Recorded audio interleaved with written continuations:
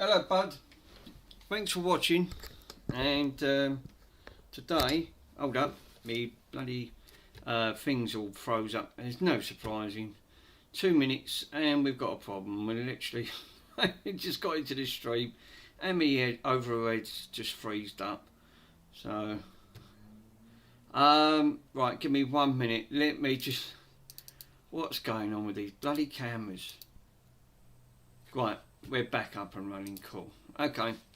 Right, so what I've got today, because I've got multiple issues, obviously, I picked up 3 different record players, basically. This is a 1960s, I don't know, it ranged from the mid-60s, I had a 50s, 60s and a 70s. This is a 1960, I'm pretty sure this is a 1963 dansette vintage record player. Actually, I'll tell you what I'm going to do. I'm going to change my name from Chill and Relax. I would have just called myself Retro Repairs, because 9 out of 10 it's all retro stuff that I've got. It's really, I don't deal with modern material. There's too many channels dealing with modern material. I don't see enough channels dealing with enough retro. So I thought, well, I've got stacks of it, so I probably will be changing my name to Retro Restores, because that's what I seem to be doing lately, is just restore everything back to the way it originally was.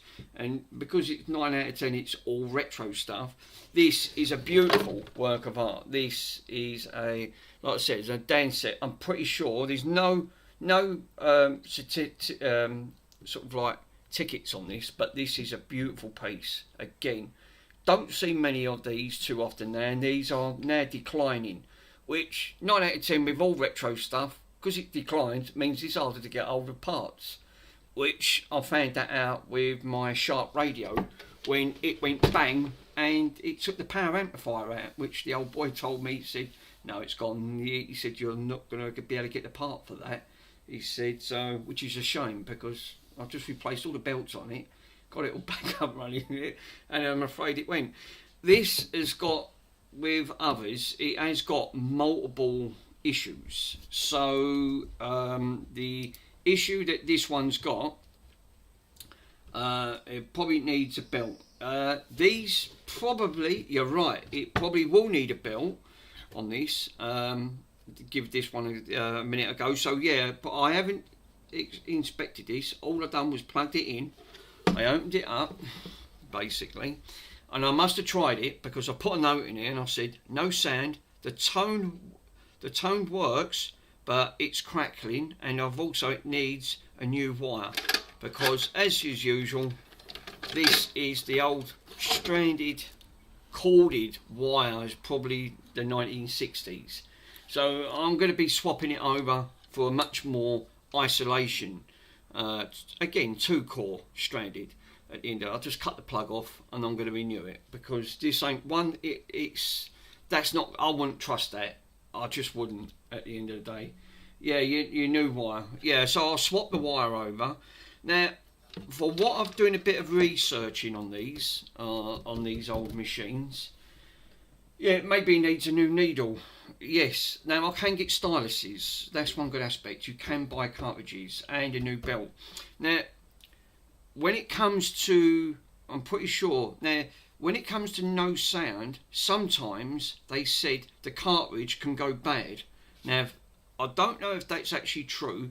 It won't produce no sound. But I do know these do have a power amplifier to give it. It's because, again, these rely on to boost the sound, obviously, you know, the thing on it. So what I need to do first is just to test that these wires, I mean, I can't see why not, but there's wires underneath this arm, and obviously, let's see if I can try and plug it over and you can clearly see what I mean.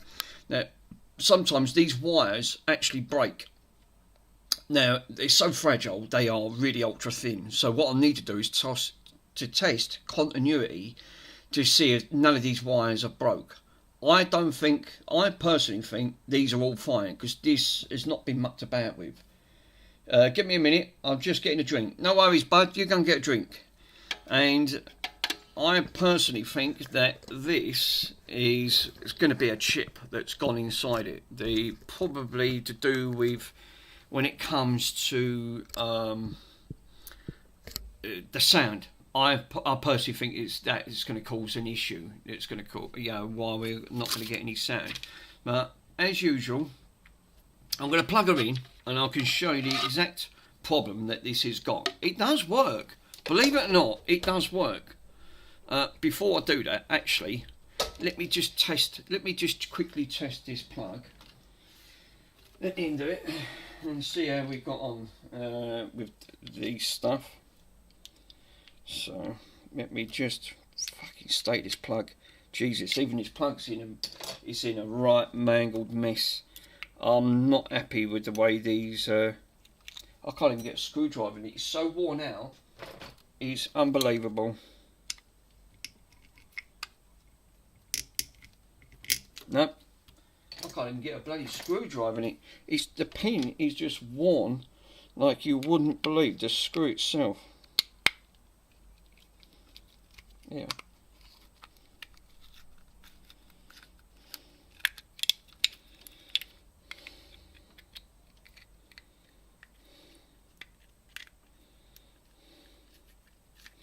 It's just, I just want to inspect the plug. Jesus. Yeah, I can't wonder at it. I mean, at the end of it, this is obviously, I mean, it's 100% original. Look, it's even got bugs in there. I mean, that's just in the wire. Bloody hell, it's even got the old original, what is that, 13 amp? It's the original 13 amp fuse, right? Unbelievable. That fuse is probably, it's been in there since the radio at the end of it. But again, I will change that wire. We got a bit missing out of the plug anyway, which is probably not going to help. I mean, these are Bakelite. These probably are like a form of Bakelite on these. So no, it's all right for testing purposes, and I'll show you what's wrong with it at the end of it. Now I've got another 1950s, and it's in much better condition than this 1960s, and I've got 1970s, but I've already had a look at the 1970s one, and again, you can barely hear it, so it's probably going to be the preamp that's gone on this one. Yeah, them old plugs, they're bigger. They're not.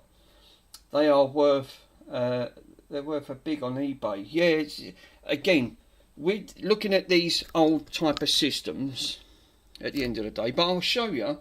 It is partly working, right? So I'll switch it on so you can hear all the sound. So I know all the sound's coming through because I'm using a 4K cam. I'm not using that other one. It just keeps out. It sounds like I was in Mickey Mouse Land.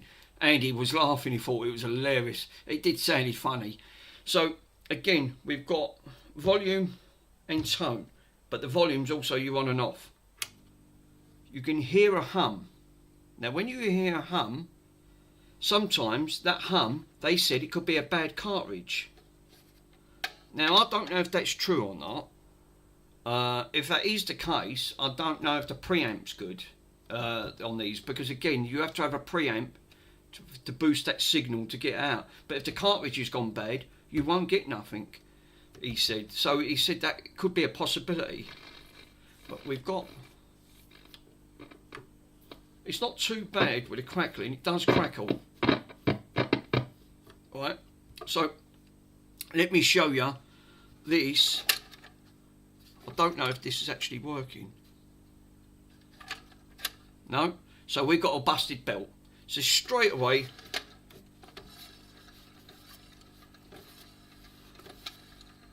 so what's this? So that switches off. Obviously you can see the mechanism. So it's on 33.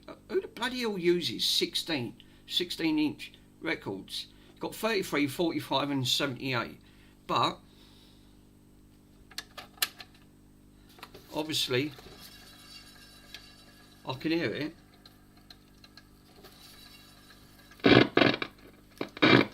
It might just be a bad port on the, because obviously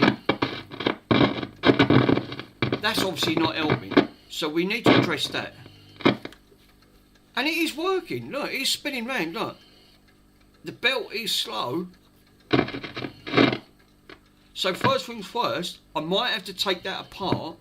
Now, if I remember correctly, I had one of these on my selector when it comes to my other preamp, and that had the exact same issue where it was jumping all over the place, very crackly, and it wasn't picking the sound up properly. So what I basically done, I unsoldered it from the board, took the back off very carefully because they're made of carbon, and I did manage to clean all the contacts with some IPA and just ever so slightly use 3000 grit paper to take the top layer off and put it all back together, and it's still working from this day. So this could be a simple thing as that. This is why it can't pick the sound up properly, because again, due to all this, because if that ain't making great connection, it won't bring the sound through. So the preamp might be okay, but we need to address the issues that these have.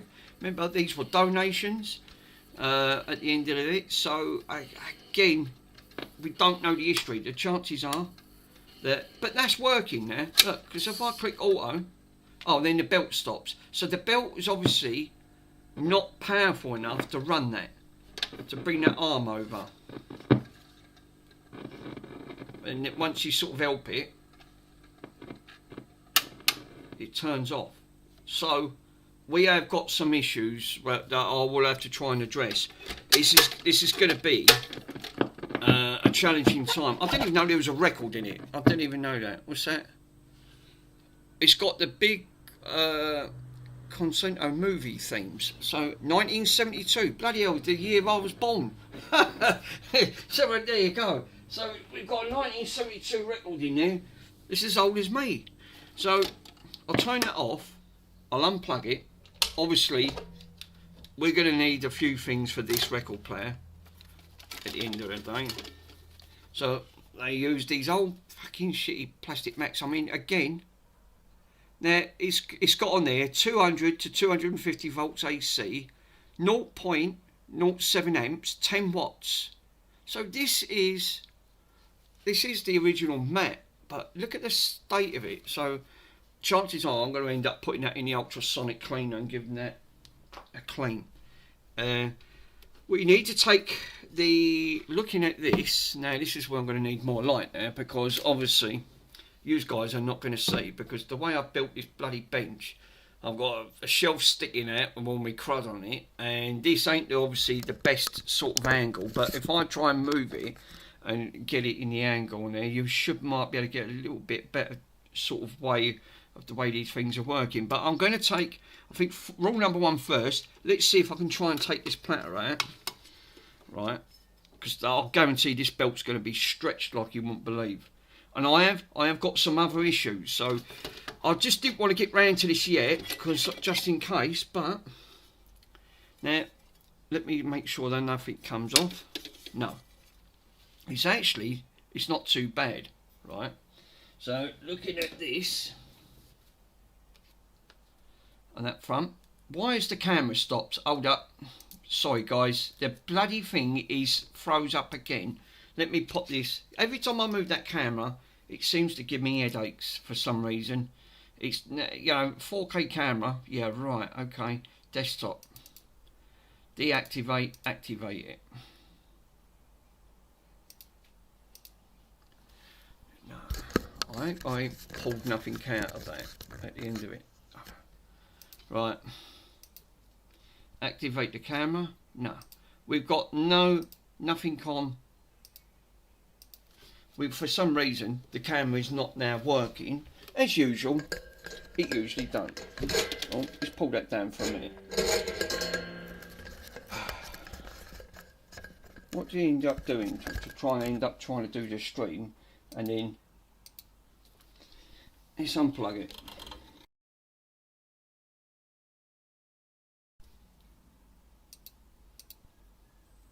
There we go.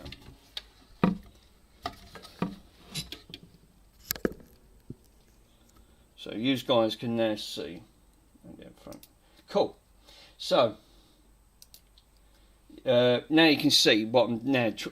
Every time I move it, it seems to like I might have to take this back to Argos, because this camera wasn't cheap, that 4K one. It was about 90 quid, and that was in a sale. So I'm in my rights to take this back. So I've not stripped this. All I've done was to basically just to plug it in and see what the main issue is on this front. So obviously there's no platter underneath here, like there's no belt system. So it looks like the belt runs off this little drive belt here that runs off this motor, basically, that ends up driving the cog. Is that right? Yes, so we've got a cog system. That's what it spins on. So the belt runs on the outside, and that's what it looks like it does. That then drives this, which then turns this for the mechanism to do with the arm and all of the auto. I mean, this all needs re-greasing. It's dry as anything. It's really stiff. Not like stiff, but it's stiff enough that it needs probably some little gear oil.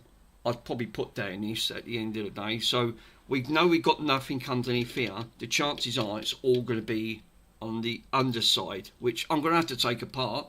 I need access to the switching, so I'm going to leave this off. The only thing I'm worried about is this arm. Oh, that's all right, it clips. I didn't know that clips in. So it's just basically, you just push it, and I just see the little clip in there. So now I've already put charge in this, so the chances are the capacitors, yeah, and that front. So I'm going to have to flip it over. Unless I don't think I can gain access to underneath it. I think I have to gain access from the top. No, it's sealed.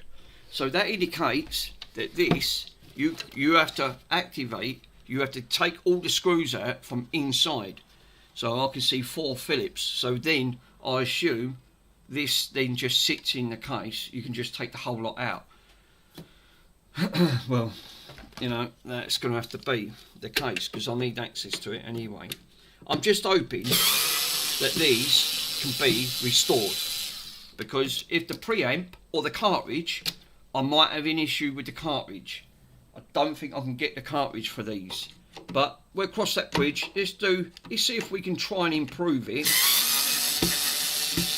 This has never ever been apart, never ever. And the reasons why I say it's never been apart, these screws are rusty as hell. They are seriously rusted up. I mean, I'm not joking. You can tell if something's been in that long, you can see the chrome bit, the part of the dull bit at the top, but inside, yeah, this is just sat around. Chances are this is probably sat in a loft, not in a. I don't think it's been in a garage. I reckon this has been up in a loft and just totally forgotten about at the end of the day. That always worries me when I hear that crack, and I think, oh god. But I think I'm going to change my name to instead of Chill and Relax, I'm going to call myself Retro Restores, because like I said, I think that'll suit this channel right down, because everything I seem to be doing lately, it's just all retro gear at the end of it. Now, am I right in saying that these screws are tensioners, because obviously it takes the bounciness out of this, and I think you can adjust him to make it more not so bouncy, so that when the toner arm goes down on this front. But now there's no screws at the back, no screws at, there's a bloody, what was that? I thought that was a key there for a minute. Just let me double check. No screws, it's just a hinged system. So basically, there's another 2 at the top. I thought, why isn't that coming out? They've put, so that's what we got. So we got 4, so it's six screws in total. 6. I like seeing all the retro stuff. I love it. I mean, you know, I wish there was more channels when it comes to retro stuff. I mean, everyone wants to see a laptop being repaired. Don't get me wrong, it is cool, but you don't get to see all this wonderful stuff, and it's a shame, because now it's a dying breed. You know, like I said, I don't see many on there. I'm not saying it's not on the algorithm with YouTube, but I don't see many people trying to actually try and put all this old stuff back together. Right, now this is going to be fun, isn't it? Right, does this come off? Yes, it does. So it's a cap. Otherwise, it's going to hit against that, and it won't probably come off. Now, this is going to be fun. Yes, I was right. Right. Jesus, there's not much in this. And I've never took this apart, so you guys are along with me. This is the first time I've took that off. And there is no belt. No belt on this whatsoever. Wow. Now, I honestly thought that would have a belt. So if that indicates to me, right, now this is the transformer that delivers. Obviously 240 goes into this. Obviously you've got your voltage goes in and then comes out, because looking at this, this is where them thin wires will go to from the toner arm down to this. There is voltage going in, and I can see it is coming, so it looks like it goes out, it goes straight down, so it's not coming into this. I thought it would have gone into that transformer, but this is the residual. I'll do some testing on it. But if that transformer is weak, that could be due to the capacitors. Obviously it might need, you know, changing. They've probably tried up. If this is 1960s, the chances are this is probably never been changed. It's still all original. And looking at them screws and the way this dirt is, I'm going to say, yeah, that's the case. So I honestly thought these would have had a belt, because the mid-60s would have been around about right on that front. But these, obviously now it makes sense that this is driven obviously by magnets, so it's not got enough spin to pull that round on that. So that could be a capacitor issue, not putting enough voltage in to give it its correct voltage to come out, to give that just a little bit. And looking at all of this is dry as anything. I mean, it's literally, there's no grease on there, there's no lithium grease, none of, because it's all mechanical. I can see straight away this here is supposed to be lithium grease. For what little it is, it's dried up at the end of it. Again, all round these mechanisms round here. So again, this is probably not going to help when it comes to try and turning that platter on that front. Obviously you've got your gear selectors, there's nothing in between that because it's all dried up. Ideally, what you really want to do is take all this apart, and it really just wants a proper clean, a deep clean, then proper lithium grease. I have got some lithium grease, he says. I've got some somewhere. Probably buried at the back. Is it buried at the back? No. Don't know where my grease is. Don't tell me it's around my mum's. But I probably I've got some, which is not great, but I've also got some gear oil. So I could smear a little bit of grease, and it will help it. I mean, at the end of it, it will definitely help. So re-greasing this and re-oiling this should solve that issue.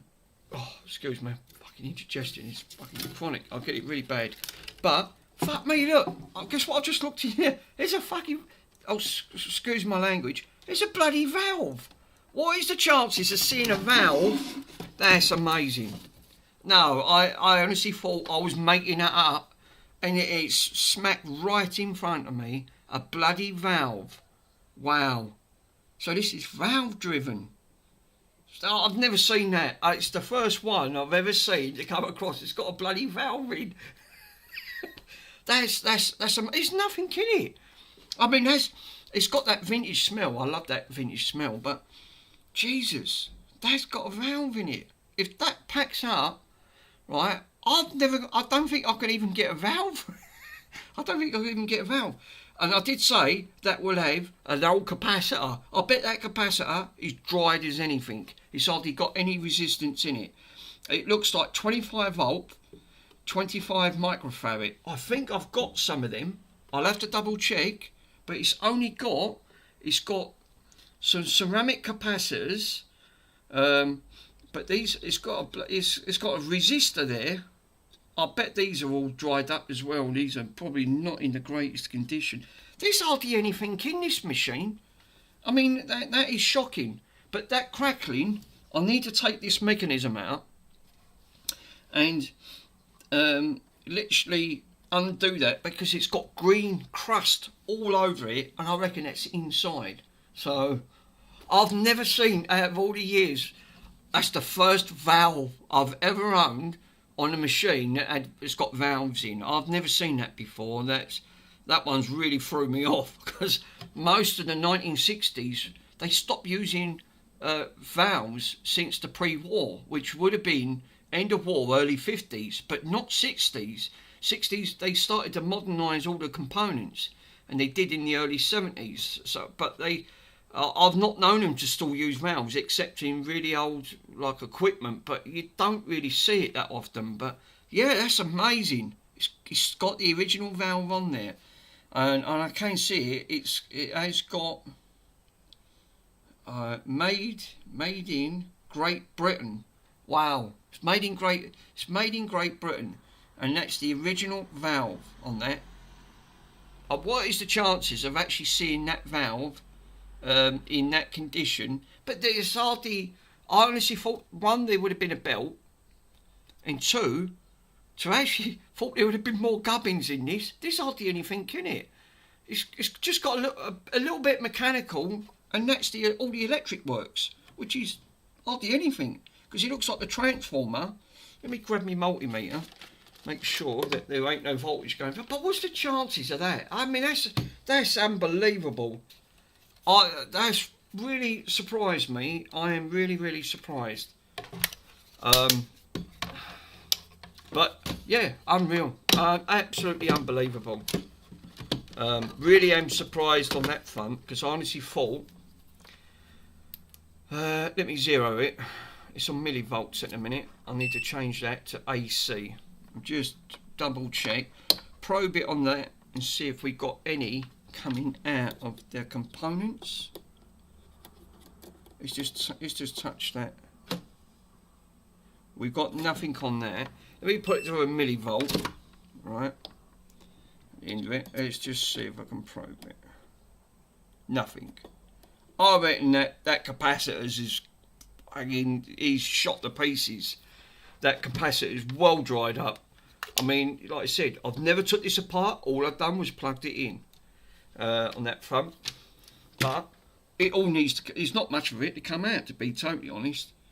I might have to take a picture of the wiring diagram for the speaker, because I don't want to damage. You probably won't even get a bloody speaker for this. But I'll need to take these. Look like they go on the speaker section of this. Again, transformer that goes to that powers all this up. But I would say, definitely looking at that, it says CAN negative. So when it says CAN negative, does that mean the outside is negative? I mean, it's probably so. That's the original. I'm going to say, yeah, probably CAN negative would be, without googling it, CAN negative would be outside the casing. So it's just earthed out. Well, I suppose if you look at a most modern capacitor, they'll all be CAN negative. It would be earthed out against the sleeve, and all they do, they just put like a sleeve over it, basically, and just cover it in plastic. But it won't. Anyways, I'm pretty sure that's the way it is. CAN negative is on that. It probably would be the outside to try and give it resources. But looking at that circuitry, Jesus, there's not much on it. But I need to take a quick picture, and let me take a picture of that so I can get these wires, and if I can zoom in, because I need to put these back exactly the same way I took them off. Cool. But so first things first, let me get my soldering iron, which is right behind where I need to get to. Yeah, it had to be, didn't it? What's the chances? I've never seen one. That is the first radio I've ever come across to have literally a valve stuck inside it. They normally have all the modern stuff like capacitors, resistors, obviously you've got your transformers, but everything else. But it would have had a lot more than that. There's hardly anything in this machine.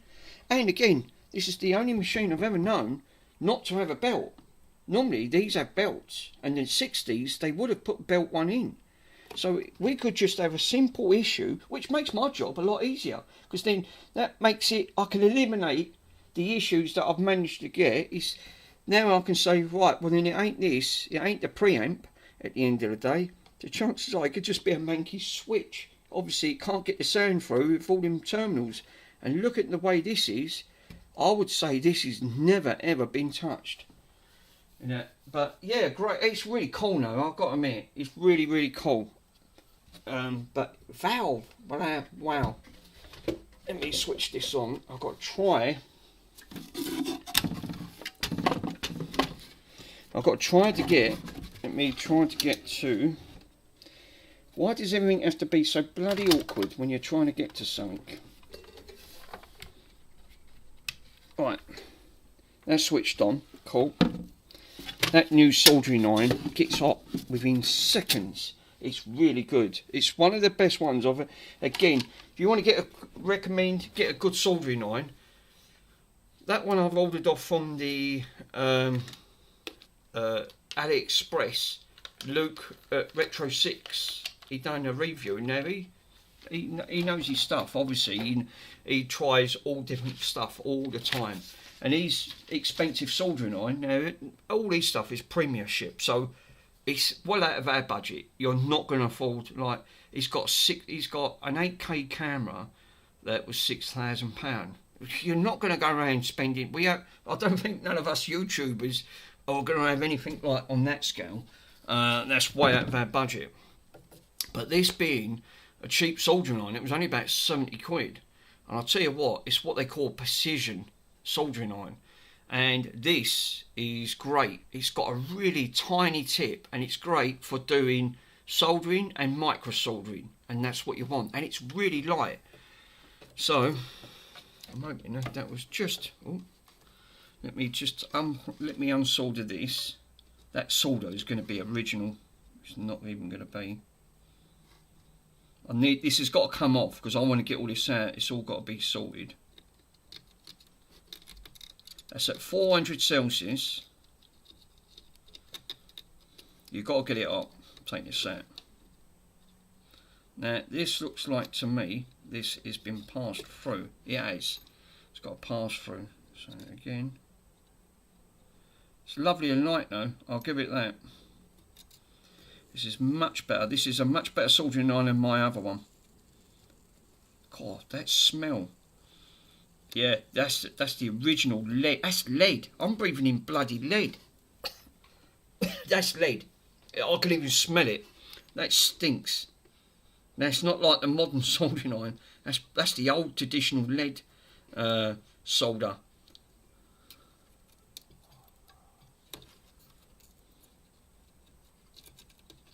That's it. She's undone. Right. Cool. Let me pull that back in. I'm going to leave that on because I know I'm going to need to get to it. Now, what I'm worried about, obviously I've got to change this wire. So there's multiple things that need to be done on here. But the first thing is take the transformer out. I'm going to have to be, can this valve come out? Can you take these? I think you can take these valves out. I've got to be careful because I don't want to bust this valve. It'll be game over. I'm going to wiggle it ever so slightly. Yep, she's out. So this is the original valve that's probably from 1963. This is older than me, this valve. And you can actually see it says made in Great Britain. And it's an old it's a BVA. It's got a part number EL84. What's that? Mallard. Well, I thought that was named after a duck. I mean, you know, a mallard. But yeah, unbelievable. Even the pins ain't the greatest. Looking at them pins, they're really gone black and tarnished. So I would say that this is 100%. It's never been seen light of day. Probably since the day it got bought. At the end of it, I mean, obviously the hospice, we can't sell things like this at the end of the day. So I make them good donations because I end up buying it and I take a gamble at the end of the day. But then what I do is, like I do with all my stuff, I just like it for content, and if I can get it restored and put it back, it goes back to the hospice and they create, and they get good money. So sometimes I sell it on their behalf and I've made some fantastic money, and it goes to multiple charities. It don't just go to one charity, it goes to multiple charities. So if I can restore this will be great, because it's not as if I don't need none of this, because I've got my Pioneer 1210s over there, the original decks from 1984, and I've got 2 of them, and they are PD1s. They're really nice and they work lovely. They've got such a lovely sound on them, because they use magnets, what they call a direct drive at the end of it. So what I'll have to do is a capacitor upgrade kit on that at some point, but I don't really want to upset it at the moment while it's working. But this will need looking at, because this was going to be ready to go to the scrap, which I'm glad now I saved it, and hopefully I can restore it. I'll do my best. There's no guarantee with all this old vintage stuff. So first thing first, I need to put this safe where I don't want this broke, because I'll tell you now, I have not got no valves, and I'll have to clean it, because valves won't like greasy fingers and that. So yeah, it really I'm gonna have to see if I can try and I'll put it up on the shelf. That's it. I'll put it up on the shelf and it can stay up there. Cool. Now I ain't got to worry about this ever breaking, because they got them little filter tips. If you crack that, it's game over. Unless you got another valve on it. I'm not saying you probably can't buy valves. I don't know, because again, value wise, I'm not 100% sure. I'd rather just leave it while it's working, because it obviously was working. Well, I'm hoping it was working. I just had an But I was really surprised that this did not have a belt at the end of it. But that capacitor, the capacitor will have to come out, and I'll have to test its value. But the chances are that I would say that there's not going to be much left in it. There's literally hardly anything in this. It's all it's just all cabinet at the end of the day. Right, now again, careful with wires, but that should give me more room there to gain access to the bottom. Take this out. So first things first, I'll need to take that'd help, wouldn't it? First things first, let me this is the only thing with my phone. It ding dongs all day long. Your order's been updated. I just had to order some belts for a ground dig reel to reel. I forgot all about it. It was stuck in a corner, and I went, oh yeah, I was supposed to get belts for that. I've just ordered them. £14 for a set of 3 belts on that front. So not too bad, manageable. Now these should just, again, these have never ever been off. And I don't hate forcing things, because it don't feel right that if these don't come off willy-nilly, then the chances are that you're going to end up breaking something. And I don't like, these are not coming off. And I've normally, some of these dials, normally what they have is like a little screw to basically, so let me move the camera over and I can show you guys so you can just quickly see. I'm trying to get the front of these off from here, so just basically trying to pry it, but they normally have like a little screw, and sometimes you need like a tensioner screw that goes on the spline that's got a dip, and it normally goes into the groove so it stops it from being pulled off. But sometimes I reckon, look, these ones don't have that, because I've just looked at the dial and there's nothing on it, unless they put something behind. Let me just get me torch and have a quick look.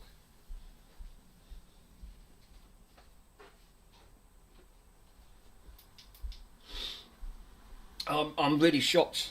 A valve. I've never ever seen a valve. Never. That's the very first one I've ever come across. A radio to have a valve and not to have a belt, especially a record player. at the end of the day. No, this is now I've got to be careful because these are what they're like a Bakelite. Bakelite was hard, but that don't feel like Bakelite to me. That feels like really hard plastic that's probably from 1963. I would say 100% that is all original, and these don't take too kind for breaking. So I've got to just gently keep teasing it until it comes out. So what I need is one side and one the other. Basically, these are reasons why I like these spatulas to put them on. So it just helps to tease it. It just eases it ever so carefully, and I'll just tease it so it's coming out, and that is coming out. I can see it is moving, but I don't want to go too mad and break the shaft.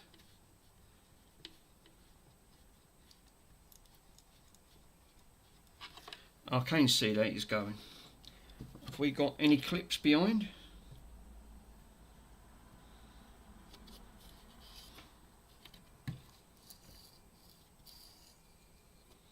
No, it's just the way they've manufactured it. It's sitting onto this plastic spline. So I'm going to keep doing it until this comes out.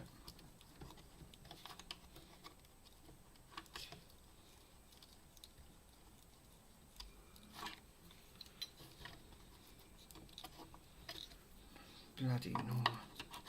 Yeah, I would say vintage stuff is much more entertaining because you don't get to see any of this lovely old stuff.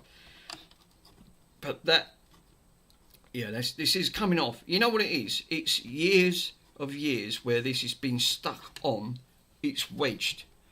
It really is wedged, and it is coming off the spline because it is virtually now half hanging out, which I don't think you guys can see. Let me put the torch on it and you can actually see it yourself. I've managed to, it's sticking out probably about that much. So, you know, it is gradually going. Just got to keep continuing. It's so seized up on that shaft. This is why I said to you, don't go mad with these. So I want a bigger one now. Let's take a bigger one. That's it, and she's off. So basically, I was right in doing what I just done there, and I'm glad I didn't, because looking underneath there, because I'd never be able to replace these at the end of it. So these are a tensioner clip, basically, and you won't be able to get the tensioner clips off, because again, as soon as you take that off, they're so sprung loaded on there, right? Look, I can't even, that won't even budge. If I try budging it, I guarantee I'll end up busting that plastic. So I'm glad I did what I did there and take it all off. Because to get to these, I've got to run, obviously these have got to come out on that front, but you know, obviously you won't be able to take it out from the behind because obviously the dial's stopping it. But unbelievable. Bloody valve. What is the chances of seeing a valve in an old system, in a 1960s system? I didn't honestly, want my honest opinion, I didn't honestly think they would what's your car for? How you doing, buddy? Yeah, working on a really old record player, and I just took you missed a really good bit there. Just took a valve, and I'll show you the valve. Let me show you the valve. It's got a bloody valve in it. It's got an old valve, and I thought, well, it was crackling and the platter weren't spinning, but look, made in Britain. What's the chances of seeing an old lovely valve in that? And that's what I was saying about earlier on about these tips. They're obviously made from a glass factory and they're vacuum sealed, so I didn't really want to break that because chances are I won't get that working. It probably won't.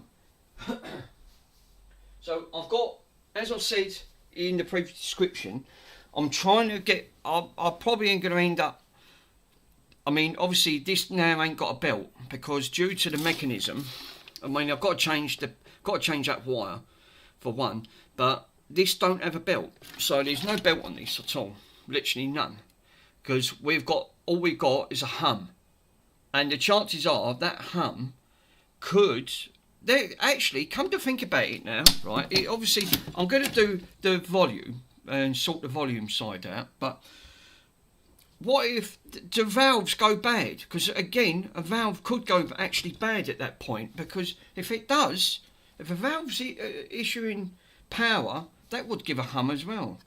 That's an EL84. I think that's what they call an amp valve. Yes. Can you still buy them amp valves? I mean, because again, I've just got a hum coming from this, and that's all I've got. It's just basically a hum. If a valve goes bad, I suppose it wouldn't put the correct voltage going through. I mean, it's got an old capacitor in there. Looking at that, because that capacitor says can negative, and I'm pretty sure it's can negative. That means it's earthed on the outside, a can negative. But a lovely old valve. I mean, I've never seen one. This is 1963, so you know it's really quite early 60s on that. But trying to get this off these dials, because these are like a Bakelite. I mean, it's a tough plastic, but I would never be able to. I mean, I had to tease that out very carefully. Everything on there is seized. I mean, all I've done was plugged it in just to test it, see what was wrong, because the hospice couldn't sell it because obviously it wasn't working. Well, I'm not surprised. Not if it had a valve in at the end of the day. So hopefully I can get this one restored and I can get this one sold for the hospice. So, which would be great. Because I don't, like I said, I've got another one. I've got a 1950s, and it's bigger than this, and that's sitting up there. And I've got a 1970s, so there was 3 that I picked up. Soz, what's that? Soz missed out, and most of it said was worth sorting out. Yeah, Pete. Yeah, so yeah, the definitely looking at this lovely vintage stuff, but I've got to get this has got to come out, because I need to take this switch apart and clean it, because that humming is hardly making, it's just crackling, it's just making hardly any noise from this switch. So I reckon the carbon, it's so carbonated behind in that switch, it will need taking apart very carefully. Fucking look, I'm bending me bloody spatula. I mean, that's how much these are. But I've got to be so careful, because I don't want to break that switch on it. Let me have a look. Yeah. Pico Tech Repairs, hey. How you doing, buddy? Yeah, Dick, you can get the NOS valves. Just check them on eBay, but I don't think they seem cheap. They're about £20 for one. What? Wow. The valves are expensive. Jesus, for one valve? Yeah, they probably are. I mean, that's why I didn't want to bust that. I mean, just in case if that is working. But the valves, I mean, valves do go bad now, but they normally are pretty good, but they don't take much banging around. I don't know the history of this. Looking at this and taking these screws out, the screws are rusty. Looking at them, they're rusty as hell. They've never obviously been out of this machine.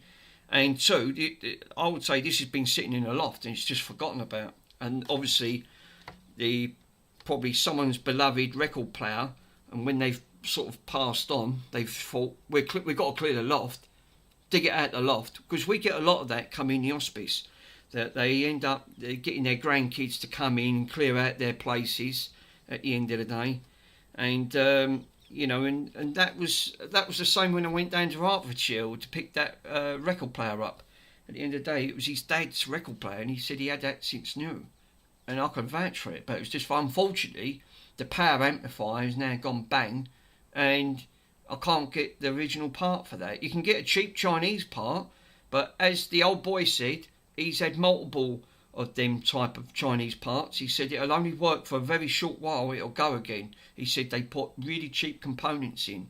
He said the chances are, he had a good look online, because he deals with a lot of vintage stuff. He said, you're not going. He said, unfortunately, he said, be prepared that you might not be able to get the part for it. And yeah, he's right. We couldn't get the part, so, which is a shame. So I restored it to a certain point and got all the record player working. But that was put on a live stream, and that's when it went bang. And that bang was the power amplifier, which was such a shame. Such a shame.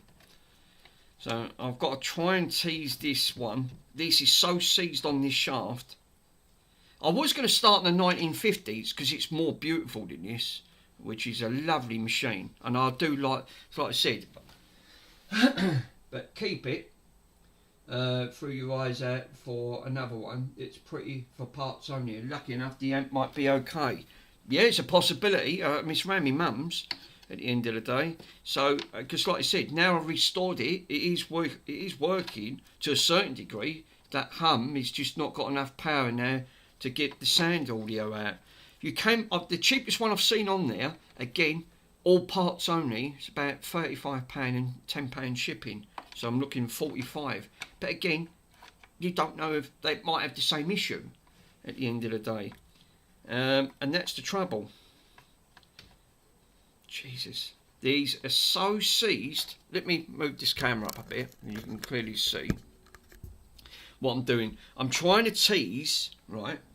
I'm actually trying to tease the switch off because there's no, it has to sit on that spline, and looking at this has got a metal clip, and as I said earlier on, this metal clip here is so sprung on, if I try and pop that off, I'll break that bloody connector, and there's no way I'm going to be able to get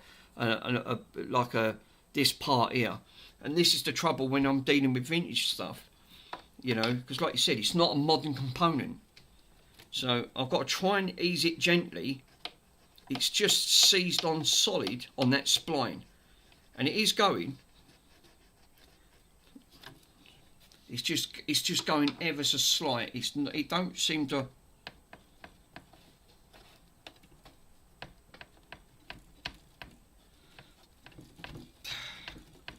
It's got to come off. The trouble is, I do need it off, so I can take this out and then unsolder it once I take this mechanism. I mean, the wire, that wire's got to be changed. Obviously, you can't use this wire. It's just like old. Yeah, and you'll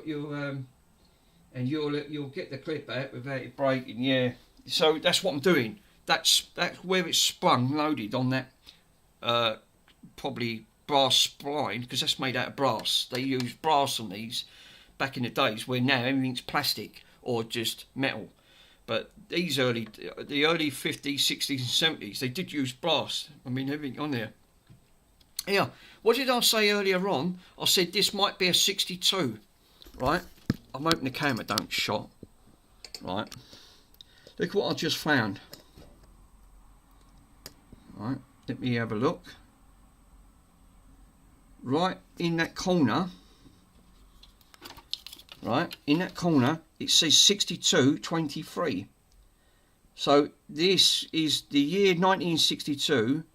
The day was 23rd of what, I don't know, but it's got literally 62 written on it. So this is 1962. So this is 100% 100% original on that front. So I would definitely say that this is definitely not being tampered with. I could definitely vouch for that on that front. But I've just literally, while I was looking, while I was doing that, I went, wow. This is going, guys. It's just, I've got to really tease it carefully here, because, you know, dealing with all this vintage stuff, it don't take much to break it. At the end of it. The 23rd week, yes, from 1960. So this record player, well, it actually had a record inside it, because I didn't even know it had a record inside it. The record is the same date as mine, the year I was born, 72. At the end of the day, so it had a record in there, and to top that, the record player is older than me, so it makes me feel younger. So yeah, definitely. But I wanted to do, I was going to thought, what should I do, the 1950s or the 1960s record player? Because I've got 3 of them sitting on top of the wardrobe, because I haven't got round to sorting these out yet, because I was doing the Lego. While they're on the Black Friday sale, I wanted to grab the other one, but that was fun. Putting that took over 5 hours, just doing a 271 piece bloody set. This is going, but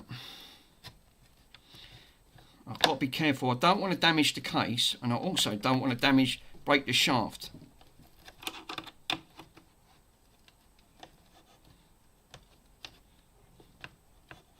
Now, there she goes. Yes, she's out.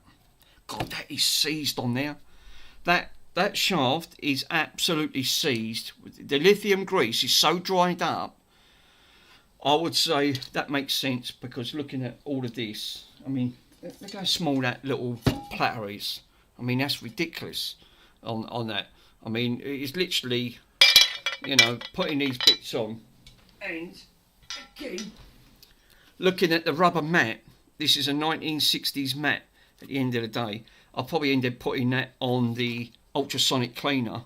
I mean, that was supposed to use double-sided tape. Oh, yeah, that's probably been on there since the day it got manufactured. Right, the good aspect is I didn't break the switches. The only thing is the dials are really bad. They look like they used paper and they just stuck it on, which I'm not going to be able to do a lot about, unfortunately, because there's all white crust behind it. And looking at this transformer, it's fucking not only rusty. I mean, they was only going to be scrapped anyway, so I thought I'll take a chance. I'll give them, I think, what did I put in? I put £5 in for donation at the end of the day, and it was worth that. Look, there's a possibility if this can't be restored, it'll still get auctioned off for spare parts, but at least if I can give it the best treatment I can by re-oiling all of that at the end of the day, it might help someone out. They might have one and think, bloody hell, I need the bits off this. So at the end of it, because we're always getting bits in coming in the hospice, but I'll need to just address, see if it'd be nice, it'd be great if I can get this working. Sorry guys, I know you can see my big head, but I need to gain access to that that old smell. It's got that old vintage smell. Oh, Jesus, now it's not coming out. I would definitely say this has not been apart, definitely. No, the screws fucking just going round and round in circles as usual. Yeah, no surprise there. So I might have to use just a spatula behind it and just tease it. See if we can try to. There she goes. They're rusty. They're really rusty. There she goes. She's out. Oh my god. Yeah, the screws are rusty as hell on this. I mean, look, it's even got one of the old bulbs in there. Oh, it's full of light, isn't it? Right, looking at there. Now, what is the idea? What's this? This has got made in Germany. I don't know what that is. Again, I haven't got a clue. I'll show you in a minute. Let me see if we can try and get this out. Because I do need to...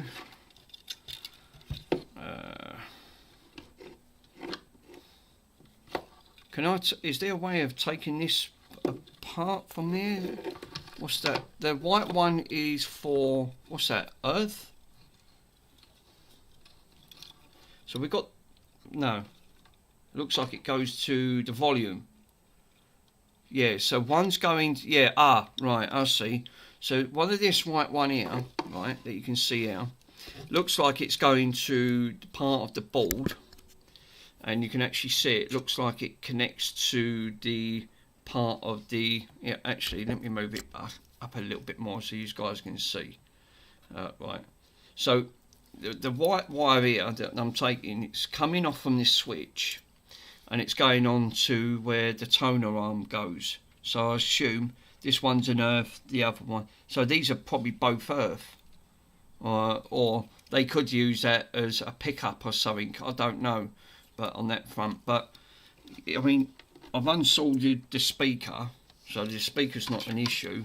But I do need, what we could do is take for the time being, which I can now do. Let me take that out. Let me put that down here. Right, and now we can get rid of the casing because there's nothing in there except for the speaker. It goes to show now that the can actually have a look. Look. So let me move it up. So it has got the old Tempo AC mains. So it's got Great Britain. It's got British made.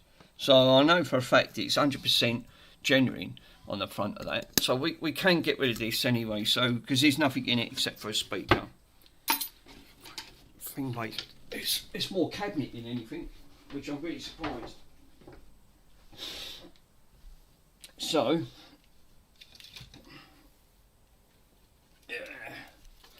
The main problem is going to be, now I've got a little bit more room to work on. So first things first, we need to find out where this wire is going. Right, let me just move this up a bit. Right, that's better, so you guys can see.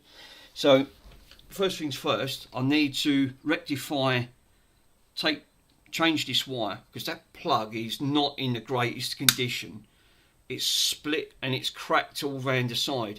I think it might be Bakelite. I mean, even the bloody plug's original. It's got made in England and it's got 1963 written on the plug. Wow. So we've got 1963 NK, the old NK plugs from 1963. So the chances are this plug's 100% original. It went with a record player. But they've knotted part of the stuff that goes through. But yeah, unbelievable. Yeah, lay it out and take photos of the wiring goes to increase, just in case you forget. I think that's a sensible move. I'll do that with anything anyway, Pico. So the chances are, I probably will. I'm just worried about. I'm hoping that valve ain't gone bad, because you know the capacitor will have to come out. I mean, obviously, I've got to do something this now. What I'm more worried about. On these, right, the way they done the old vintage stuff. Now, obviously, this is the gubbins of the whole of the record player, which is ridiculous. I mean, that's it. That's all that's running it, basically. You've got two transformers, you know, a transformer going onto a transformer. One transformer, the power comes in, goes out, then goes into a small transformer, which is unbelievable. But the wires, obviously, for power side, it looks like, if memory serves me correctly, now obviously this is the original plug that comes with it. That looks like the power goes directly straight into the actual switch. Did they used to do that? Because again, I mean I've never seen that before. I mean one output's got two. You're going to laugh at this, right? The little red thin wire. It's got 250 volts coming out. So this is going in and that's coming out on a tiny little bit of stranded copper wire. And it's rigid, you can feel it. But it looks like it's being bypassed by, again, coming out of that wire, it goes into that transformer. Which I've never seen that. Common sense that you'd put 250 volts straight into a transformer, not through a switch. So, you know, they must have engineered it like it, but I've never seen that sort of transform outwards to do anything like that. Obviously, there's going to be multiple layers in here, which I'm really worried, because this is where the crackling is. So I've got to try and clean that inside, because obviously this is where the crackling is coming at. So I might have to, won't use IPA, I will use the WD-40 fast drying contact cleaner, which I'll probably end up using. So I know that would be safe to use on that, because like you said, if the voltage is going in, it's also controlling the volume as well. So there should be probably multi-layered boards in there. You'll have probably one board that's sandwiched, about 3 boards sandwiched together. The only downside to that is, if them terminals are not in the greatest, this is why I've hardly got any sound coming out of it. It's just, all I'm getting is a hum. That hum could also be down to the, obviously, a valve, because valves will give off a hum if they've gone bad. But looking at this, we've got that old capacitor straight away, 30, what is that, 32 microfarad. That's a 200. That's a Ripple one though, max Ripple 250 I can see it on the side. What is that? 16? Is that 25 volts?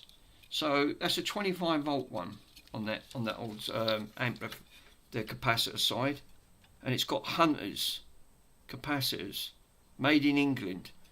We've obviously got like we've got these old things. Again, these are normally made out of wax. This is 350 volt DC. So, and that is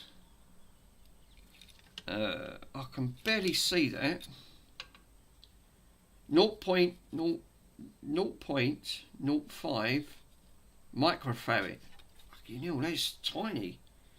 I mean, you know, but that board looks behind that board. Don't look in the best interest behind it with the standoffs. I mean, it's again not the greatest for something like that. So again, a lot of that early stuff went through the switch first. Do you know what? I didn't think they could actually put any, you know, direct voltage straight through a switch system. The reasons why is because switches won't take that type of, you know, direct current going straight in from the mains.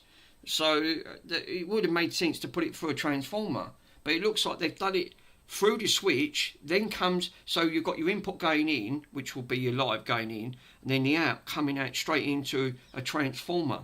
And looking at it, following that wire, it goes to that big transformer there, and then you've got another red wire coming off it going into the small transformer. So yeah, but again, when it comes to polarity, which way do I put these round? Are these what they call reversible polarities? Because looking at this, all this has got, and I'll tell you what, let me grab my phone. If I connect my phone up, you guys can see, because I've got VDO Ninja, right? So I'm going to connect this up, and then if I go into OBS, you guys then can see. So if I spin the camera around, you guys can see a lot better of looking at the OBS software, and it might be easier just to switch that over. Yeah, VOD Ninja. So basically, where's my phone? Where's my so it's up here. So basically, looking at this system. Right. Paul Bronson, you farted. You absolutely stink. You stunk this out. That's disgusting. So basically, what we've got here, we look over. We've got a P. We look like we've got P's on these. So look. So we've got two P's here. That one's a P and that one's a P. So you guys got any idea of what voltage regulation these ways go round? I mean, I could trace it to have a look to see which way it goes on the plug. I'll probably end up doing that anyway at the end of it. But again, there's no plus and there's no minus. So and again, looking at this, it's not in the best of interest by any standards. Let's have a look. Look at the state of the board. I mean, Jesus, this thing's probably just been sitting around for. It's been sitting around for such a long time on that thumb. But looking at it, you can actually see. Can you see the traces behind? I mean, it's rusty as hell. I mean, this still might not be salvageable. And looking at this, I reckon this could be too far gone on that thumb. But let me take this off and on that front. So yeah, that could be another reasons why this has been left for far too long. Oh, it's echo. Sorry, bud. Yeah. Oh, because you know why? Because obviously the camera, when I activate the phone, it's using the bloody microphone on that. Mute the mic. Right. Well, it's turned off, so you should be alright on that front because I'm not using it. I forgot about that. I would say looking at that on that board, even if I try and restore this as much as possible, I don't think looking at that board might be too far gone on there, and it'd be such a shame. Yeah, yeah, it's okay now. Yeah, because of the phone, I forgot the microphone's built in, and it activates that as soon as I turn the microphone off. I should have muted that, muted the mic, which it probably don't do. So I've turned it off anyway. I'll just give you a close up, but I probably will follow the white wires to the end of the plug, which side is negative and which side's positive, and I'll probably do that because this is 100% original. It's not being mucked about. But first thing I need to do is I need to get that switch off. Before I do anything. So I've got to get some. Where's my mole grips? Such a shame though. But again, I could be right. This might not be salvageable. Looking how bad this is, I think this could be too far gone. And it'd be, like you said, it is a shame. If that is the case, there's not a lot I'm going to be able to do, because, like you said, getting parts for this is older than me. And getting parts for vintage stuff, this is what you end up getting.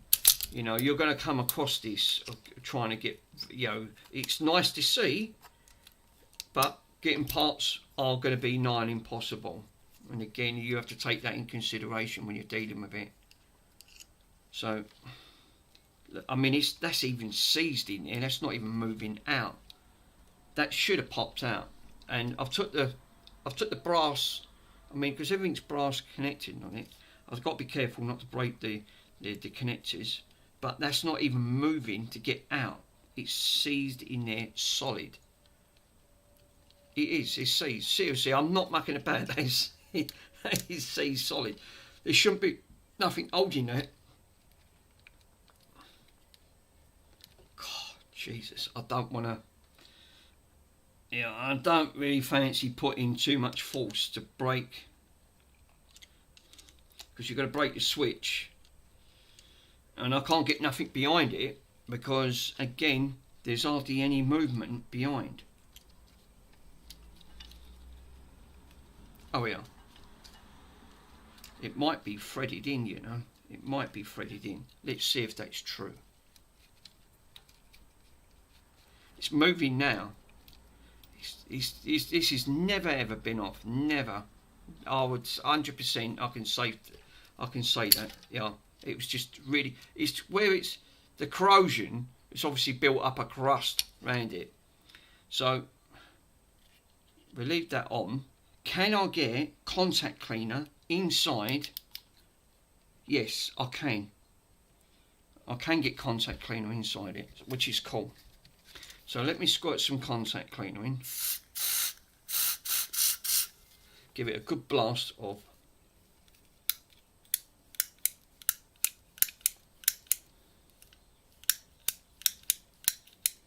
That will then, I'll leave it, right, that's had a good blast. Fucking covering me hands. I should have put my gloves on, really. That feels more clickier now. But again, I don't want to touch this because this will be 250 volts going in. So yeah, and look how close the connectors are. I mean, they've used, what they've done, they've used, like, is that a metal base? That feels like metal. I mean, that's even, unless they've used like a carbon base to, you know, to keep it separated against the metal earth in there. I mean, they obviously didn't think about health and safety back in the days, did they? You know, don't muck about with, you shouldn't muck about with mould voltage anyway. Yes, it's the corrosion. Yeah, you need to mark the wire and everything and do a bit at a time. I probably would, I'm going to trace it. I mean, it's sort of got to come off anyway.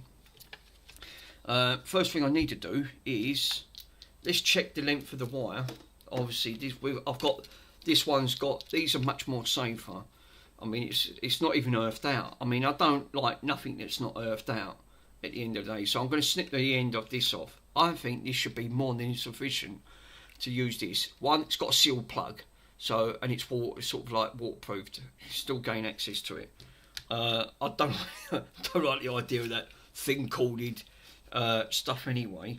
So we'll give it a look, try and give it a little bit of modern stuff on it. That'll have the correct, I think that's about 2.5 on this, and that looks roughly around about probably just under 2.5 on that wire of the diameter size.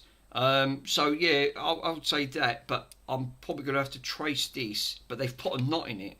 They've knotted it for a reason, to stop it from coming out. So first thing, let's see. Let's take this off. I mean, the screw is so worn on it. The brass screw is completely gone. It's just gone.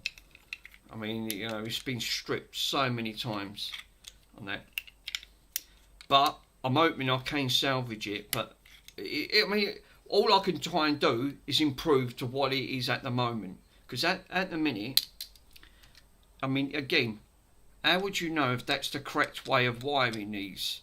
Do these transformers, can you, see again, with transformers, you've got to be careful.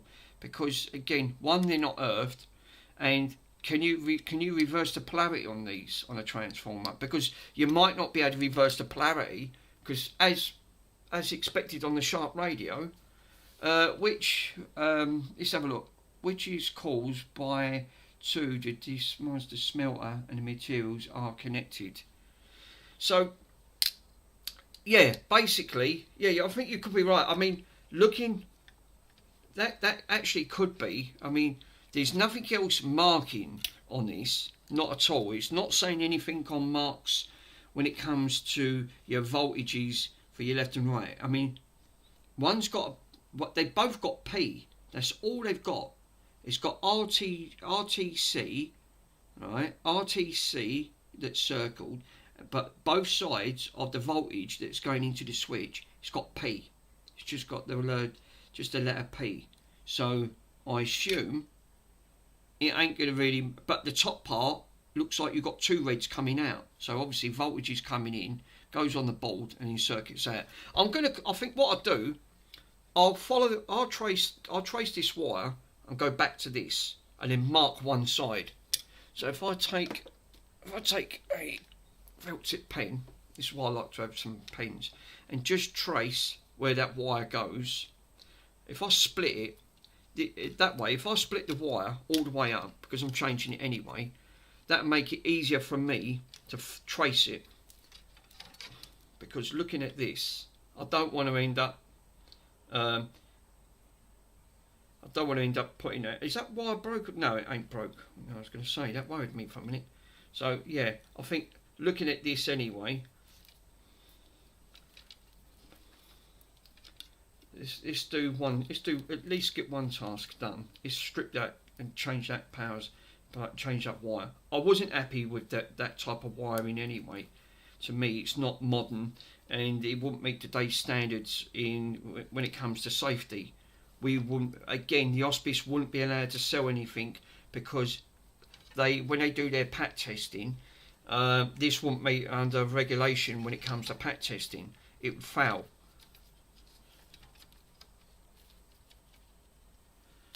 Jesus, yeah, that was melted partly. Jesus, that was seriously melted. That was unbelievable. Right, so what I need to do is, this will have to be looped over.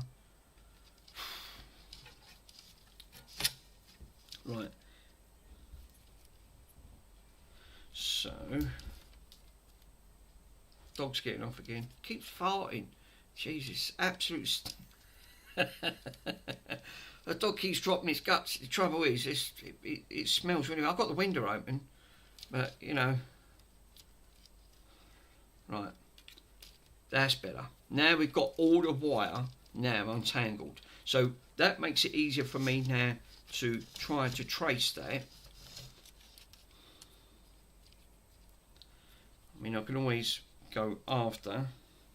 So what we need to do now is take this, obviously this side being a neutral, that being to the this side being a neutral, this side being to the plus where the fuse goes. I'll take the neutral first and follow the neutral. So I'll just keep my hand on the neutral and follow it. The things you end up doing, so you just grab the neutral and keep your hand,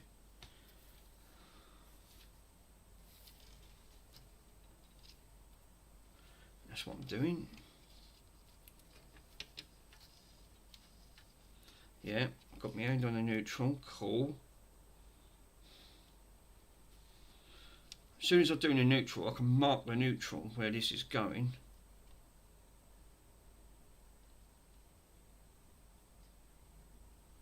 The neutral is going over to the right hand side. Cool. So we'll do a little mark, and I'm going to put a little mark there. Really, I should write the word N.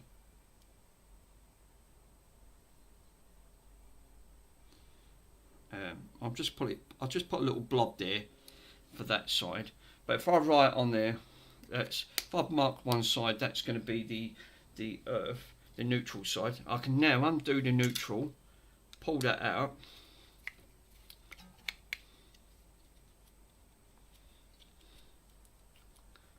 It's the only way I feel more safe than knowing on that front.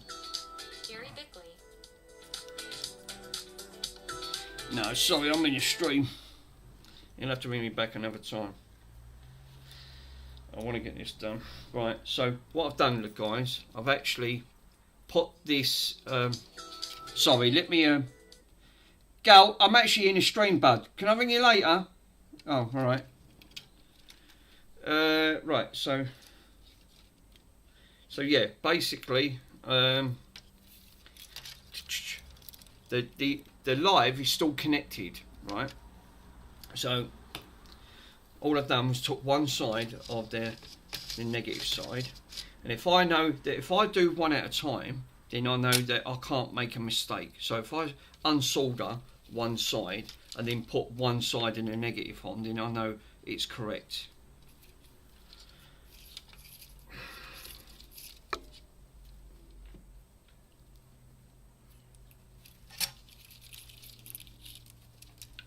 Yeah, so I was right. I've done negative to negative. So, first thing, let's take... I might need some solder wick for this, because there's a big massive blob of solder that they've put on this, and that's not going to come off. So, flux. Let's take some of this shitty green. Let's take some of that Kimball stuff off. Let me pull the camera down, guys. Hello, Gal. Sorry, bud, I'm in a stream.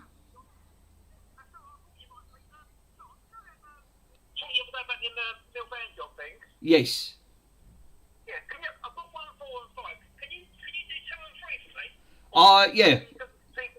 I will do. I'll have, yeah, I did see 1 and 2 on there. I'll sort that out. No worries. No, I've got 1. Thanks. I've got 1, 4 and 5. I want 2, 3 and anything beyond 5. Right, okay. Well, I can't get beyond 5, but I can get the rest. So, you know, yeah. 3 I haven't got, no. Yeah. It's called Forbidden Fruit. Yeah. The company makes it. Alright, mate. No worries. When are you finishing your stream? Not for a couple of hours. I'm working on the record player at the minute. I'll ring you later. No worries, bud. Ciao, mate. Yeah, another repair. So, first things first. Let me see. Let's grab. This is going to get hot very quickly.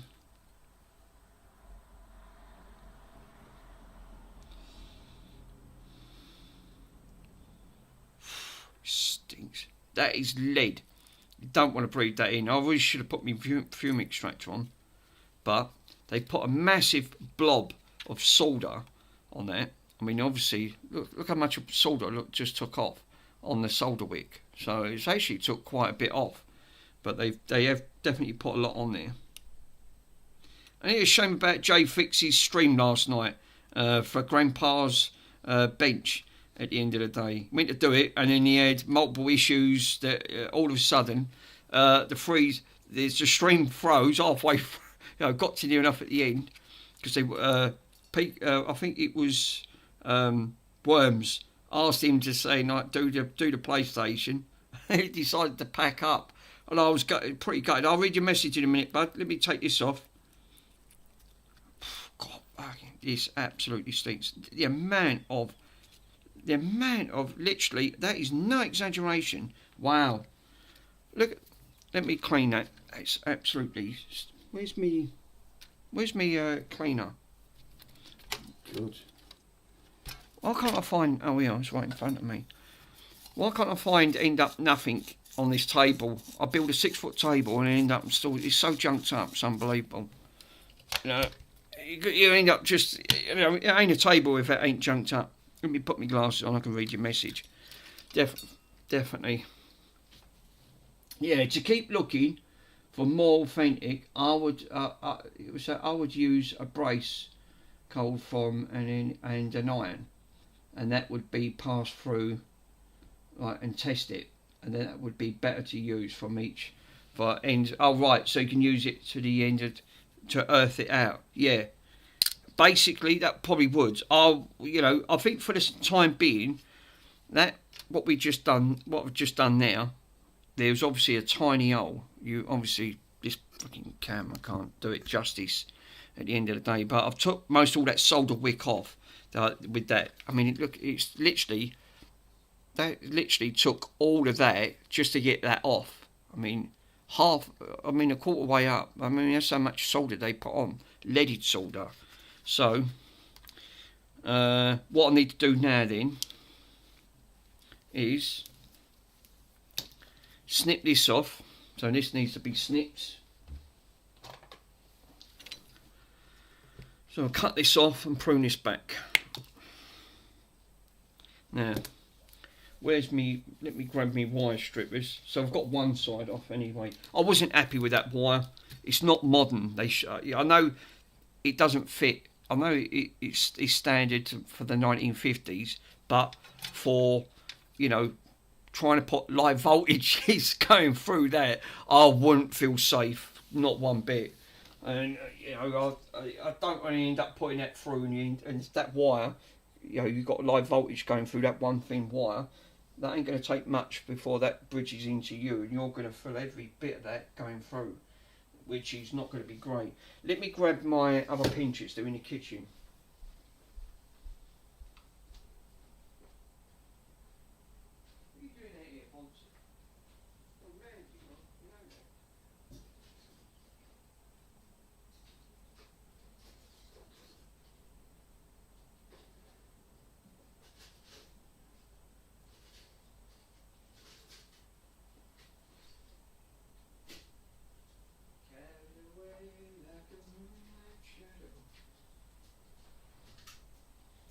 What's getting me way?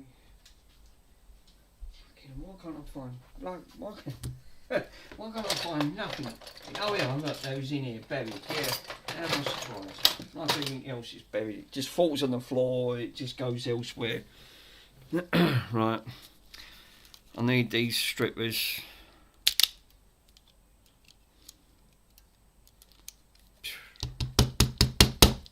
Come on.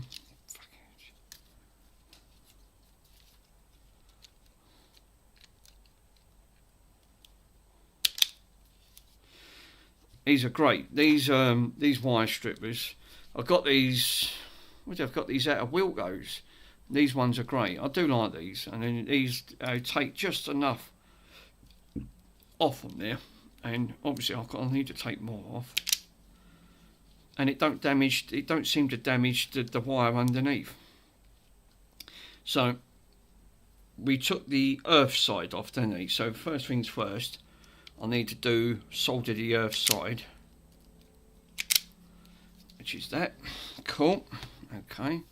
Now it says that it's made a knot in that to stop that from pulling through. The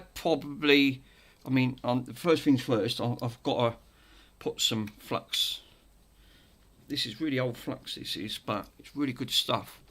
It's very waxy at the end of it. It sticks to everything, just to give it a little bit of give it a chance. I mean that stuff's probably older than me, but the old stuff ends up being really good. So first things first. Well, it would help if I know where everything is on this bench, which chances are, no, I'm not going to find it. Like I said, I wasn't going to do this today. I was going to do this throughout the week, but I have got a lot more vintage stuff that I do want to do at the end of it. So And you know what I could also do with, you know, them crocodile clips that, you know, that you can bend them in multiple angles and you can hold it, which again would really, I probably would end up ordering one of them. And you can bend them to the design there, just to hold the wire. Because sometimes you, I mean, I've got, don't get me wrong, I've got this, but these ain't the greatest sort of things. But it just basically just holds it wire. I would have rather just used something like the other one because it would have given me more control.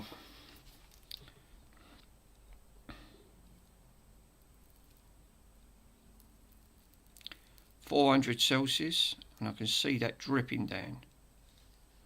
Lovely. Yep, that's soldered. That, I'll tell you what, that wick, right? That old wick stuff is it's marvellous gear. It really is. It sticks to anything. It seems to be better than that other flux that I use, that cheap Kimbo stuff. I mean, that's all right when you're doing it, but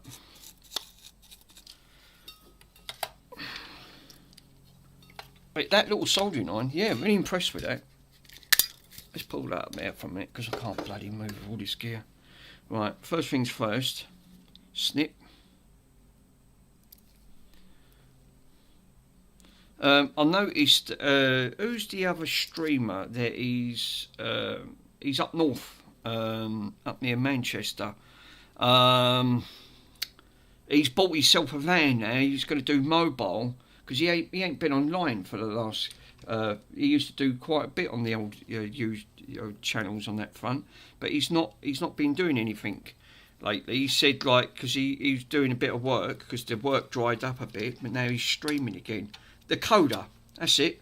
So now he bought a van. He paid, I think he paid 900 quid for this van. It's done 250,000 miles on the clock. It's a lot of mileage at the end of it. This has got to go through because obviously that's where the wire comes in. So yeah, he bought this van and basically he said that he wants to start now doing mobile, you know, going around people's properties and doing repairs that side. But he's got to have all the van kitted out. He started kitting the van somehow. He done a vlog. It was on YouTube. I'll tell you what, I've got to be really careful here. I really do not want to break these terminals, not one bit. That's why. That's it. And what I like to do is just ever so slight bend these up. And then give it a solder. And then that way that makes it easier for me. Yeah, actually, yeah, so yeah, he wants to try and do something like that. He said that he wants to try and something different, but he's still gone into streaming. He was on a stream the other night. He was doing an Xbox that had no power, and my God, this Series X that he had in, I would have said no, sorry, it's not repairable. I mean, he was struggling, and even the experts struggle, and sometimes it's just not worth trying to repair when it's not worth repairing. And this one of the I forgot what it was, but it looked like, I think it was like one of these massive components that takes really high current. It basically blasted through. It was a MOSFET. Yeah, it was a MOSFET. One of the MOSFETs took a really high charge going in, and it kept overvolting, and it burnt through the board. He had to cut through 3-4 layers of the board because the Xboxes are multi-layer boards. And he made such, you want to see how he had to Dremel to get all the bad out, and he left it off because it won't power up. The board was obviously, and I didn't think you could leave a MOSFET off, but apparently he said they do it for, he said to do with not only for filtering, but he said it's to do with power efficiency. And apparently he said that, you know, leaving this off, he said it ain't going to make much difference leaving a MOSFET off, but he left a few other components to go with it, but it still worked. So he said it's not ideal, he said, but he will put him in place, saying that at the end of it, you've got to be careful of when you're doing things like that, is because there's, like you said, it could cause potential faults further along down the line. I personally would have thought, no, there's definitely a way that is not repairable at all.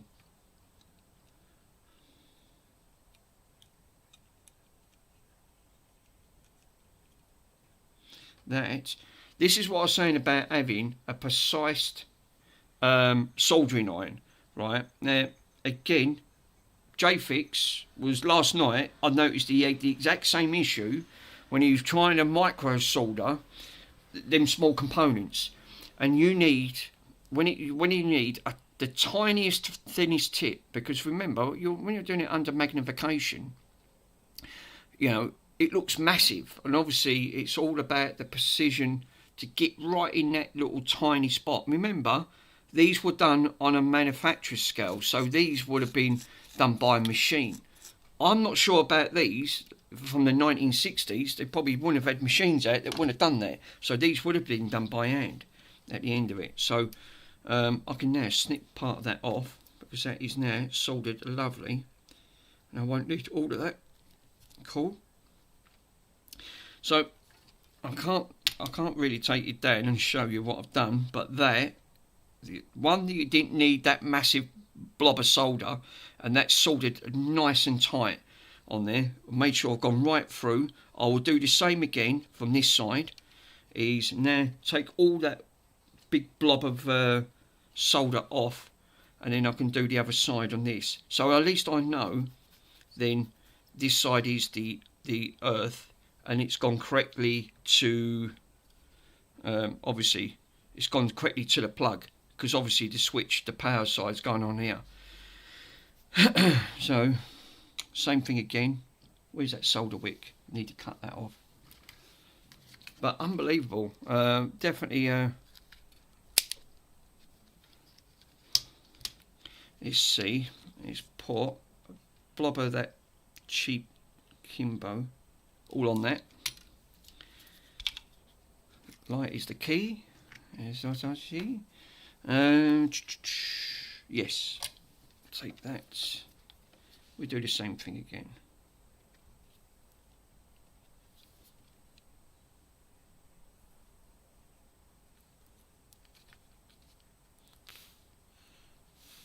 God, it stinks. It smells like bad curry.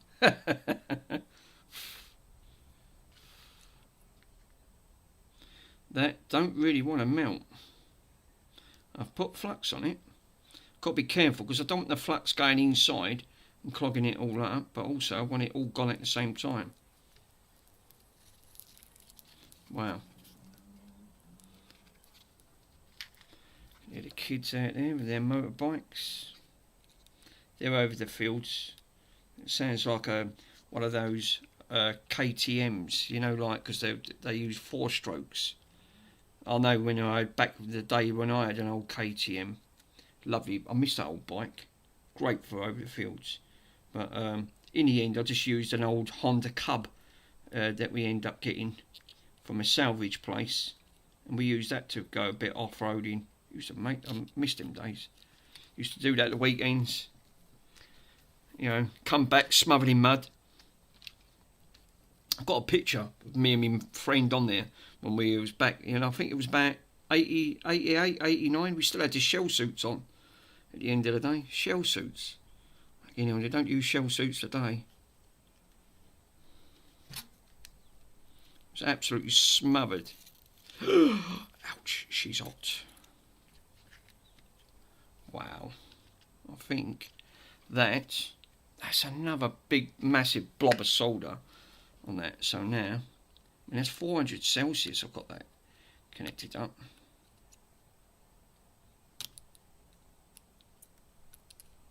She's out.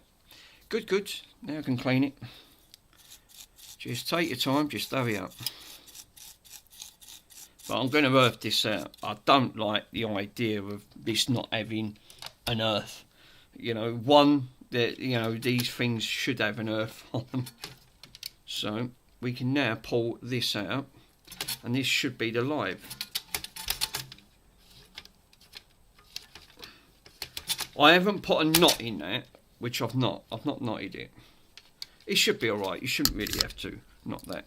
But this now is, after he says, pull that out with all these bloody wires. That plug is now unplugged. So now we've got no issues on this whatsoever, right, on that front. So it's now all taken off, and which is cool because now I can strip that. That is now all stripped back. We've got no sort of like big blobs, massive blobs of solder. I won't disturb the top part on this switch, and then I'm going to get some more contact cleaner and give that another clean inside. Obviously, I'm just hoping. Now I've copied that exactly. That would have been if I, you know, it's like the original one there. So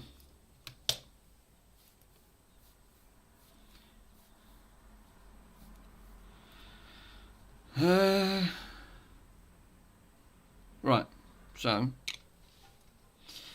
solder. Where's my solder? Right, and where's my older? No, actually, I might not need that because I'll put that down there because I won't need that now. The other side's soldered in. So all I need to do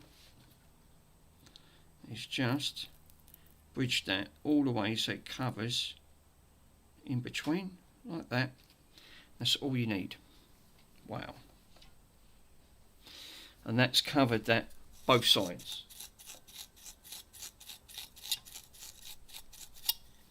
Nice. Really good little soldering on. I'm really impressed with it. If I know in future that packs up, I'll just go and order another one at the end of it. But what's the name? At Retro 6, he said they're fantastic. He's used these every day. He said I've not had any issues of when it comes to using it, and he leaves it on 24/7. So he said I've not really run into a problem. Right, now I just need probably just a tiny little bit more flux on that side, just a little bit. Just a little. I know these have got flux in them. Back up to 400.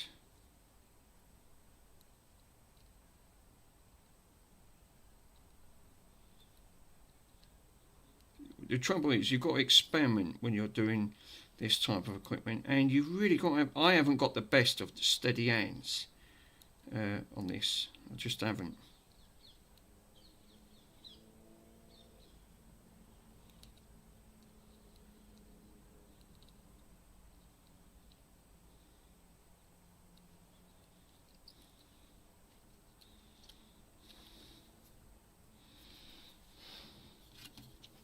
If I put the light round the other side, it would help, wouldn't it? I want to make sure that that is gone right through. Connection is key, and that's what I want to make sure.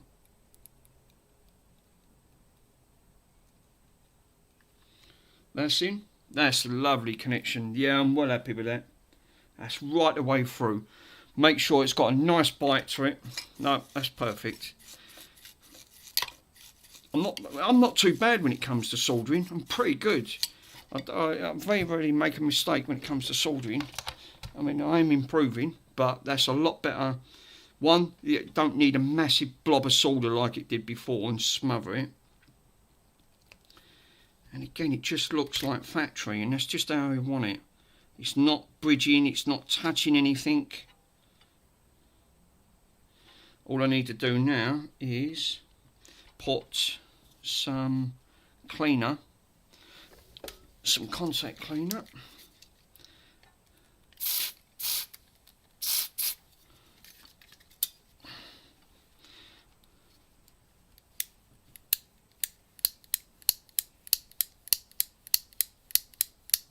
Now what I am going to do,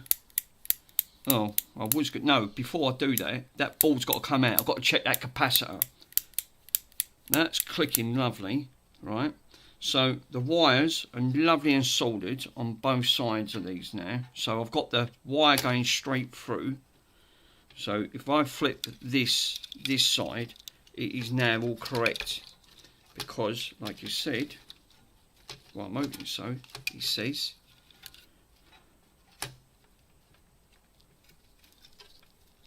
yeah. So basically this wire has got to be going on the outside, and it is. So that plug has got to be going on the outside. It's got to be going from the top, which it is, because this all sits underneath, which it does. So you can see that I have wired that correctly. So because like I said, this all sits on top, so the plug was coming out of it originally, and it now is coming out. I don't want to lose any of these because these go in switches. So one, I can't take the switch out because I don't want to take a chance. I didn't know that was all about that, but I'll give it a good blast with some contact cleaner. But I do want to test that capacitor, and to take that out, it now looks like I've got to take the screws out of the board that's screwed into this and this plate, and this plate is rusty as hell. I'm just opening these. They use brass on old metal, and you know what happens with brass? It's a conductive when it seals itself. It tends to do that very good at the end of it. So let's switch that off for a minute because I don't need that. Yeah, brass has always been a bit of an issue. Well, you know, but that was back in the days. They weren't obviously fussed when it comes to using things like that. So where's that solder wick? I can just quickly chop that off. Lovely. Take that off. Take that. Let's get rid of the nastiness and that plug. Where's that wire? I'm not even going to use the fuse. The old lot's going to be binned. At the end of the day, that plug and that fuse, I'd say it's more original. Give me 2 minutes, guys. Let me put all this in a bin, because otherwise I'm just making a mess for myself.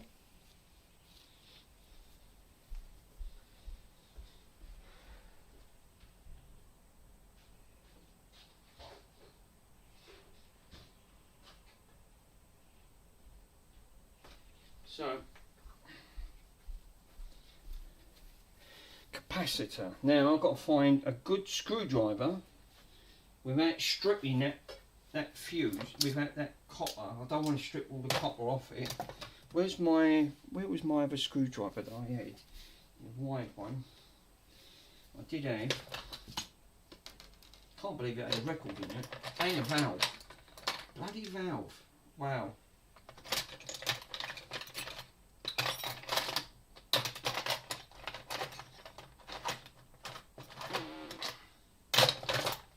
This one might do.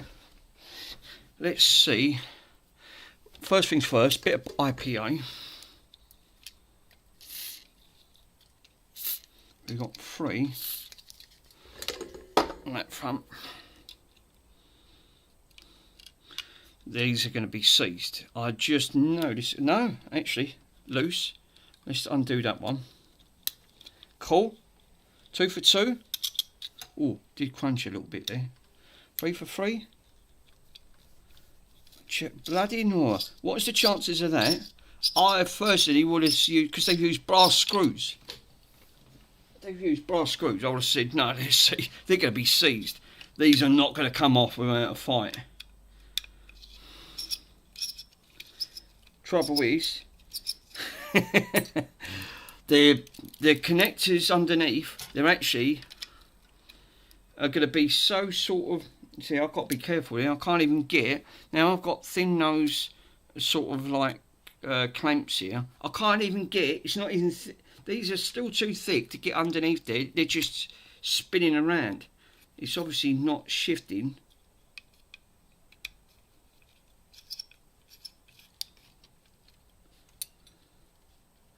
Might be able to get some underneath. Let's see if I can try and just stop that. I knew this was going to, there weren't going to be, and this is the reasons why, again, vintage stuff, yeah, you're going to run into these type of issues, unfortunately. You're going to have more than one where you're thinking, bloody Nora.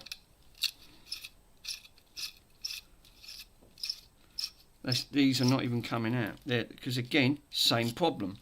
Exactly the same. What it is, underneath, look, I've got to be careful because I don't want to pull on the wires.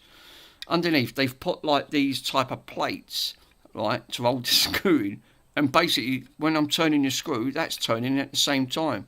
And they're on all three of them, and there's one right stuck at the back, right underneath there, and I've got to try and hold that while I turn so it can release the screw, so I can take this plate off due to the wiring, because obviously I want to test the capacitance, and I can't test the capacitance because I can't gain access to it, which is a right bummer, because it's like everything else on that front. Let's watch it. So yeah, interesting though, definitely.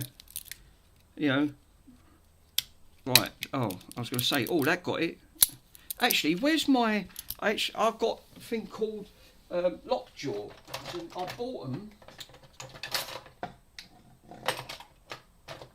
Well, that's a laugh. Yeah, you bought it, but where can you find it?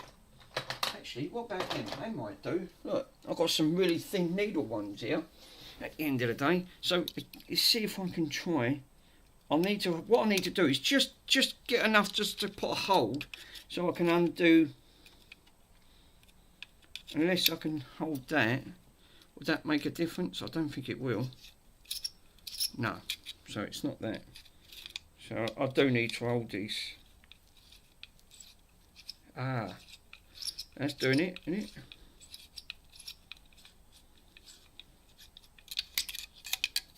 I think that is not ideal, but if I put it on the side here, for crying out loud, what was they thinking about when they put this together?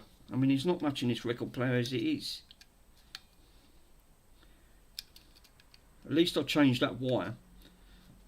I am eager to test it, but want to sort this capacitor out just in case this capacitor is completely dried up. I think I've got a capacitor to actually on that front, so I should be alright. Now this is coming out now. I've managed to put a grip on it. Still got to be careful because I don't want to strip the wire. Now I've got that, let's use these needle ones, see if I can try and clamp it.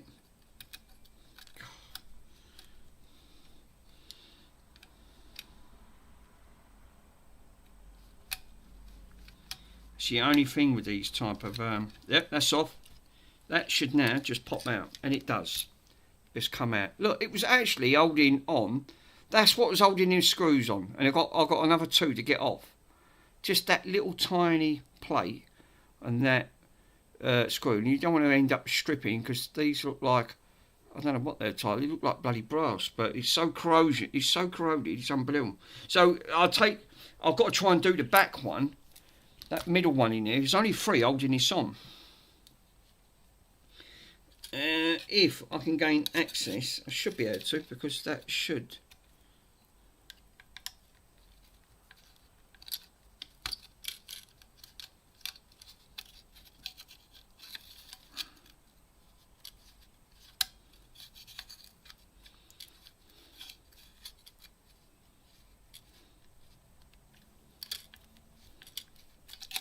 I don't think.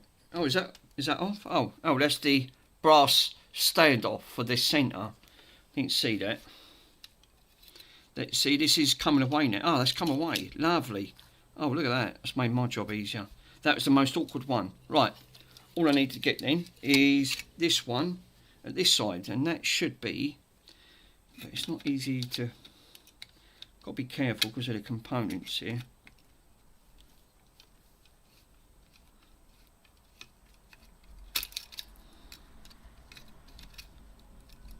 What I'll do, I'll put a little drop of clock oil on that. I've got some clock oil, and that would just help. Yeah, that's that.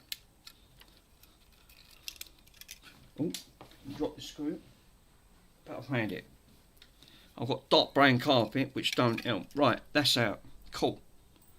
So now I can gain access to the back on that, and look, as I thought, state of that circuitry is.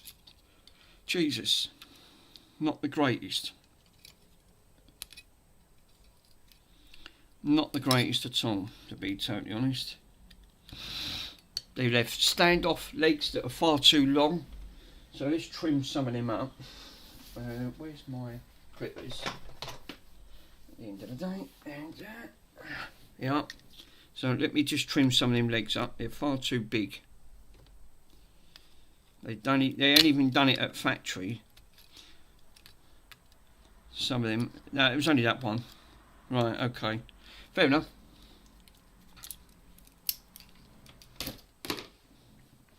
So, let me bring the camera down so you guys can just see. This thing just springs back up. So, the board looks like, that looks like a 4.3. Is that a 1? 14.3. I ain't got a clue what that means at the end of the day. But they've left some of these unsoldered. So they must be just guide pots where they just slot in. And they're non-soldered because it looks like it's not gone on to the actual thing itself. But obviously, fucking rust on that. Look, I mean, literally, this part of the circuit board looks like the imprint's gone onto the rust.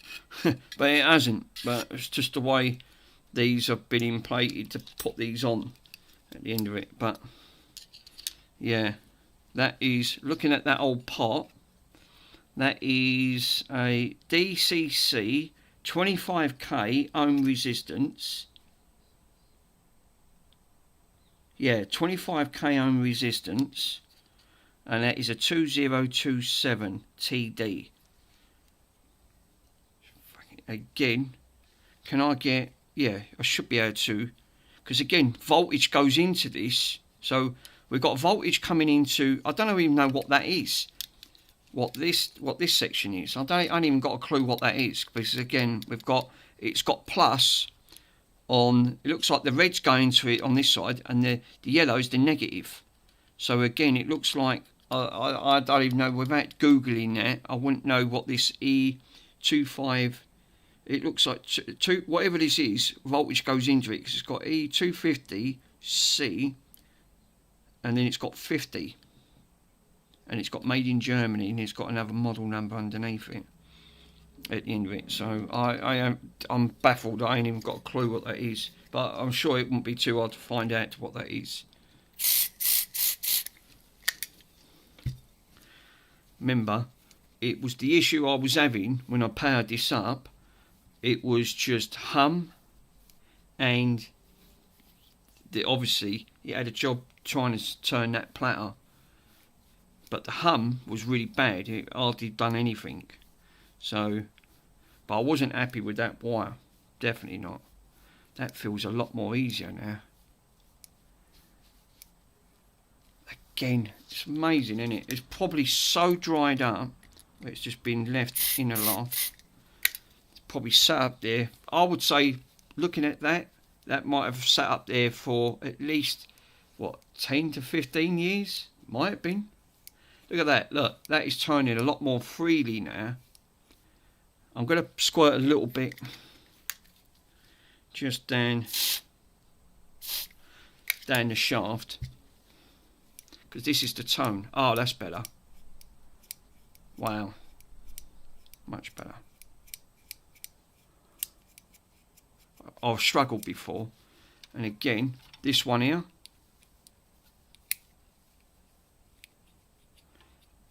it's not too bad, but it could do with a bit more.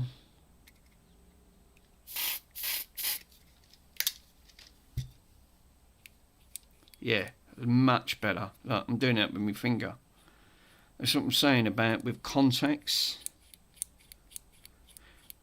It's like they've never obviously been, you know, they shouldn't never have. Probably when it's left the factory, it should have, like, it would have been fine. But so what we can do now this cap obviously saying, right, the cap is actually saying CAN negative. You can actually see the word CAN negative on there. Now we've obviously got a model number, and this is a 16. Well, it's funny because it looks like we've got this capacitor does 3 different capacitors. So it's basically you've got a res 32 microfarad at 27 volt. Then it's got number 2, 6. I can't even see that because it's right behind. Is that 16 microfarad at 27.5 volt, and the third is a 25 microfarad 25 volt. So that's 3 capacitors rolled into one. Now I won't be able to do that. I mean, there's no way you won't be able to solder 3 capacitors all into one. So this must be a multi-capacitor sort of thing, and it's when it says can negative, there must be something inside that is negative inside it, you know. Yeah, but I've never seen that at the end of the day. So I won't be able to change that. I don't think they do 3 capacitors rolled into one, and it's coming off the circuitry. If I follow the circuit, because there's how many legs is that? That looks about 4 legs coming in. So we've got the outside, and then it looks like the negative, and we've got 3. Yes, 3. So we got. Oh, let's turn it off. So the 3 legs looks like where these are coming from. We've got one here, right? One here, and one up here. So they look like they're coming on to the transformer. Some are going to the transformer. The outside is going to the resistor. So these ones on the outside look like the earth. That's probably why it says can earth or can negative at the end of the day. So one's going to the resistor on that front, that leg there, and then it branches all the way over, goes all the way up to here, and it goes to the valve. So again, the actual capacitor is going to the valve itself. I think all I can do is, because of the way this is resolved, I think all I could do is I've chopped the wire, changed the wire, sprayed all the inside, greased all these parts on this board, because again it's just everything's so dry. Put it back together and give it a go. I think that's the only best advice I probably can give on this machine, because it looks like there's not a lot else I can do to it at the end of the day. The main thing is at least the wire's changed. I've got to be careful, but what I do need to do is give some of these bloody components a bloody good grease, because looking at these, it's like I said, it's not in the greatest. And I've got a little this is clock oil, right? It's really fine oil, right? These are designed for clocks. You're not supposed to use, you have to use fine oil for clocks. And this is what when I used to do the old clocks, the old wind-up clocks, people used to overwind them, and then you've got to take the tension back out and then tighten them up. It's why I said with him my wires, you have to be so careful on that front. So I think what I'll do, I'll smear a little drop, because this stuff really goes a long way. Actually, I've got some plastic sponges. That'll do. What you do for the CPUs. So these are what I spudge when I do the computers, right? This will be perfect. So basically just help to spread it.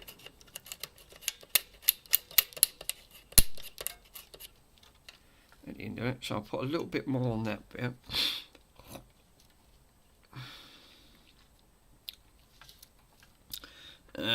And again, it's all to do,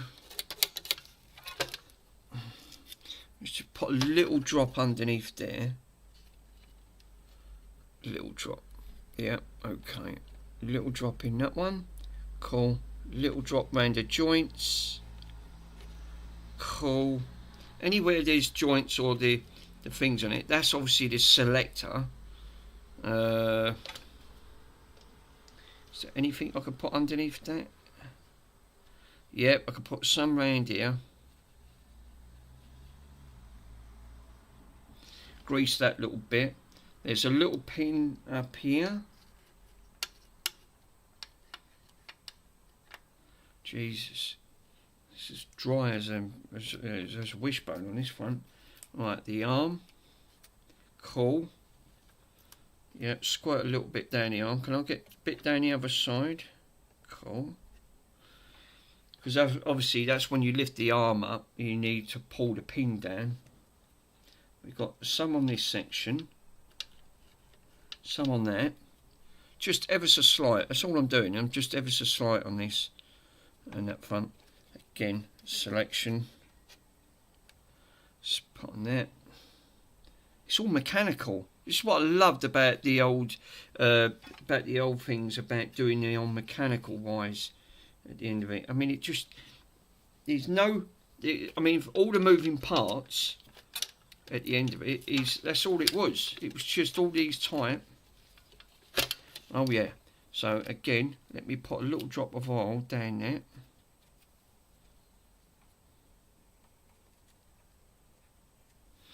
Let's move that up and down. Move that, and that oil's that fine oil. See straight away that fine oil is lovely. It's so fine. It gets right in the crevices, and that's what you need to do. You need to get into the crevice side, so I can clean all that.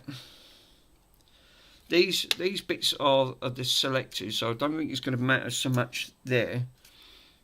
It was all round here that I was more worried about, because again you've got moving parts. So again I'm going to put a little bit round here the pins.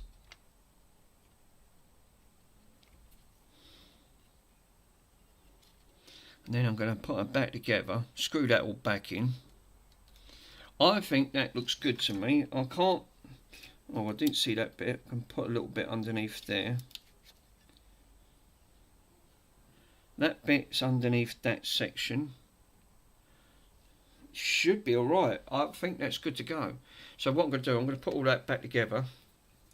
Right. Just wanted to check them pots, make sure it was all okay. Yeah.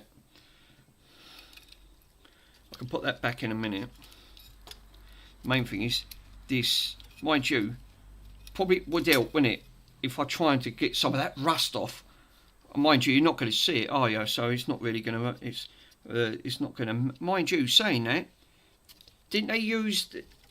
These are being earthed out, because looking on that board, look, the board looks like it goes through the earth side. So again, this could also be a part of an earth issue, where them screw holes that I took out, look, they're all going through the earth. So I probably would clean them up. So I'm going to give them a quick clean and clean the holes up. So when the screw goes through, it does make a connection on there. Probably, and all that solder, God, it's crusty as hell. That flux, it's really old flux. Shame, but hopefully, where's me little Dremel? I've got my little brush at the end of it, so let's clean some of this up. Let's get it away from my face, because I don't want to.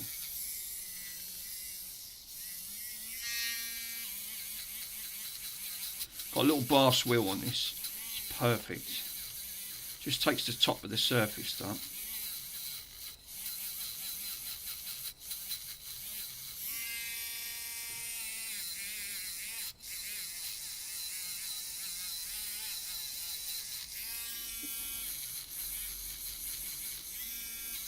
Yeah, Pico, I meant to say to you that actually used that Coca-Cola cleaned up quite well on that front. So I'll probably use that little technique from future on when it comes to cleaning the corroded springs.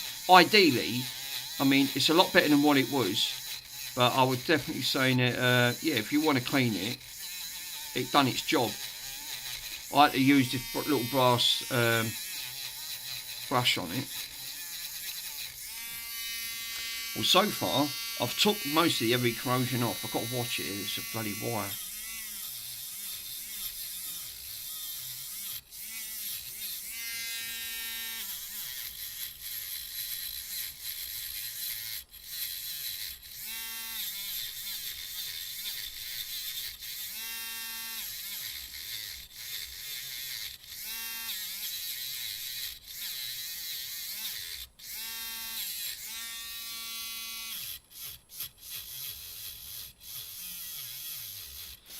Really, what I should invest in is getting a proper Dremel that's got much more power.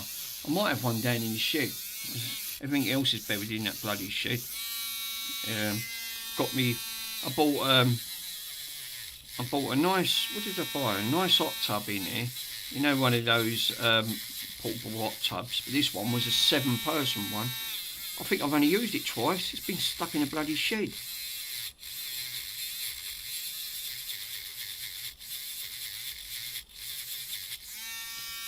Now it's took a lot off. So let me clean.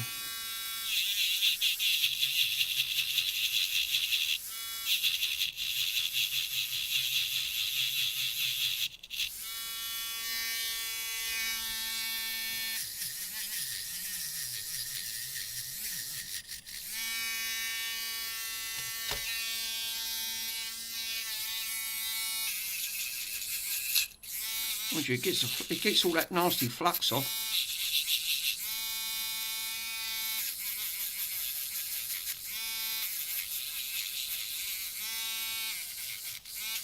This is not too abrasive. That's what you want. You don't want it too abrasive where it's going to end up there. Strip all that nasty flux away. Ideally, looking at that board wants replacing. It's the solder. It's gone so sort of delaminated over it. It's not the greatest on that, but a lot better than what it was. Took some of that off, but that green, it's got green corrosion on it. I mean, look. I mean, it's not there's no magic on that. Look, I'm not making it up. It's actually got green corrosion all over that board. So I'm not surprised the amount of time that this has been sitting up there on that front. So anyway, I've cleaned the surfaces up onto that section there, right? But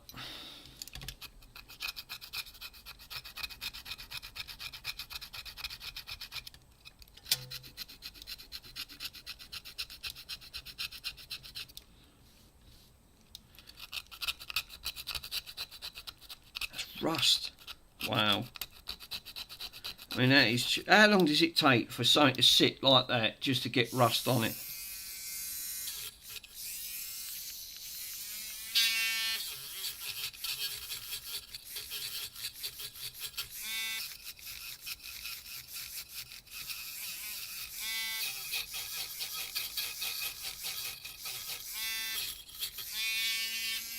Wow. Well. Anyway, we can put all this back. Now I've got to put this back the right way because, again, the wires have to go in correct here. And it goes that way, I think. It does, because the wire actually comes in. So first things first, stand off, screw.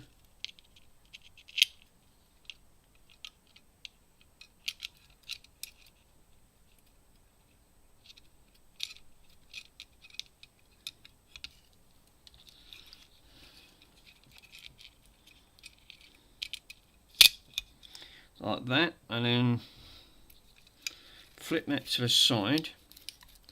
Now this is where it's going to be challenging, because how the friggin' hell am I going to get that back underneath there? I can't even get me. There's no way I'm going to be able to get my finger in even in that at the end of it. So I'll have to try and grab the needle nose pliers here. Hold it at the tip. Throw that all the way through. Hold that there, clamp it down and tighten it at the same time. Yeah.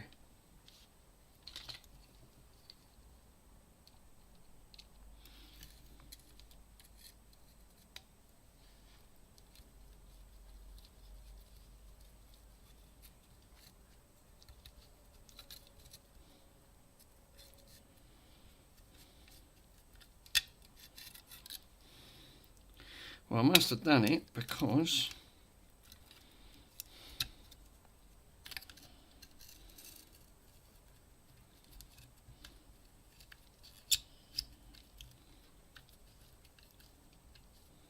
wow, I have. That's the hardest one out of the lot to do. Wow. Because the others are easy. That one's not. At the end of it, that is not easy to do. Because it's really, really awkward. And comparing, I've done that and I just eyeballed it.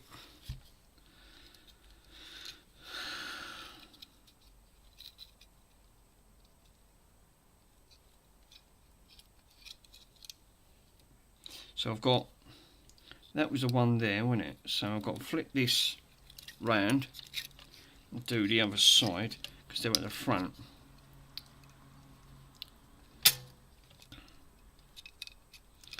That gives that oil time for that to soak in. I reckon that's going to be a lot better than what it was, because comparing it, this has never ever been touched. Never been taken apart. I won't be able to change that cap then, by the sounds of it. They're never going to do a cap like that, a multi-cap 3-in-1, which is a shame. So it's 3 capacitors rolled into one. I've never seen that. Again, that's the first time. Holy smokes, when I opened it up and I actually see a valve. Fucking, you know, I've never seen one with a valve in. Never. Not a record player. You know, it's, you know, not even the old gramophones. Gramophones were just all mechanical at the end of it. But Jesus. So it's got some right history on this. If this could tell a story, it would be this record player. It would seem some changes.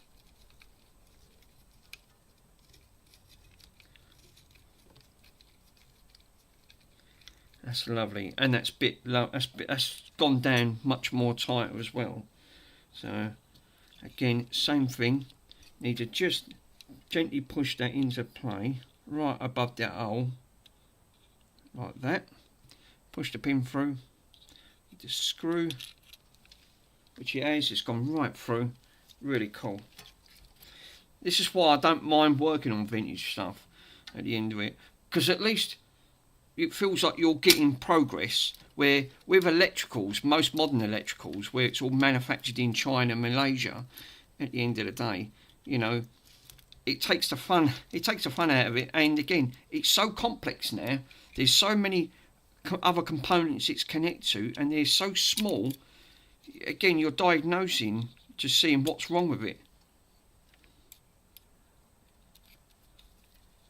It was the same when Andy was doing that projector at the end of it, because it kept tripping out and knocking all the electric out.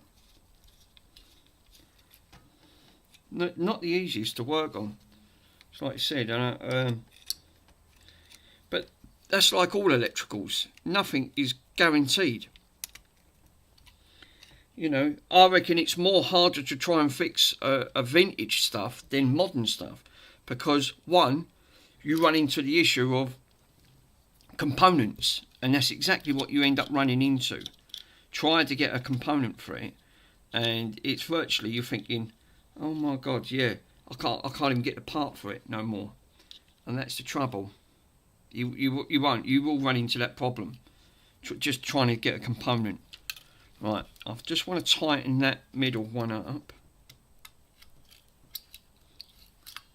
I just want it, that the others are lovely and tight.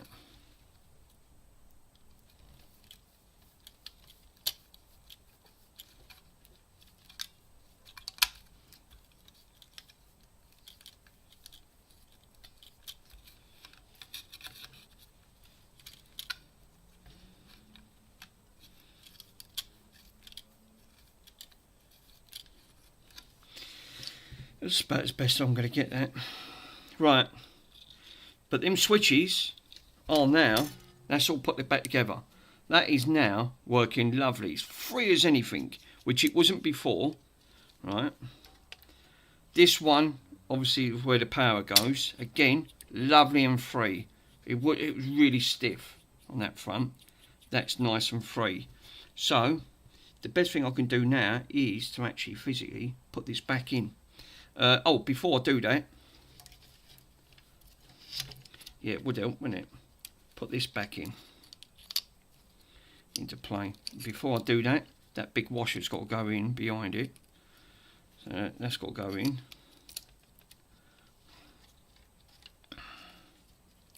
But we've got the that slots in a lot more easy. You know why? It's because, like everything at the end of it, you know, as soon as you start dismantling or disturbing something at the end of it, you know, and this is the trouble. Now I've got to make sure that that was facing the top, which it was facing the top. Put the Jubilee clip on first. No, the brass washer thing.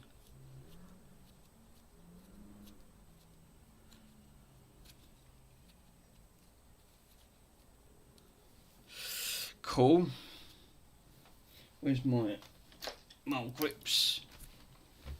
I'm still listening, but just busy in the background, dear. No worries, my friend. No worries. I'm not going to go too mad trying to tighten that up, actually, because it's brass. I don't know what happens with brass on brass. You can strip it, and then you think, you bloody idiot. Now you know you've got to take all that off. Now, this piece went on top of... Yeah, it wasn't... No, because we didn't take no Jubilee clip off this one. On there. I can't see any Jubilee clip. I didn't see any that got taken off it. I think that come off the top part of the record player, if I remember correctly, to get the platter off. So I need to put this back in the case now. Cool. And then we can plug her in, because I don't want to plug it all in. It's all got to be put on that front. All I've really done then is stripped it right the way back. Looked at the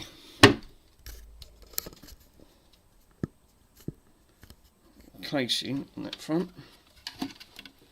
Remember, I've took all the gold. Hold up. First things first. Oh look, it's all bloody screws in here. It's all fell out. Oh, that was for the thing, wasn't it? Because you got to put that back in first. I forgot. Then I've got to solder the wires back in as well, which I've not done.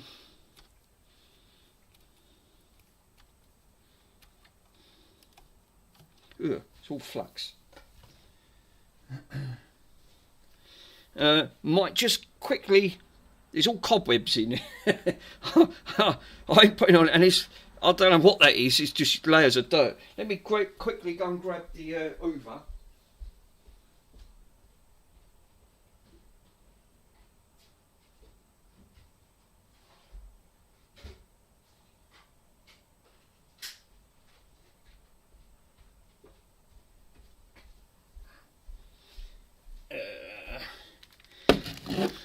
Hold your ears. It's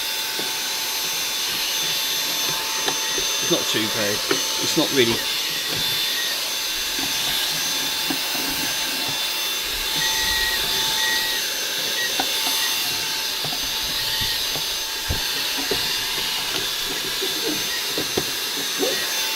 Oh, here's the other screw. I was looking for that.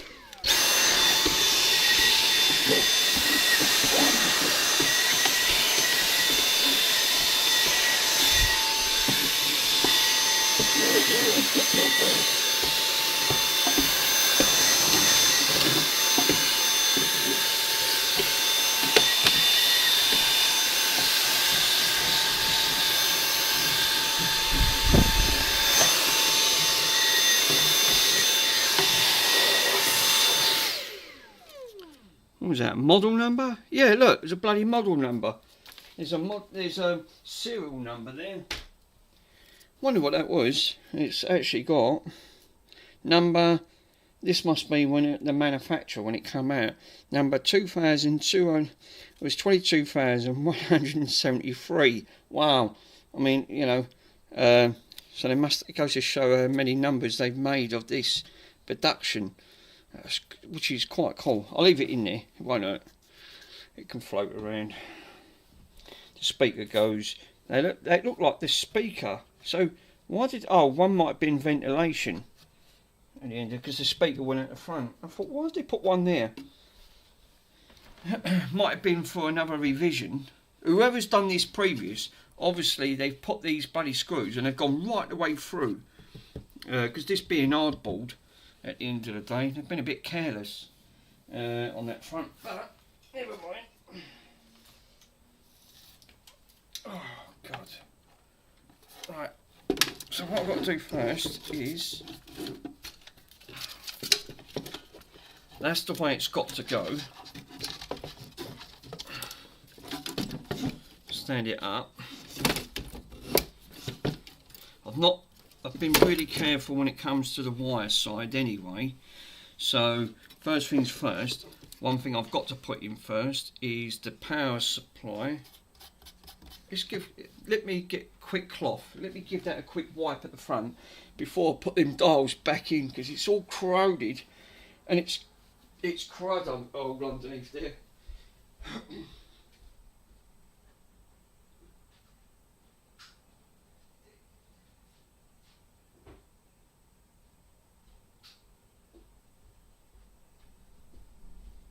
So I've got an old dishcloth.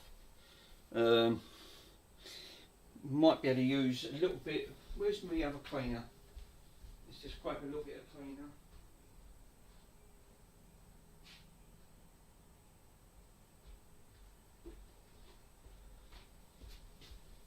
Don't know why he keeps. This is a new thing he's doing now. He keeps sitting in the kitchen. He won't come in. Don't know why.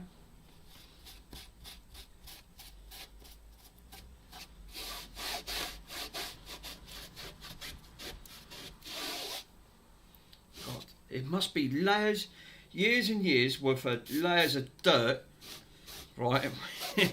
Wow. This has just been set up in a loft. Such a shame. Just like years of it. Just sits around. It wants to just...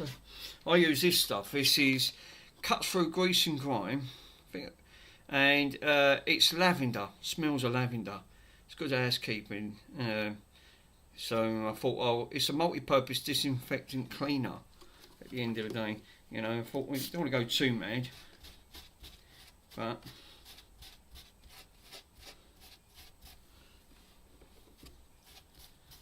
that's about as best I'm going to get it, to be honest.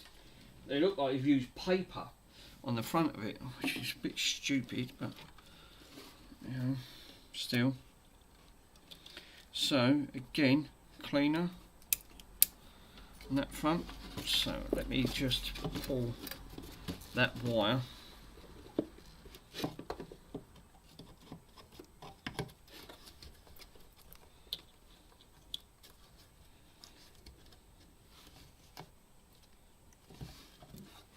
Now I've got to put these screws back in. Bloody plate looks big, but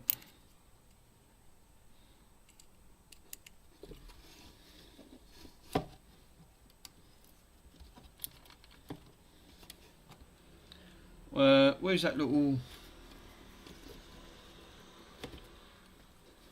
Wow. So I need that, yeah, it's here. Because obviously I couldn't get to this before. Oh, now the screws come out. Lovely. Yeah, of course it would. It ain't going to make it easy for you to try and put all this back in. Definitely not.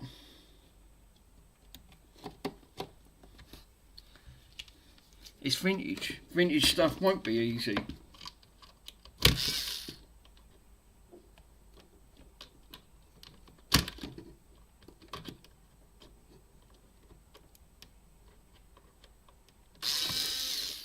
Oh yeah. Because again, it's the angle. It's making it really difficult to try and get in.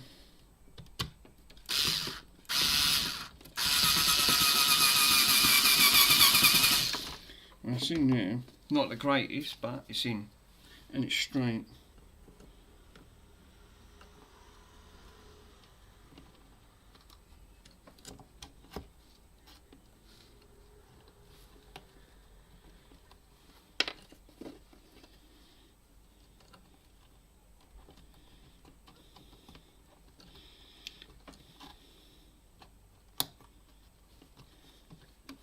Because I've got to solder that back as well, ain't I? I can do that once this is all back in with the transformer.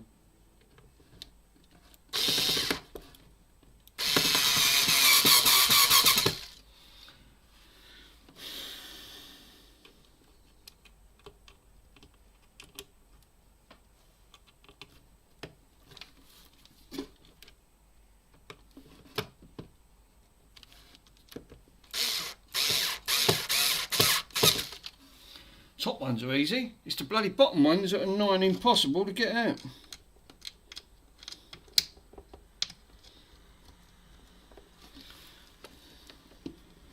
And put back in.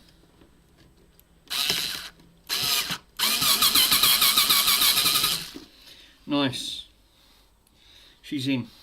Now I can put the transformer back in, put it the correct way, because I've got to gain access to the transformer. Now this is where I don't want to end up twisting half of these out, because again, access is key to these components, and I'm twisting the wires, which I don't want to be twisting the wires. You shouldn't be twisting the wires. These shouldn't be twisted. So that's got to go under. That's better. That's better.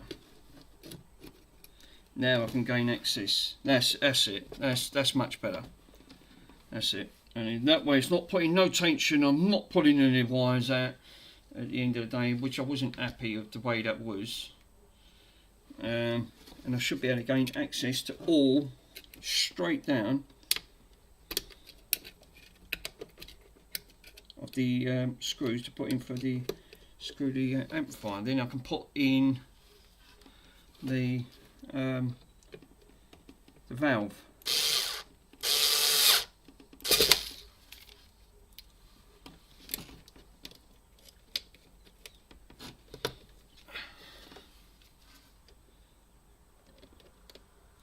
Yeah, I ain't looked at that 1950s one. All I've done was switch the 1950s one on, and I think again that one's got no sound, and it's again very similar to this. So there could be a strong possibility, but again that's even earlier than this. This is 1960s, and it's got a valve in. It's hardly got any gubbins in. So I'm hoping the 1950s one. I think it's a lot earlier than this. That's definitely, even so, I'm really surprised with this. I was really surprised. I did not expect to see a valve into this, not at all. But obviously we did have switch issues. I'm not going to put the switches all the way on, right? I'm not going to clip them back in because they was a bugger to get out. But it won't stop it. So we got, now I'm going to have to revert back to the pictures. Where did I take these? Was it the top one? Because the top one obviously for the speaker. Yes, let me double check. Gallery, fucking pictures. Oh my god, I'm glad I took right, obviously we've got, so red on red, black on black, is that right?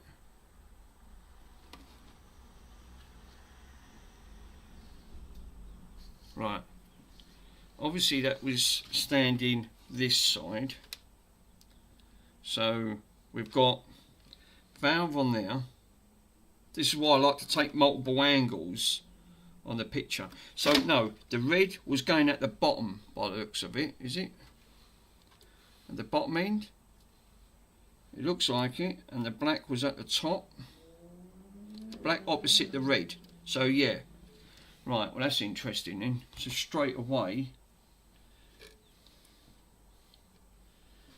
So bottom, yeah, the bottom looks, the red looks like it goes at the bottom end. Yeah, it was, and the black was opposite that. This is the reasons why taking obviously pictures is crucial. I need my, where's my little thin nose pliers? Fucking hell. I've got a bit in, man. I've got a bit in. I'm the messiest person going when it comes to, I've got so much on this table. I cannot move and I cannot find nothing in the process because after it's probably gone on the floor. Here, I've got some here. So when you're trying to do bits and pieces, See, I like to wrap that around like that, and then add a bit of solder after.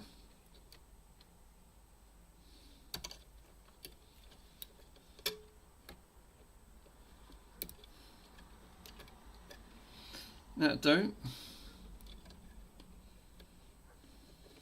Cool. Now I've got to get behind there again, switch my soldering iron on, which I can't move. Need solder. Cat4. Just fixed a space for the heater, and I found in the garbage room.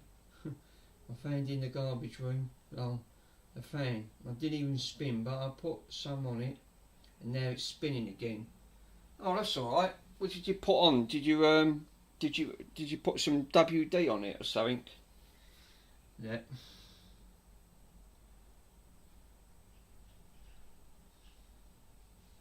Yeah, space heater. Yeah, I think we had. I remember them heaters.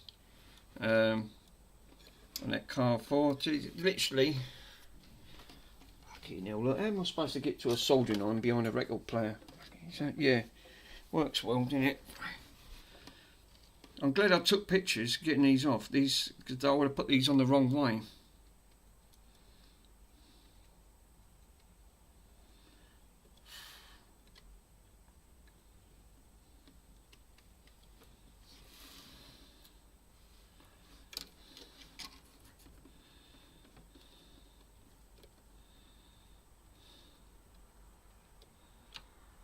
God almighty, breathe in the fumes. The fumes are good for you. The fumes. We love smelling a few fumes and getting dizzy and getting high on the smells. Yeah, some sewing machines. Oh, that's that oil thing that I had in one hand. Oh right, yeah. Oh, great. You know, always handy to have. Always handy to have a little drop of oil. You never know when you might need it. Probably the reasons why I can't find bugger all in here is because I know I've got it. And do you know what the annoying thing is? I ordered the belts for that bloody reel-to-reel vintage Grundig over there, because again that's mid-70s, and now I can't find them, so I've had to order them again. Cost me another £13 because the belt's gone on them, and it does work, but the belt just snapped. But now I've had to order it again because I can't find the belt. Well, I've got I probably did do. I started on it, and I thought I'll do it another day. It's been sitting down here ever since then, and now obviously I can't. I was trying to look for the parts. Now I can't find the belts. That's the funny thing about it. But yeah, oh yeah, we live and learn. It's entertainment. All right. I was going to say, where's the solder?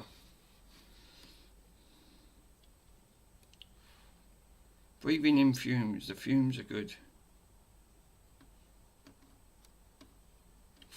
Oh, Jesus. Yeah, it might be a bit too much actually. Lovely, look at that. Beautiful, beautiful. Call me Terry. Terry Tips. Right. As Borat says, whoa. King of the Castle. I love that. I love that Borat. He absolutely kills me, he does. Right, soldered in, back on. Got to put the, obviously, would help if I put the valve back in. Now again, due to the issue of this valve, looking at the legs on here, I wouldn't say the legs are the greatest. Right? One, they all seem like they're slightly like cockeyed on one side. If I take the pins, they're tarnished.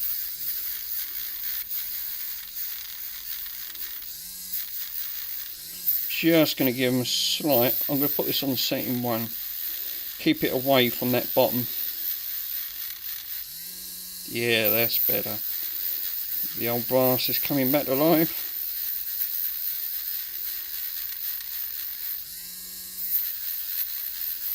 Obviously high voltage is going into these.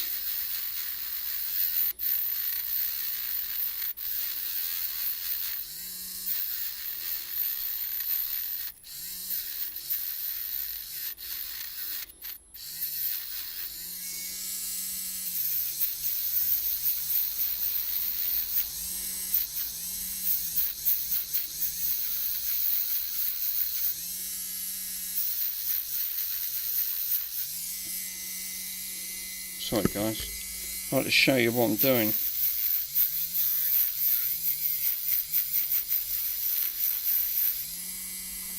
I'm standing up for this one because I'm sitting down, otherwise I can't see what I'm doing.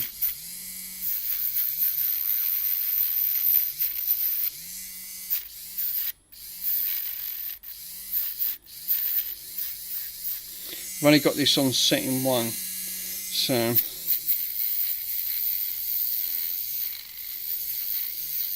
I just want to go so gentle.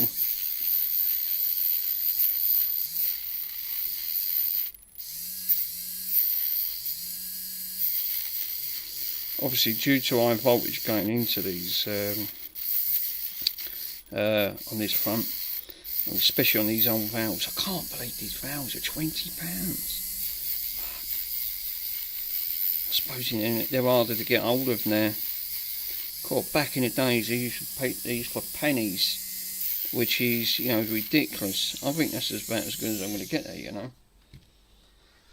Yeah, when you buy belts, you'll find the old ones. yeah, that'd be sod's law. That always ends up being, you know, on that case. Now, obviously, the only downside is, what I'm a bloody fool, I didn't take no notice to which way these went, and I'm gonna say, because again, I didn't take picture of taking the valve out, and there's loads of holes on the valve.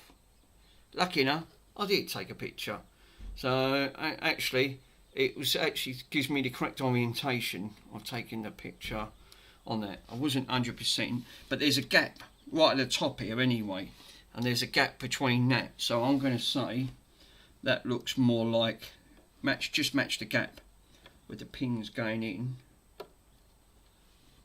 Yeah, that sounds about right.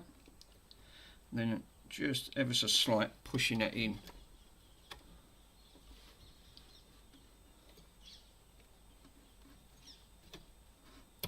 That's it, she's in. I'm going to give it a wipe, because I've put all my greasy big chipolata fingers all over it, and valves don't take too kind for doing things like that. So give your meat a good old rub. Oh, Ainsley Harriet says.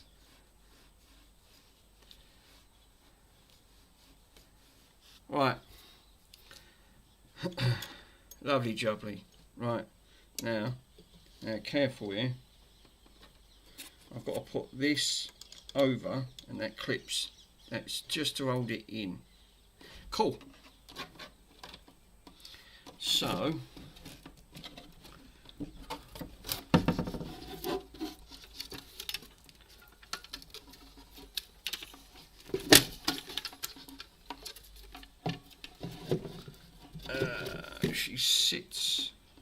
she sits on top. Yeah, don't want nothing sort of bridging or getting in the way, or, you know, things like that. Oh fuck, I've just pulled the fucking pin out. Lucky enough it only pops out.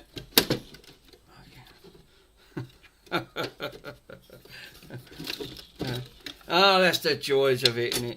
It wouldn't be vintage if it wouldn't. You didn't put up a fight. What am I saying? Me? No, never.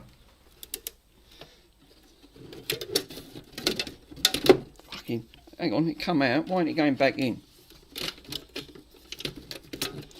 Fucking. What is it, the front? It's all seized up?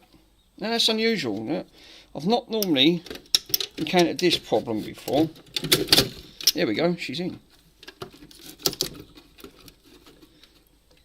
Is that right? One looks like one side's down more than the other.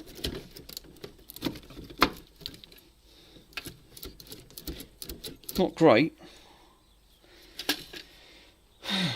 Right, before I put all this back in, first things first, let's plug her in. Let's wait for the magic smoke.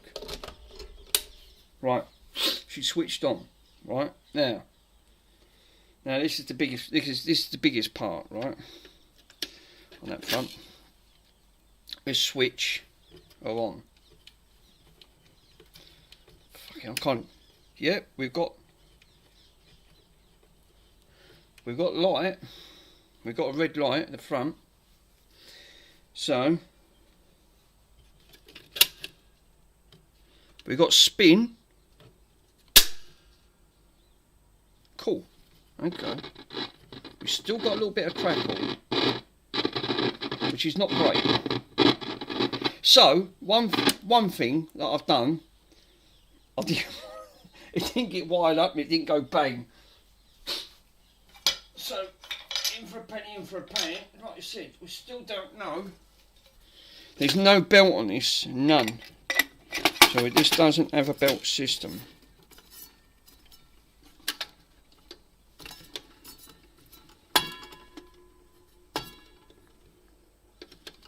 Right, cool. So, first things first, put the platter back on that. Put it on manual.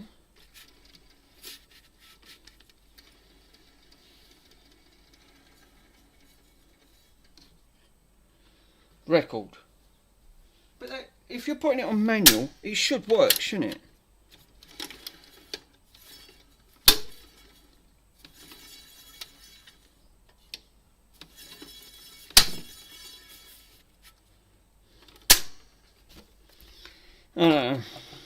Mickey Mouse record players.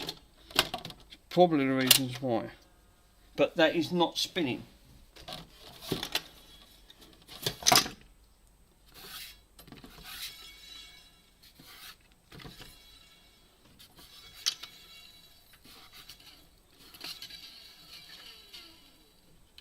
Right, would help, wouldn't it? Would help if I switched it on. What a crank. But why ain't it working? I can hear it coming from the needle.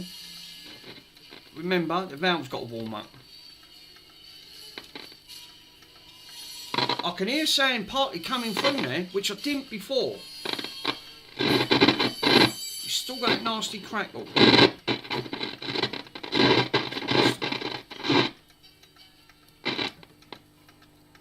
No, it's still got a part of an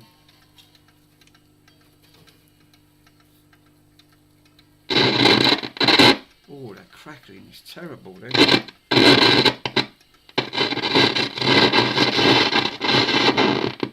I still say that that is still part of that bloody switch surface that's causing this issue.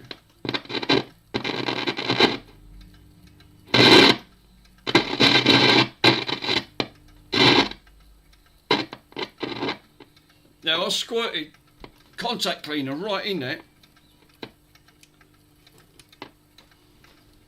Yeah, switch cleaner. Yeah, that switch cleaner. But that. I reckon it's that switch that's still causing part of the issue. Did you hear that for a minute ago? It's trying to come through. It's that switch. I heard that just come through.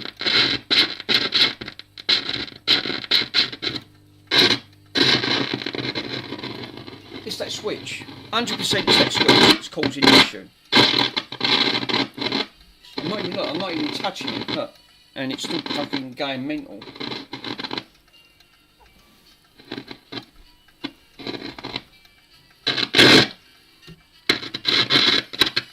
You know what it wants? Right. You know what it wants? That switch wants coming back out and stripping right down. The only downside is that's going to have a multi-layer board. You're going to have at least 3 boards on there. You're going to have one for the power, and then the other one's going to be for, like, obviously for the picking up the audio signal to pick up on it. That just for a split second, me just wiggling it around for half of it, literally for about a millisecond, I heard that come through from the actual switch itself. So I know that it is getting power to it, so it must mean that the valve and everything else is still, which I'm amazed, especially with that capacitor. So it's obviously coming straight from that switch itself. Let's see if the auto takes it up. No. It's obviously still got enough, ain't got enough guts in it, look, to move that over, to move that platter. So, I would say that that's got to be, I mean it did switch off. I reckon that could have a very weak transformer that's causing that, because I can still hear that and obviously that hum's coming through the valve at the end of the day. What about 45? See, once you help it, look, it stays because it's on manual. But that's 100% is that switch that's causing that problem.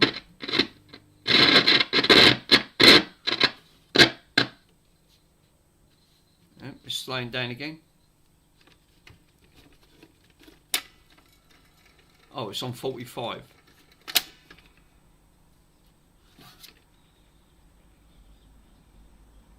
That's on 78. And again, putting that little drop of gear oil on, from the clock oil, it's definitely helping it. I mean, it's just because it's had lack of use. It's probably the poor thing stuck up in there for so long, it's trying to breathe life again. Ends in the end of it. I can hear it grinding. So again, all that gear and mechanism, that's 33. Who uses 16? I don't even remember a 16 record at the end of the day. 78s, yeah, 33s, never 16. Don't think I ever seen when I was working in Woolworths. We never sold anything like that. I can hear it, but if I click auto, it's not enough to spin on that motor. Obviously, you've got to help it a little bit. Let's turn it off. Just look, I've put it on manual. It's supposed to spin.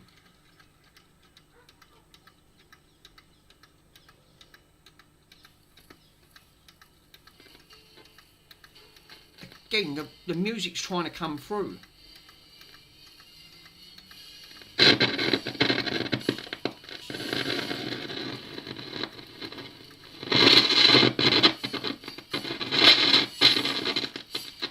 All I'm doing is wiggling it, ever so slight.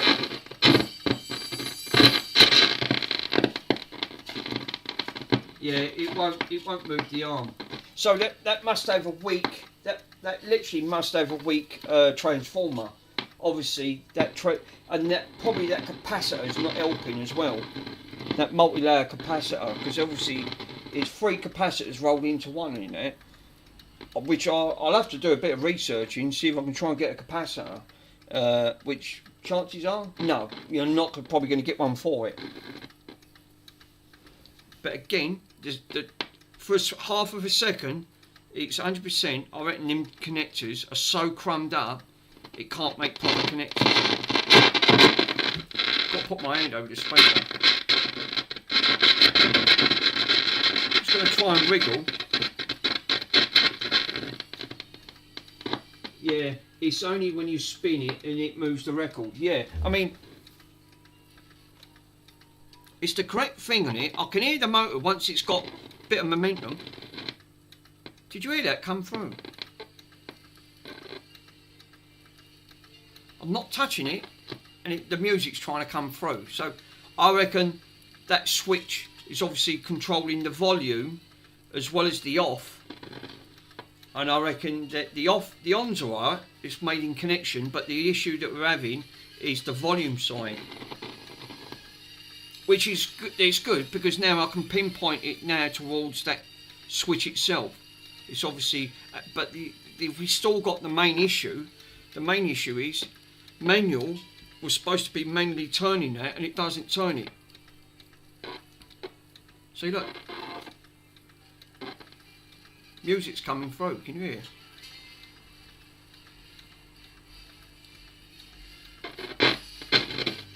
I'll turn it up and leave it.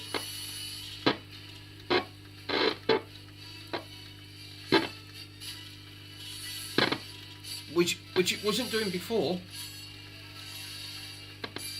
So the music is trying to get through, but like you said, all I got before was just static. Perhaps the longer I leave this on, it might try and revive itself. I very much doubt it, because I won't solve the problem. It still won't solve the issue that transformer's weak, because due to that capacitor not giving off all its values. Which is a shame, because like I said, it is partly now, it is near partly working. But one good aspect though, which I did do right, and didn't go magic, didn't trip it out, follow the wires. I have now put the proper plug on it, which is, I feel much more better now when it's because it's isolated. The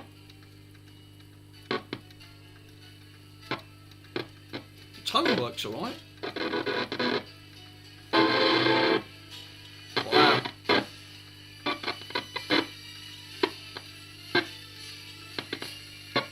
Perhaps it's the valve. I don't know.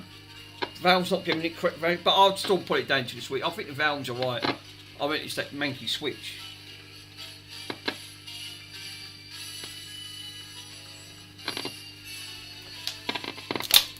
I do love working on these old machines now. It feels like it's trying to rectify itself by bringing life into it. It's trying to breathe again, thinking, wow, I'm physically working.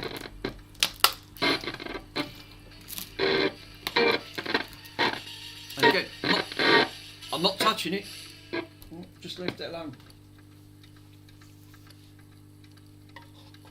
So I reckon, what do you reckon I should do? Take that switch apart. Yeah, you have to let the valve warm up. I reckon you're 100% right. I reckon that valve. Do you know what, no, Carl? Do you know what, no, Pico? I honestly didn't think, right, the 1960s would have used valves. 1950s, after the war ended in what, 45, right? So after the war, a lot of the stuff from the pre-war sort of era started to phase out. Modern components started to come in, because obviously after about the 1950s they started to put in everything back. You know, obviously after what the Germans did, after all the bombing, imports and all the exporting stuff started to flow again. They had to try and get things moving, because everything was on war rations. So that I can understand. But 1960s, being 63, I would have thought they would have put a valve in it. I would have said no, 100%.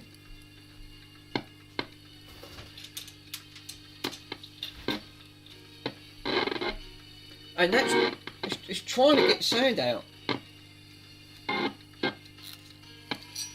So I think what I'm going to do, the main thing issue is I've earthed it. It's now properly. I cleaned all the earths up.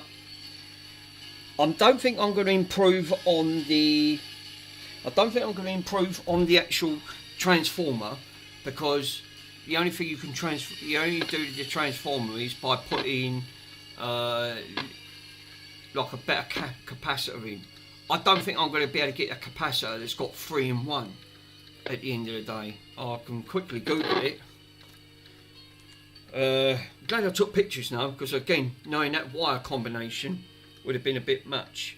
And the main thing is, I don't have to worry about that, because it's just that switch. I had an inkling, because the switch wasn't turning much, but now they're turning right quite freely. But I still think the contacts behind it, I reckon, I bet I'm right, I bet that's got about 3 layers of boards in there. It's got 3 boards and they're all sandwiched, all on top of each other, because I've had one of these pots before that they do use, they separate them, a bit like on an hard drive. They put a platter in between it, and then you've got the arm sitting in between the platter, and I reckon that's what this is.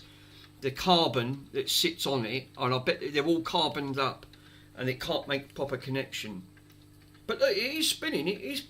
Besides that, like now, obviously, the longer you leave it, valve. I will put a note on this. Now, this is a valve set, because I didn't even notice. Have a look. See if they do a valve for this. That's a set, not valve. It's a dansette, isn't it? Dansette record player, 1960s, and I need the capacitor.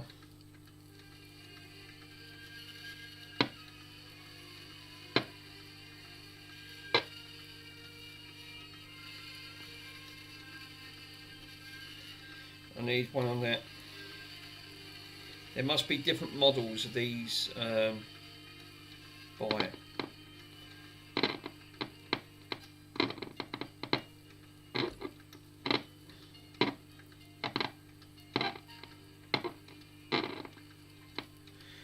They're more equivalent than the electrical suppliers like DigKey or Mouser, dedicated retail parts.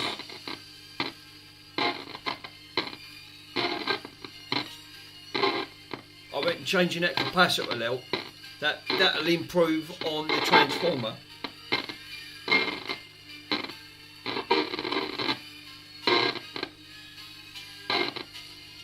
This one was, that's it, major changing.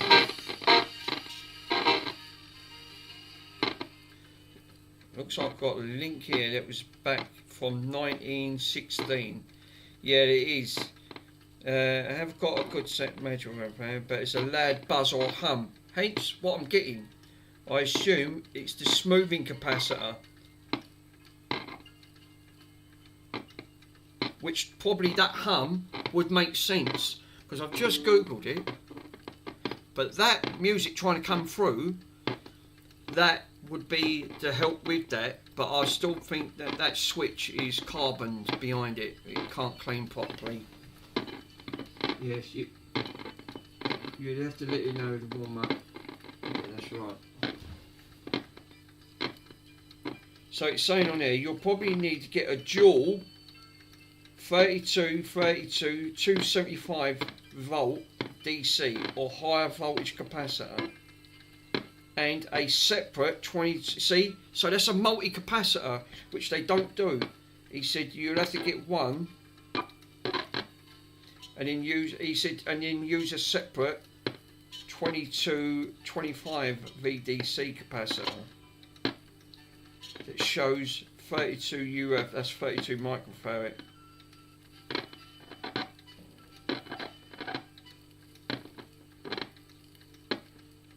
So that hum's going to be the capacitor issue, by the sound of it, and part of also.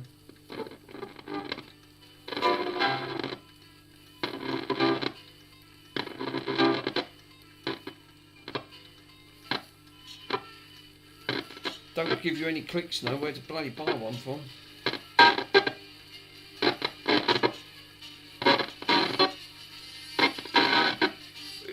At least it's doing a lot more than what it was originally when I first took this, when I plugged this in.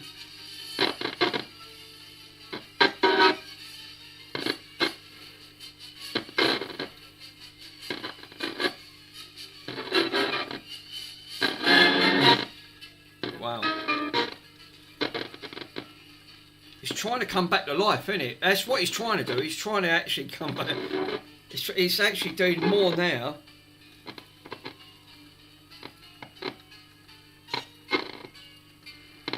Jesus. They've got one on here, right, a dansette on the actual thing, and fully working, £400. Jesus.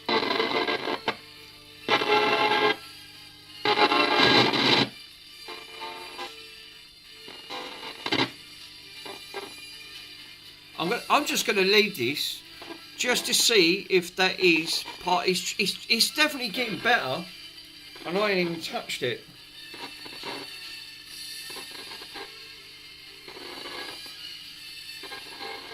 It's more saying trying to come through now, and I've hardly touched it. So I wonder if it could be that capacitor that could be causing that.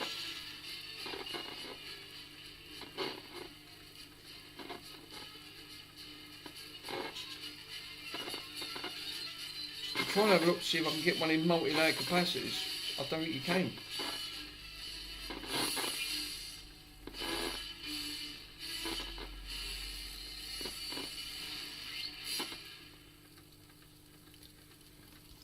And again, that might sort of try to it seems like becoming more it feels like it's coming more on and then going off, coming on, coming off again.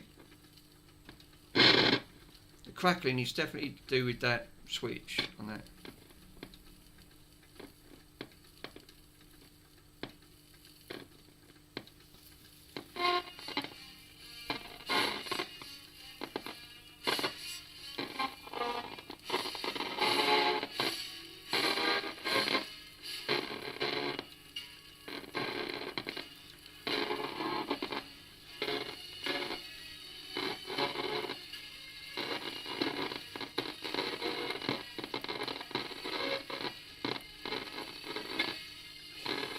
Shame that I can't buy the cap. See, again, running into that problem again, though, of when you've got vintage stuff, you're not going to get the parts. It's nice to actually try and get it working, but that's probably going to be one of the massive negative sides to try and get the parts for.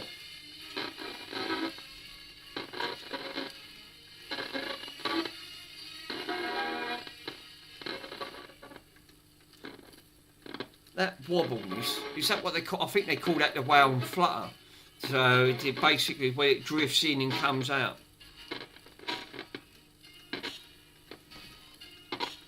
Yeah, you would need to find the vintage parts, but you need to put it on the vintage and retro forums and then ask around if anyone says the parts. I think you're right. I think the way this is going, and I'm probably going to end up with the others. I mean, compared when I first got this, we got nothing. All we got was just static interference.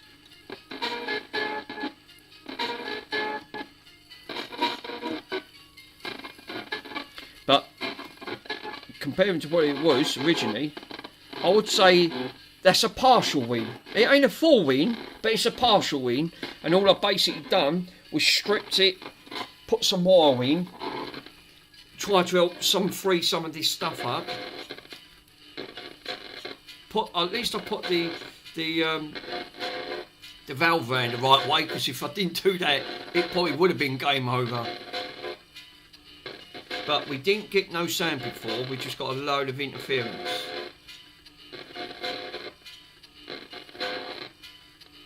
I think it's stuck. Let's see if it gets to the end. No. So obviously that's wrong. That's part of the gear. It's supposed to get to the end. Find the end. Oh, there you go. See, it stopped. So it is weak. It's once it gets going. But I'd still put that down to the capacitor side on that. It just needs a little bit of just an helping hand on that front. Yeah, you can always find the parts, but they're through the forums. But a dedicated vintage, yes, with the old vintage electrics. I suppose, and yeah, you're right. So I would definitely say, you know, I reckon that switch probably ain't helping. So I reckon. Which I didn't really want to take apart, because the reasons why you take them apart, you've got to get that in the correct order.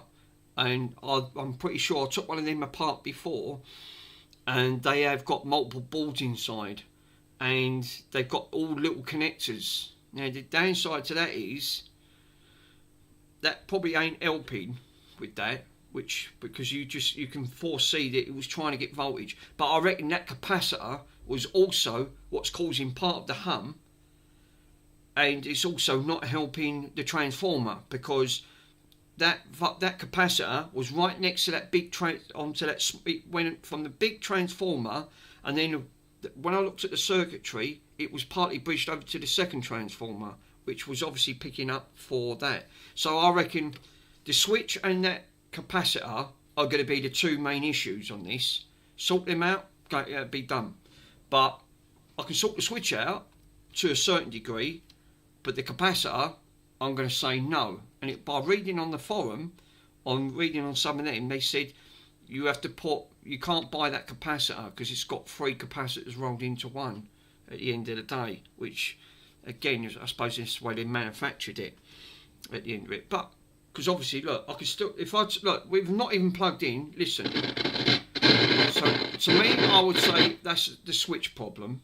That's not the capacitor issue. That's the switch causing that. So I'm going to turn that off. Right. The main thing is, I feel a lot safer now. It's got a much more modern plug than that shitty wire that it had to start with, which I wasn't happy. It was dangerous. You know, high voltage going into a really thin wire like that, I probably wouldn't recommend it. You know, so I feel a lot more safer now. It's on that front, and two, that this again. On that platter, so again, that probably wants greasing. Looking at that, because again, that's putting strain on this motor, because the motor's here. Obviously, the motor's. This is where the motor's just spinning. This sits against it, and obviously, with that spinning, that probably ain't helping. Well, let me put a little drop of oil down it. Because again, you want to get that as free as possible. So let me take that off at the end of it. I've got to be careful here because these clips are ever so tiny. Again, ideally, now have you ever watched the other repairer? His name's Mend It Mark, right? Now he's done a couple of record players. And he's really good, but he's like Luke's prices at Retro 6, really expensive. Average repair price on his website started at £250 upwards, which really good. But he's really good of what he does. Again, he's like Luke at Retro 6 on that front. But these people, you pay them at a premium price. At the end of it. Now that I only put an ever so slight drop on it. I'll read your message in a minute, bud. Give me a minute. That was dry as anything.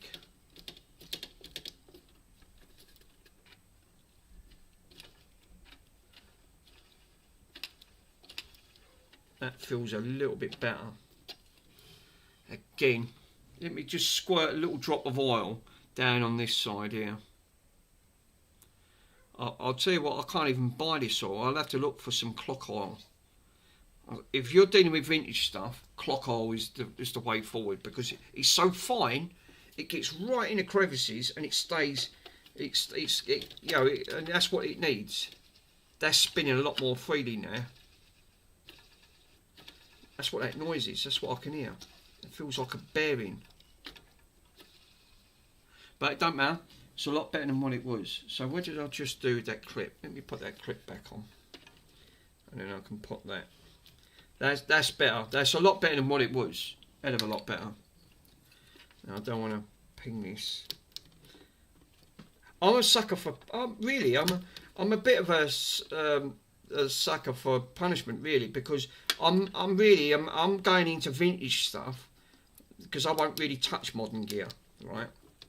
Because most all my stuff is vintage, right? 9 out of 10, it's all vintage. That's on there, right? That's spinning a lot more freely. Look, right? Which is now it spins nice and free. So it needed just a drop of oil. Well, I'm thinking that's what this needs, right? Looking at this, right? Again, I reckon once this is off. I've got to be careful because if I remember, if I took these off, didn't these have a shaft that these have to go on? No. Right. So again, all the grease is dried up in here. Now this is where I want the silicone. I reckon this ain't helping with that platter. Right. I reckon that's exactly the reasons why that motor is not putting enough for it to spin round, because there's not enough oil or grease on there. Once it's got a nasty hair stuck in it. Well, that's not mine, and it definitely ain't the dog's, so I can't blame the dogs. I'm going to put some of this silicone grease. Again, it's for cogs. Yeah, look at the vintage record player forums and enjoying it and post it and explaining what it does and the parts, and someone might reply to your need. Do you know what? I will do that. I'm definitely going to... I would like to see this fully working. Oh, look at that. Nasty. That is a nasty, nasty hair. Ugh. Right, put it on there. That's not... I don't know how long that's been on there, but that's not... That's obviously not right. That's not right. So I'm going to just grab a little bit of silicone, smear it inside. Right.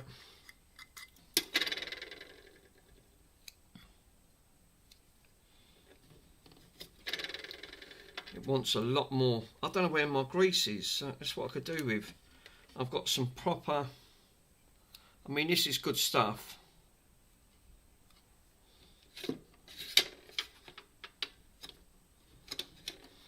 Obviously, it's not enough.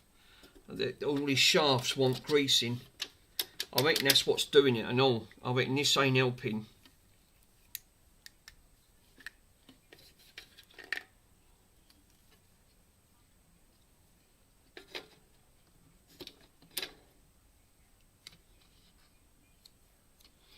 But just smear a little bit on that. I'm going to try that again, because again, looking at this, we've got all these little connectors here, and there's no grease on this, none. There's no grease on it at all. I'm going to try and drag all this grease out. Because again, it's obviously not helping the situation, because this has to turn. But I honestly thought that this would have had a belt, which I was really surprised, to be totally honest, and it didn't have a belt. I think I've took all that out now. There's not hardly anything left in it, but it don't matter. I'd rather put it on this anyway. Let's put it on that shaft. Put some of that shaft, rub round some of that shaft, right, and some. Just rub it on the side there.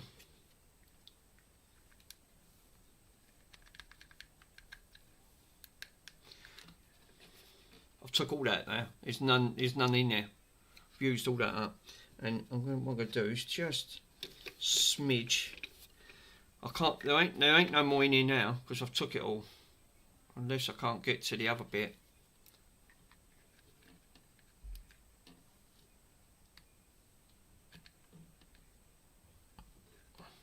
No, tiny little bit more. So let me just smear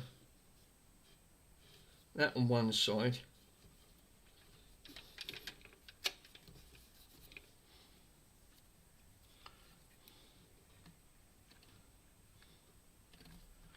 Do love these. I don't know.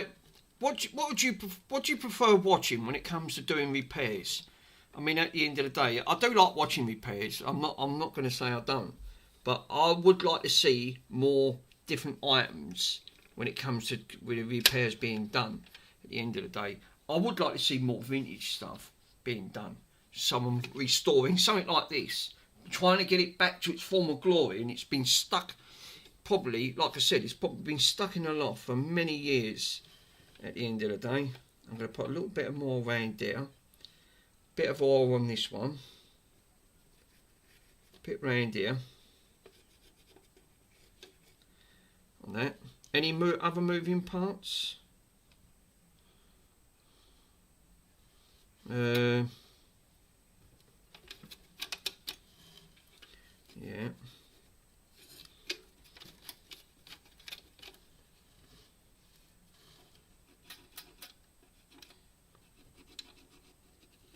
I mean, I would like just to see just a little bit, you know, sort of just everyone just got laptops or other bits and pieces, you know, just try and do something a little bit different. I mean, this is the reasons why on my channel, I'd like to try and, you know, I think that's why I'm a bit of a sucker, because I just grew up with this stuff.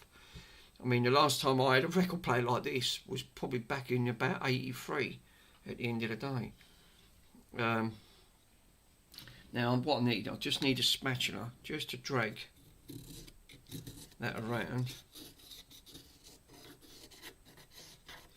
Again, there's no grease on this. Now to dry grease up is probably going to be in the region why this was multiple issues. Obviously, these things don't like being sat around for too long.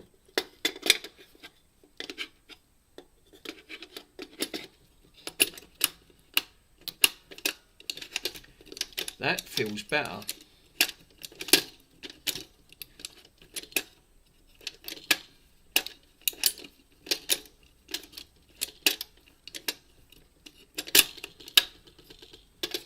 That does feel a lot better. I'm going to put the platter back on. Just power it back up again and see if that's made a difference just by putting some grease. I've put some oil on that wheel, greased all that shaft up. Right. It probably ain't going to help with the thing on it, but it literally had no grease or oil at all. I can't even turn it. How can we make that dial? Right. Okay. Where's me? Let's grab me little pinches. That's it. That went in just for a split second. That went to move. Did you? That's tried to move, which it didn't do before. Yeah. Wow, that's just by literally. Now that didn't do that, because again, all I've done was grease that shaft. That humming, that's that capacitor with the thing on it. Yeah, I agree with you.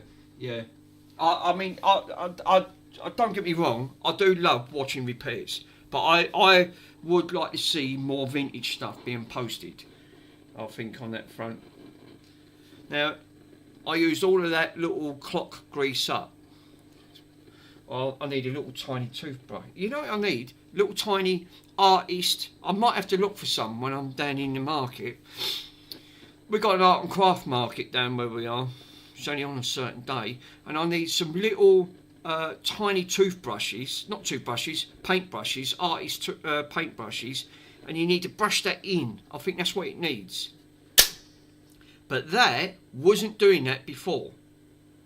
So obviously, now let's see if that, we'll let it stop. I mean, it still needs to go in the ultrasonic cleaner. But it's now working. It's picking up. Does it move by itself if I put the auto? No. Don't push your luck. No, it's still a little bit on the weak side, but it's sort of, once you give it a little bit of an helping hand, and it stopped again.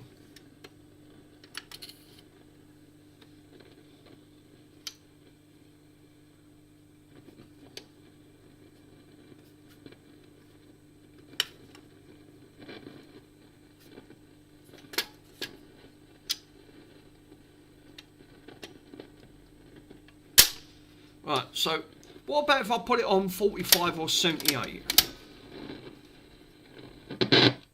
Let's turn it down because that hissing's bloody annoying. Let's try it on manual.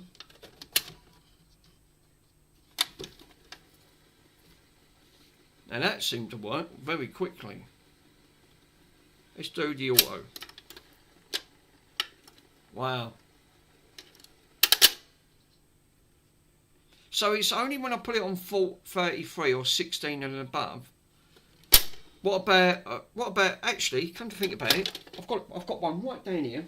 I've got a 45 record, right? Sonia, right? Because I've got all my 1980s stuff anyway, right? Typical of me, I always end up having something hanging around. It's 1980, right? I'm going to leave it on 45, and I'm going to put it on auto. It's now playing. Oh, that nearly got so far.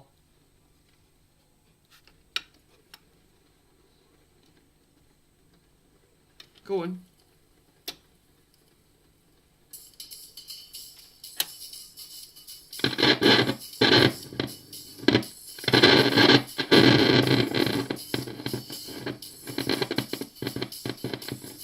Can't hear it.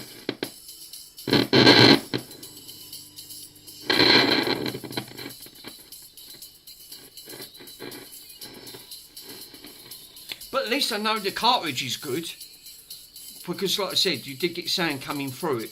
So what I'll do, I'll go on the Discord, and I think Discord will actually, there might be someone vintage in there at the end of the day. And also, the best place to post one of that is Reddit, the Reddit post. Post it on there and see if I get a reply.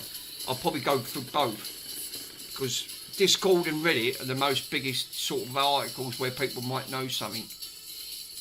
Let's click on the auto. Oh, it's sort of, by greasing that up, it has helped it, but then it goes back again. It shouldn't do that. And again, it's getting stuck here, so it wants a bit of grease on this bit, underneath this platter arm.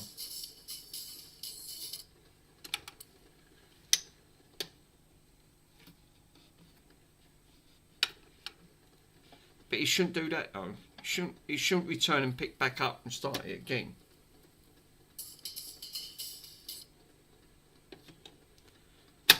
So, but if I put that on 33, which it slows down,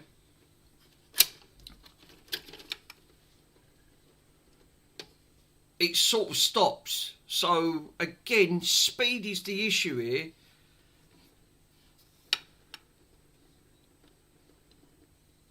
And again, I've put it on 30. I put it on 33.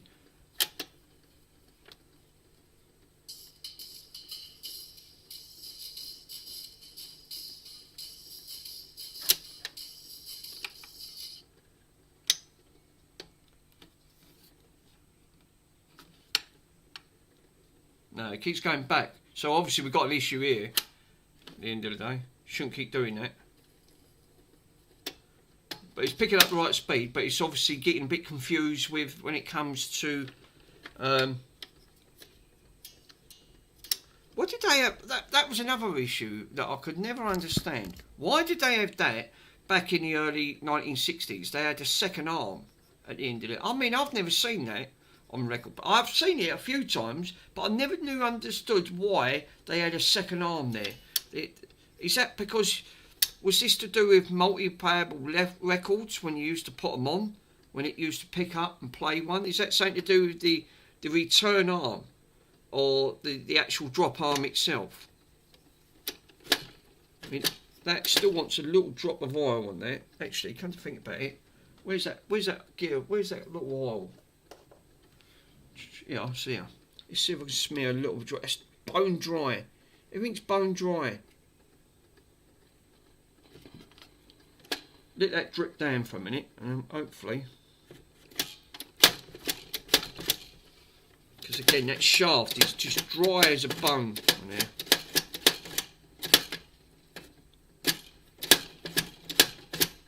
Because again, it's got. See, that as soon as you move that arm, that knocks it.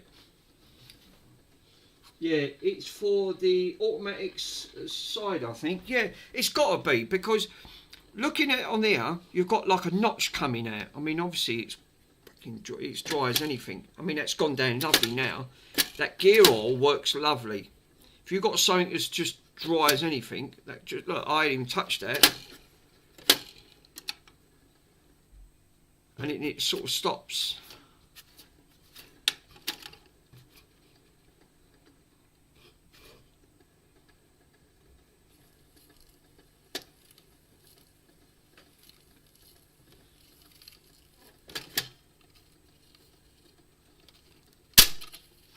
So I'm going to pull that down here. Take Sonia back out for a minute. Sorry, Sonia. When was this record? 89. It's still 80s. Regardless, it's 1989 at the end of the day. Still, I'll put it there for a minute. I can't even turn that dial. It's fucking rock solid, right? Right, turn that off because that's going right through my head now. The main thing is, it's been wired up correctly. The issue we've still got, which is there's still two main issues that this still has, which will be one, that switch is a big part. I think.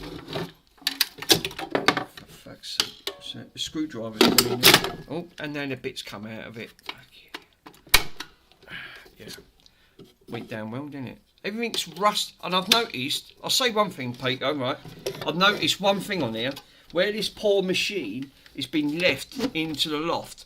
Right, literally the corrosion has started to take hold of everything. Looking at here, there's a hell of a lot of corrosion, and it's such a shame. Oh no, have I hit the camera again? I have, haven't I? Hold up, I can knock the camera now, and the camera's not working. Let's put my glasses on. Fucking camera's just sitting there. I've only got knocked this bloody camera. I might have to take this back to where I got this from, and it's causing issues because I should not be knocking on that desktop cam. Deactivate, activate. There we go.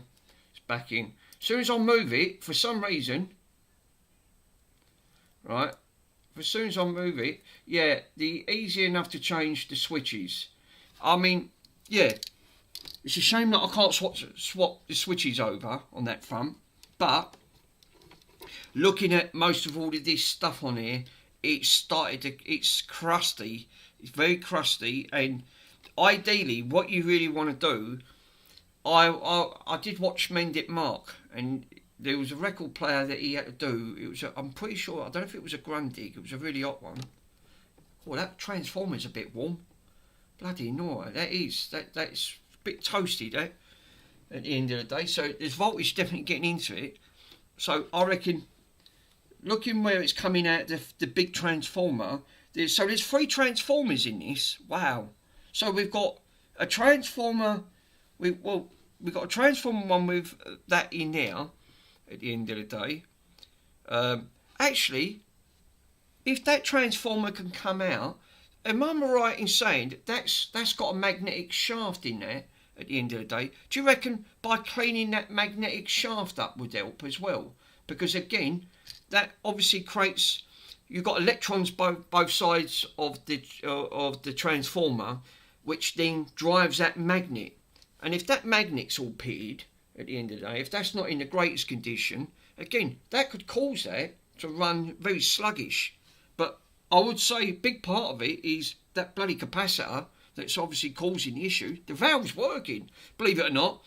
I mean, I've like you said, cool, bloody hell, that's a bit toasty. No, we know that transformer, it's got some a little bit of heat to that at the end of the day.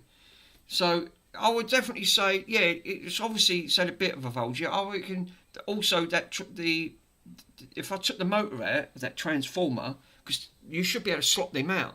They're only it's magnetic. They're not soldered in. They have to sit on the bottom of the spline, and it just spins round. It spins round that motor at the end of the day. I suppose I don't know if that's durable to take out. Looks like you've got to get to access to the top to drop it from the bottom. Yeah, you can also buy those in job lots in valves. Trouble is, if they're £20 each, yeah, they're not exactly cheap stuff on that. So I don't know what to do. I mean, that switch, what I'm really worried about, if I took that switch back out, which is not a problem, the only issue that I've got, that if that board, there'd be 2 boards in there, at least maybe 3 boards. It's going to be at least two connections in it, and them connections are going to be what's causing that crackling. Now, looking at it from up here, I can see already they're corroded. So the carbon that's actually on it could actually causing that crackling issue at the end of the day. I mean, in for a penny, in for a pound, there's not a lot I can do on that front, because you're not going to be able to buy that switch. Yeah, that's the only snag. You're not going to be able to buy that because that's got the voltage going in. Yeah, you might not be able to buy that because it's not cheap, but it's fully working. It's the to buy a fully working one unit. It's like 400. Well, that's actually cheap. I just looked one. I found one that's 500. So again, 400 to 500. So these do hold very good, strong money by the sound of it. I think I'm going to take a gamble, right?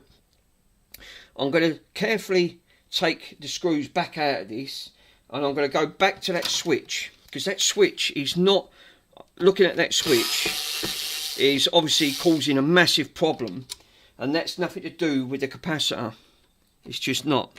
So I'm going to move that out of the way. If I'm careful, because I've got the valve in there and I don't want to end up touching, you know, breaking that valve, because if they're 20 quid each, it's game over for it.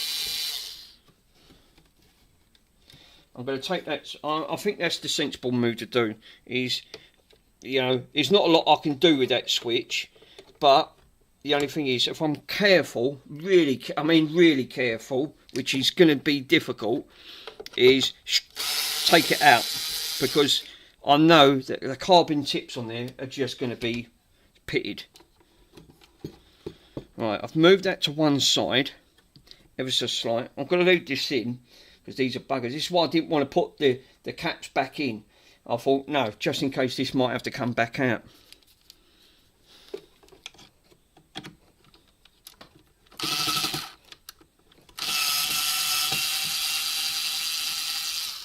No, of course though. That one's spinning round.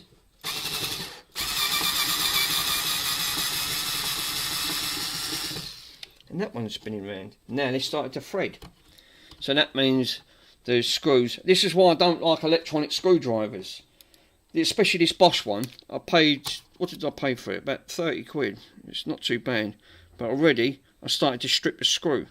Now that again, it's taking the edges off, which is not great. So I'm going to put them at the top, at the end of it, and pull that one out. That switch is definitely not helping.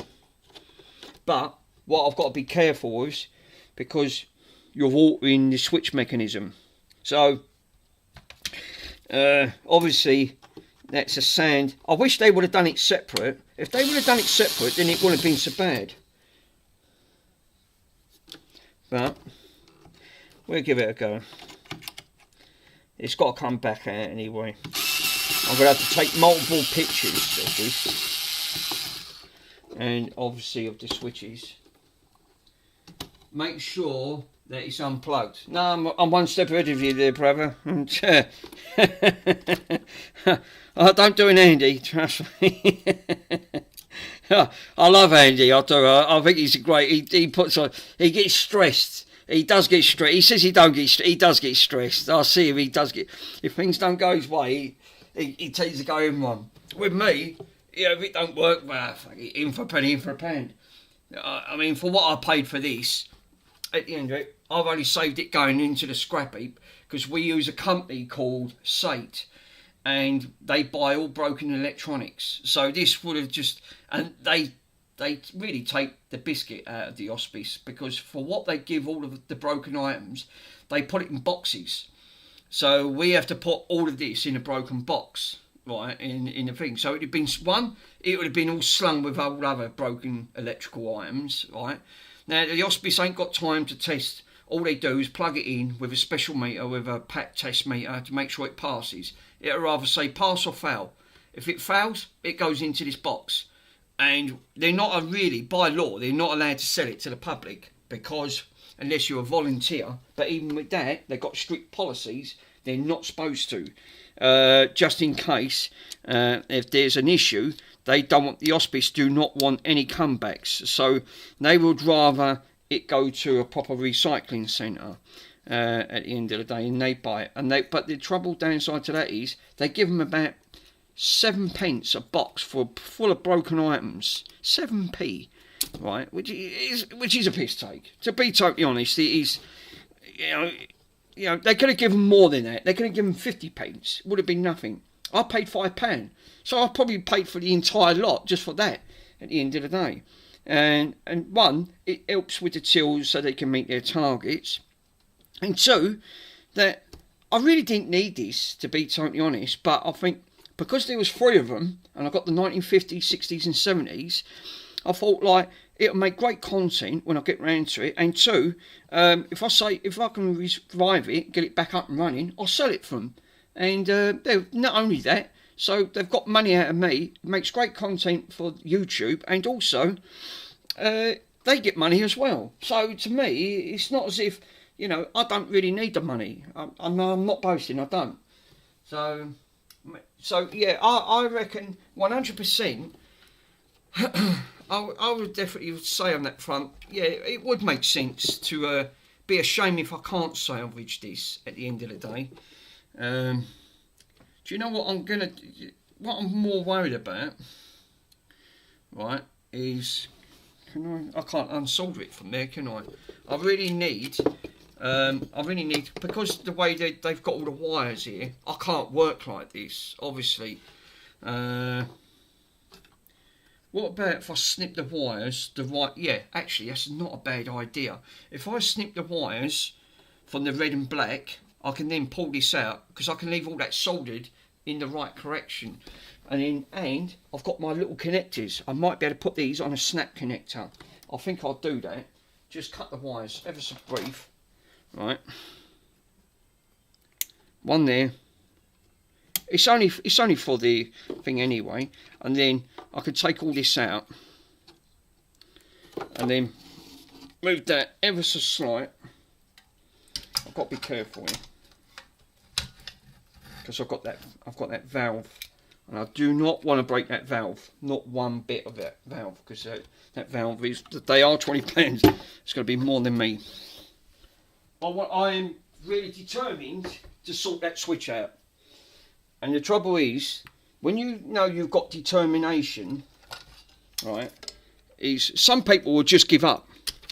I'm not one of those people, I'm afraid to say. I'm very competitive. I like to try and, that's the general idea, is let's try to fix, because that's what it is all about. It is trying to fix. I mean, now I can gain proper access now on this. I'll leave that valve in place, because I won't need to get to it. First things first, I've just realised you're mucking around with live voltages here. I thought, Dick, grab your multimeter, make sure there's no voltage coming out of it. Okay, otherwise you're going to light up like a Christmas tree. You know, I forgot there's capacitors. Regardless to what's in that capacitor, it doesn't matter. You know, there's still lessons to be learnt here. Don't run away with the idea because you switched it off, you'll be fine.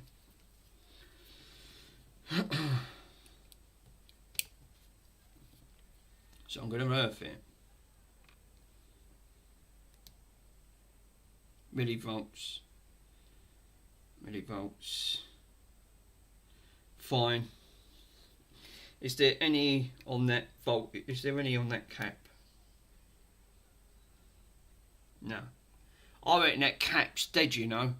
I reckon there's hardly any voltage in that cap, which that's not helping.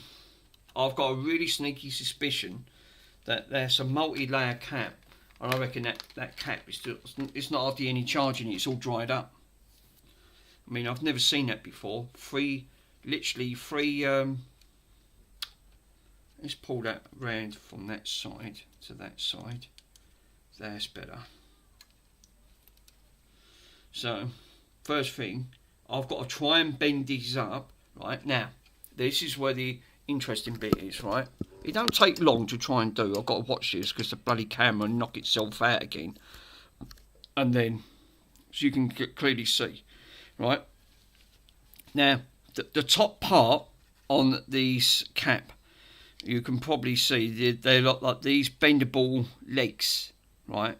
Now, when you take these out and you bend them up, this is where the top part, you can pull that carbon out, but there's obviously going to be bits underneath it, so I'm going to have to be really careful here at the end of the day. So first things first, let's take that off. That ain't helping. I mean, that crackling is just beyond a joke. It drives me up the wall.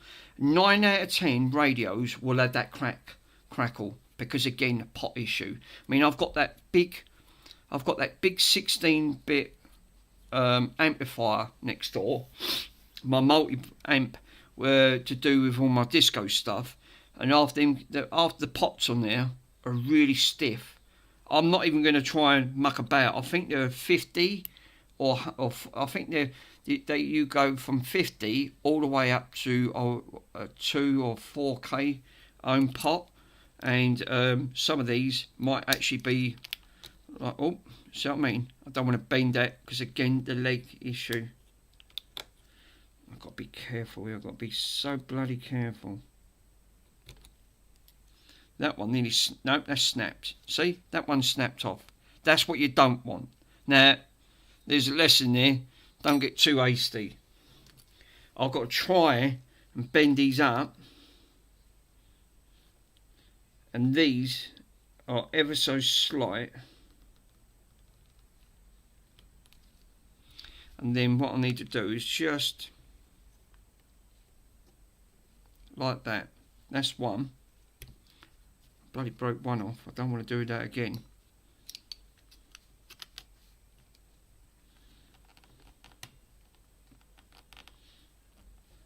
Once I've got them on there, it ain't so bad. This is what's holding the pot down.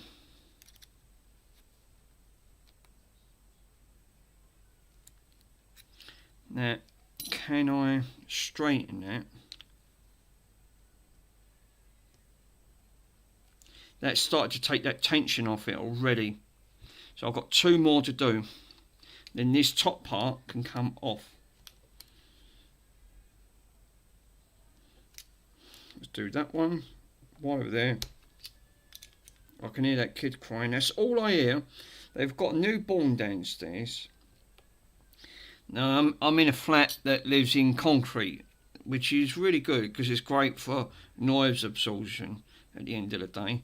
And I don't really have any issues. When the old boy died, he done nothing but moaned. He moaned about the dog, you know, peeing up there. You know when you get some old people, they just like to moan about everything. Thinking, bloody hell, you know, you don't want trouble with your neighbours, but you can't help it with flats. It's just that some of these things are always the same. Yeah, replacing that super module can come in with a tempo amp voltage. The rolling and this junior, and similar the architecture, the smoothing cap, this block, yes, because that's that smoothing capacitor. It's called a smoothing capacitor. I didn't know that was called a smoothing capacitor. So I suppose that's what takes out the hum from the obviously the valve. Also boosts up when it comes to transformers and things like that, gives it its correct value. Now, hold up, let me take this out ever so slight. This might come out in one go if I'm lucky. Hold up, I've got a problem here. I can't take this out. Shite. I've got to unsolder that. It looks like I've got to unsolder the leg because the leg's attached to the side. They've earthed it out. Not ideal. Let me take that off then. Actually, I didn't even know I left that on. Fuck. I've left the soldering iron on. It's come up with a cup of coffee. Perhaps it thinks it wants a drink or something. I don't know. Right, let me take all that out, bud. Before I do anything, that might be lucky. That might come out in one piece. So, I can't find my flux. Yeah. Fucking table. I need to sort this table out. Really bad. Right. Yeah, I like that soldering iron. It's really good. It's a lovely little soldering iron. It's really light. It's not like my other one. This is great for micro soldering, and I can't do micro soldering. Again, as Clint Eastwood always says, you've got to know your limits. It's only what you feel confident of doing. And that's the trouble when you see other people. I know we're all learning, and we are learning about it. Remember, when back in the early days when I was doing things like this, they didn't have electric courses. They had computer courses. Now, if it was anything to do with computers, I'm right up there at the end of the day, which is not a problem. But they didn't do electrical courses. And the electric courses they do today is only to do with full electrics. It's not like the electrics like this, because no one else does it. So you've got to now go, you've got to do online tutoring or something. Jesus, I'm putting all that heating, it's still not coming off. Fucking, what did they use on here? Now that's 400 Celsius at the end of the day. It's not even budging. I can't even get that hot to actually take the solder off that. Wow.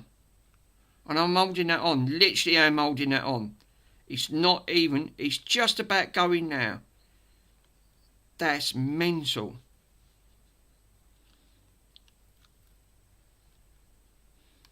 Yeah. Now it's off. Jesus. I've never seen that. I have never ever seen that. That I left that on for about, what, 3 minutes, 4 minutes? And it weren't even budging. Just to I don't want to cut it because it's got to be soldered back on. And that was at 400 Celsius. I ain't been there, have I? No. Thank God I ain't. Right. I won't need that. I can turn it off. Now she should come out. Fucking hell.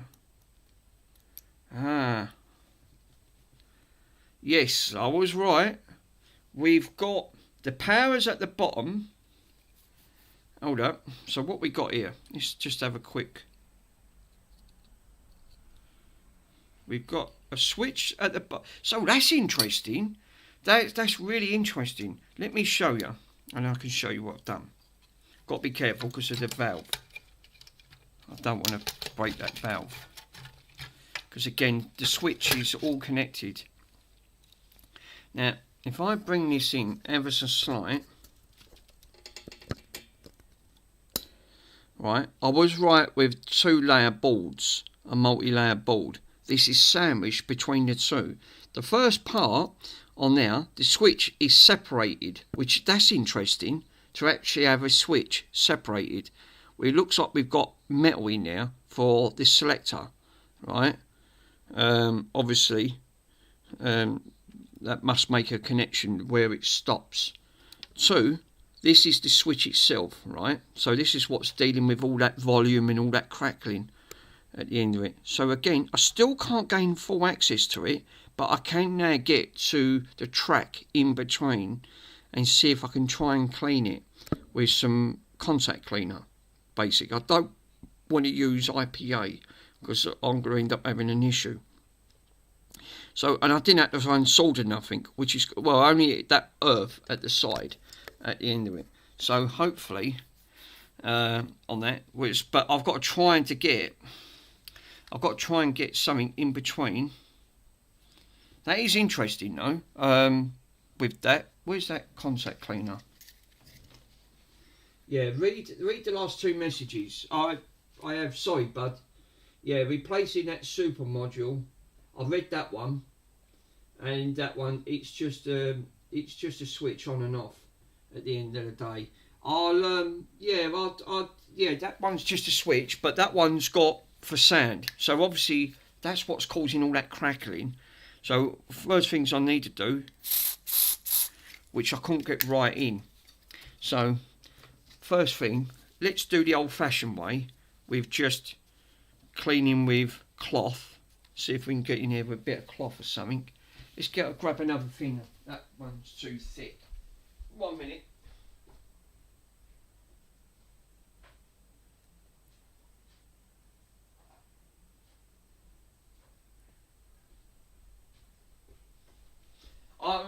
That's interesting on that front.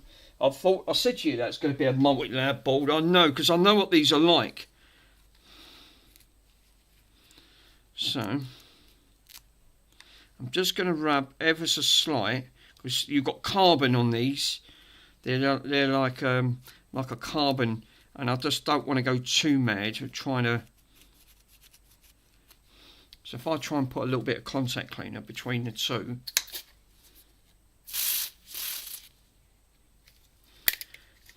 I can't even get a cotton bud in here.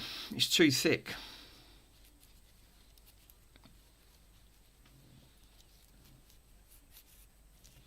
hopefully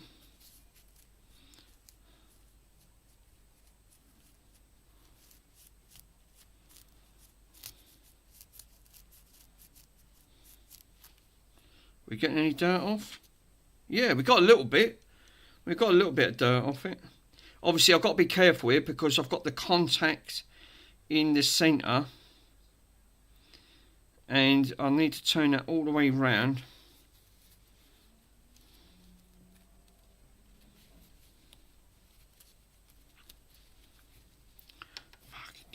I think they designed these where you can't really clean them and, you know, take them apart.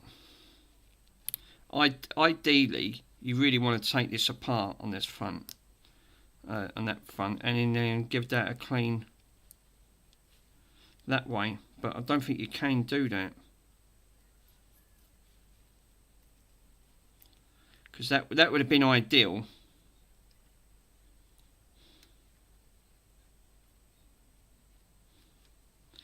And again, it's jumped track. It's jumped off the track. Is that jumped off the track? Yeah, it's jumped off the track. See, this is what you don't really want to. You've got to be so careful of pushing these on. They've got to be sitting on the track to make the contact.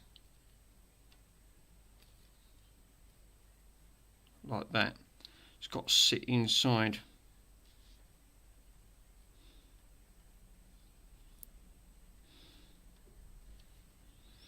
I mean, ideally, I would like to take that out, but you can't take these out. I don't think you can. You can't take these out, unfortunately. They're sort of like they're all moulded into one. Oh no, not more bloody ding-dongs. Hold up. Oh, order update. I've ordered some I've got some, I bought some TikTok, these items off TikTok, but they're bloody USB Type-C, right? Well, my computer don't have USB Type-C connectors, so I've got to buy a USB Type female to go to a USB male out, and just hopefully they'll work it. But even if I've got the DJI ones, because they're on a sale at the moment, I still won't be able to use them because it's got the same problem. Not many computers have got it.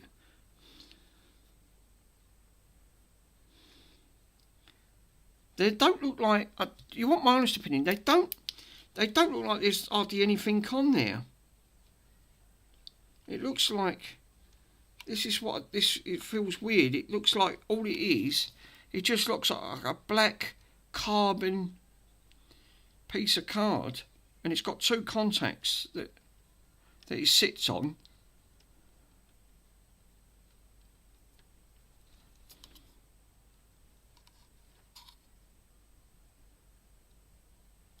Let me see if I can try and.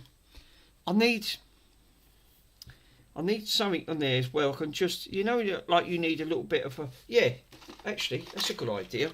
I've got some of these, right? And it's rough. Is that rough? I think that is. It's really fine. What I need to do is put it in between that pad, and I think that what's causing that issue is them top ones are slightly ever so corroded.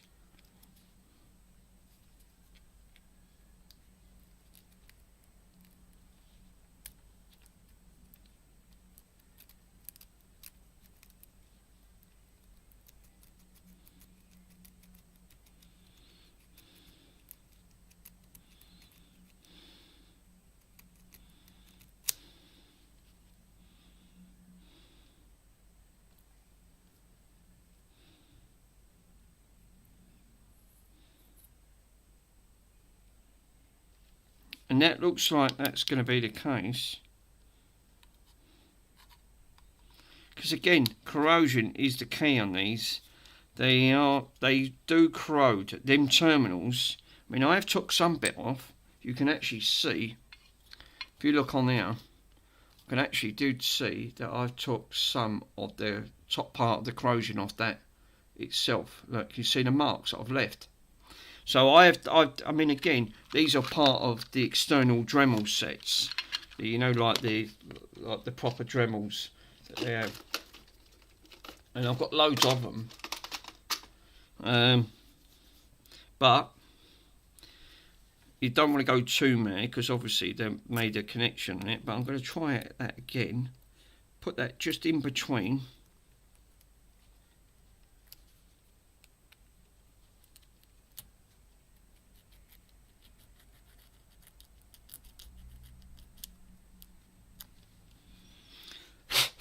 And give it some contact cleaner. Right, give that a wipe round.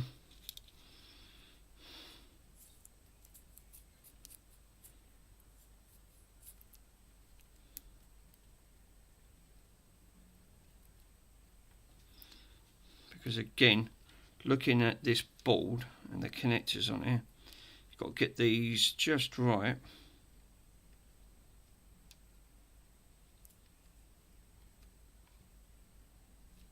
Yeah, about there.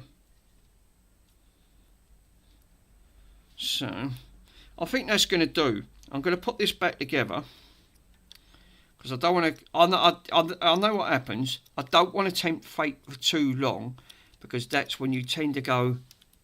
You should have stopped, and that's exactly what I want to do. I want to stop. I have now got right in there and get that a bloody good clean.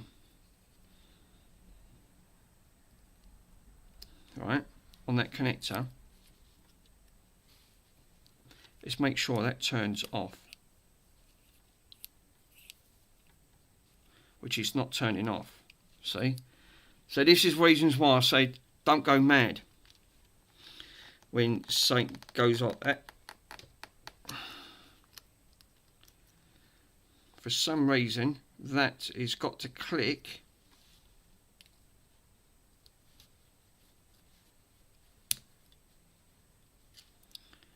Looks like one of that bit there, it's got to click into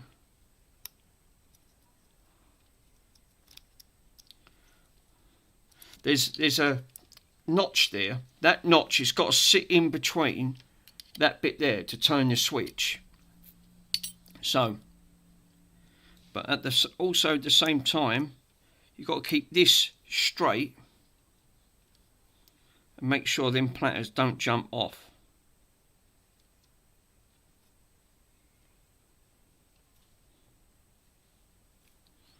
So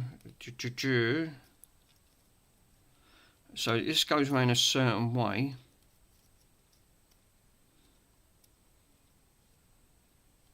Yeah.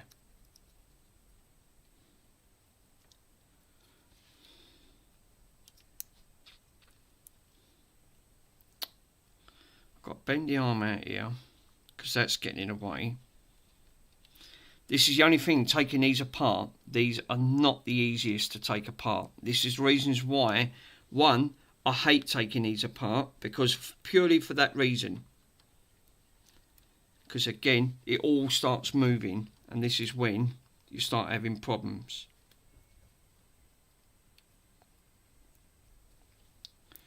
So I've got two, that's jumped off. Has that jumped off?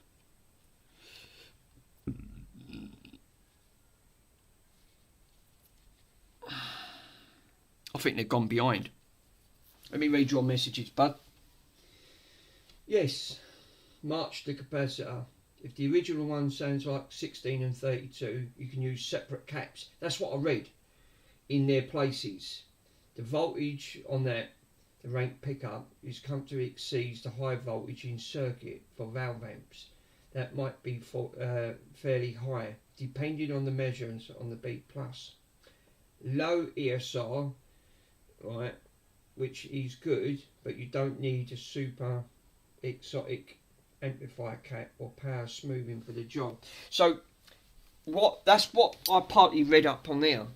Basically it said that you can put two caps on, but you will need to put the third cap obviously around the circuit. So I suppose because obviously they don't do this free capacitor issue, so what you'll have to do is follow it on the board and put multiple caps because they're not high voltage, some of these are 25 volt, you've got 27 volt, and you've also got a 50 volt at the end of the day. So obviously that'll have to go a certain way round on the board to compensate for that. But I would definitely say that capacitor is not doing its job 100% on that front.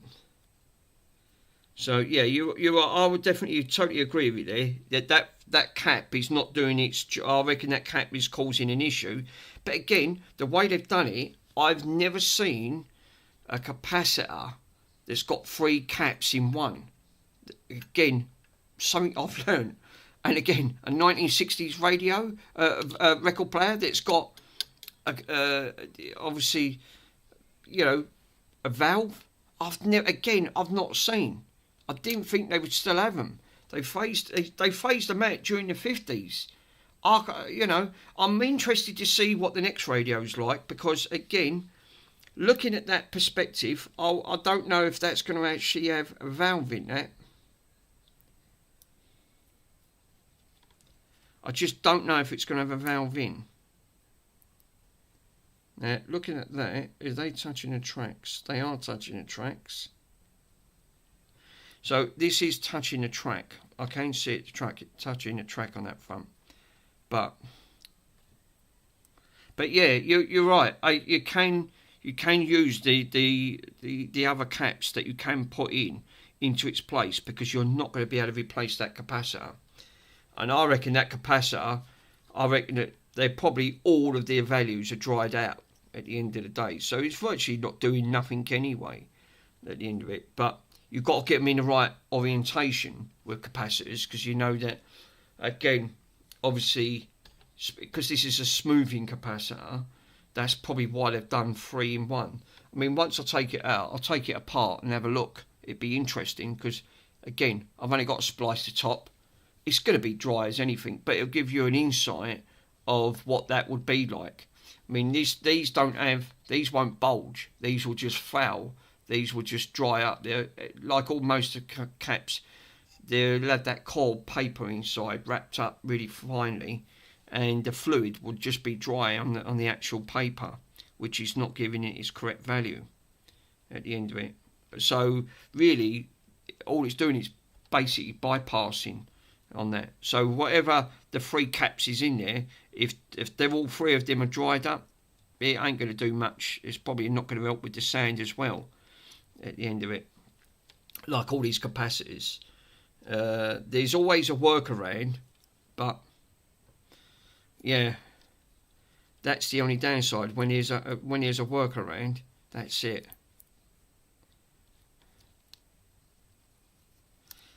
I've got to try and get this back on with that slotted back in, and this is not easy. It's putting up a fight. So what I need to do is just bend these out ever so slight. I've got to try and get that switch back in all in one. There's notches, and it's got to click into play. And it's not clicking. See, that's not clicking. So obviously I've took that out. Now I've got to get that, even though it slots in, I've got to try and get that in and turn that switch. There's a switch system in there, and it's not switching. It's not turning it on.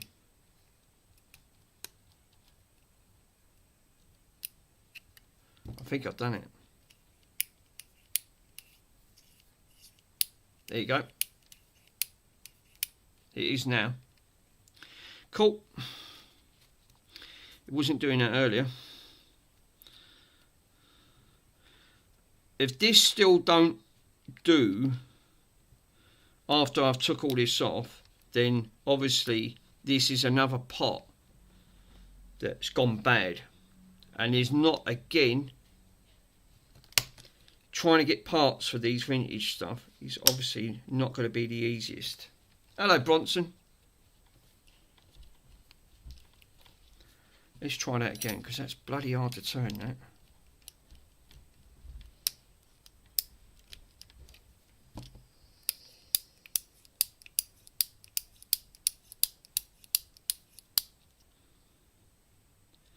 yeah, it's not the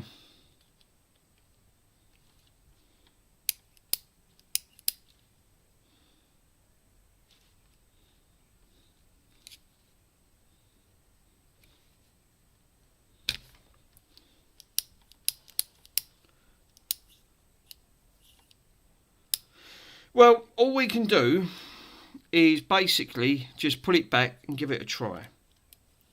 I've cleaned that the best I can. Literally have.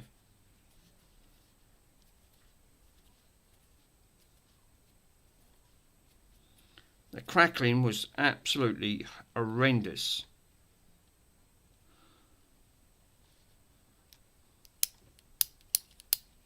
So, all I can basically do is plonk her back on. Oh, before I do that, I've got to solder it back on, you know. I've got to solder the earth back on. Of course, because that's an earth that's come off the side. Right, okay, switch the soldering iron back on. And then I can put this back in. I mean, there's not a lot I'm going to be able to do on that front, but hopefully, yeah, that 11, 10 volt and 16 volt reads at 105 Celsius. At the end, that's a radical electrolytic for a small for filtering. So, what I need to do then, because again, I haven't got the schematics on this at the end of the day, but it won't be too. The downside is, how would you know? See, without the schematics, this is what does it. You've got 3 capacitors rolled into one. How would I know from the top to the bottom of what's supposed to be reading onto that value that goes off? Because reading that capacitor, that one branches off to the big capacitor, one branches off to the small one, and one looks like it goes over to a filter capacitor, like a little filter one over the side there. And that's the trouble. You're trying to read its values, and if you can't read its values or see where these ones go if they're dried up. Again, put it under voltage on there and test it. You're going to be reading in circuit, which is going to throw all your values off. Because, like you said, unless you take it out and try and read it that way, that's the only other way to try and do it.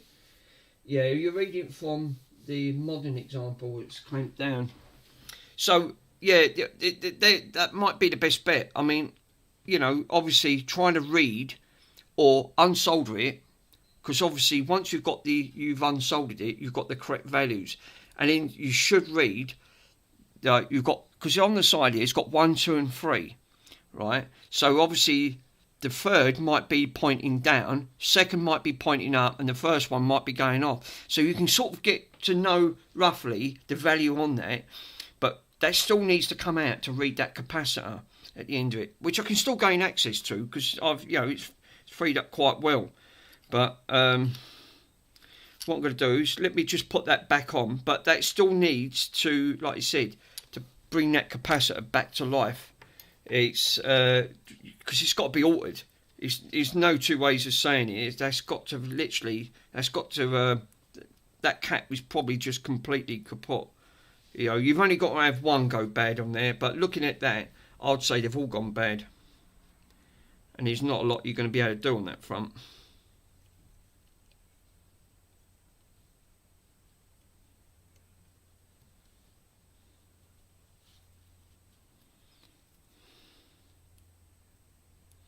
Let me solder this on.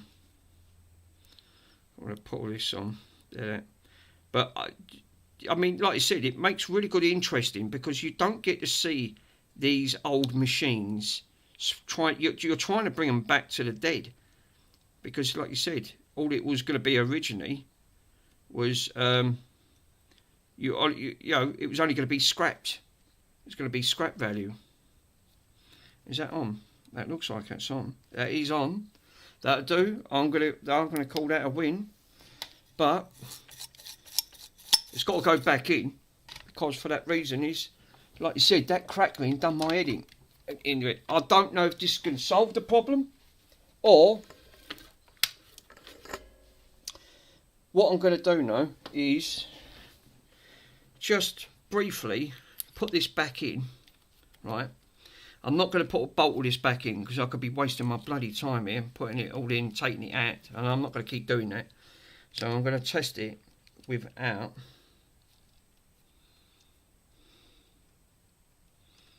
I'm going to test it just sitting out. So I'm just going to put this. Oh, that.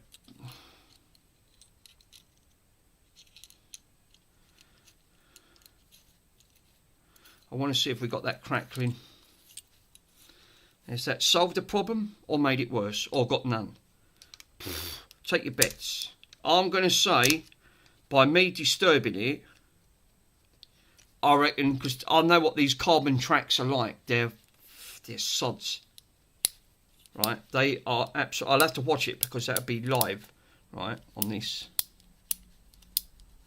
But oh, you won't, will you? Because it's got to be connected up to a speaker. Duh. Fuck, I forgot all about that because I cut the speakers off. Yeah, you won't get no sound, will you? You donut. I'll just fell in. You won't get nothing. So it's got to go back in. So, okie dokie. But that capacitor, I think that might be the next move. On the next video is take it out, right, just unsolder it, test its values, and then see if because I have got some of them capacitors, but they're not, I mean, they're going to be anything better than them because that's just not obviously not doing anything. But without putting it through, they'll have to come out because you'll be reading it in circuit and it's going to give you all different values anyway, so it's going to confuse you even more. And you should never test capacitors in circuit. You should always test them out of circuit.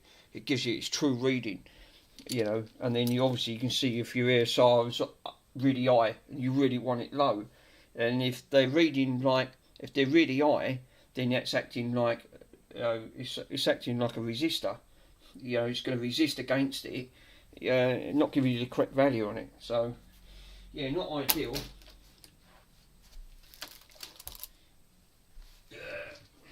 Back again. Right.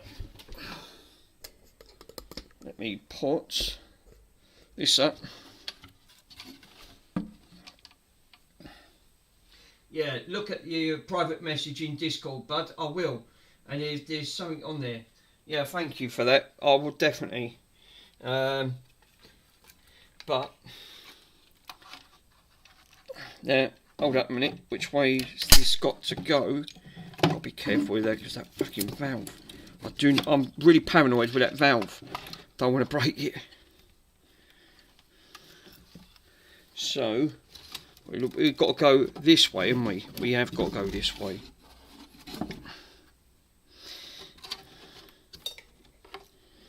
We've got to put the valve.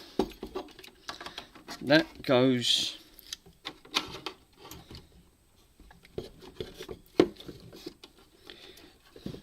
Yeah, I'm glad I cut that in there because soldering him back on are absolute sods to get back on.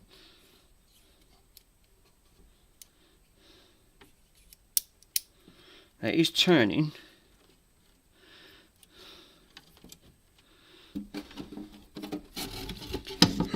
Hold up, let's spin that round and get that to the correct values. It's getting all tangled and I hate wires that tangle up, especially all these vintage stuff. I like it a Pacific way where it's not, everything's just don't fall over. Yes, that's an understatement. Right, that's a bit better.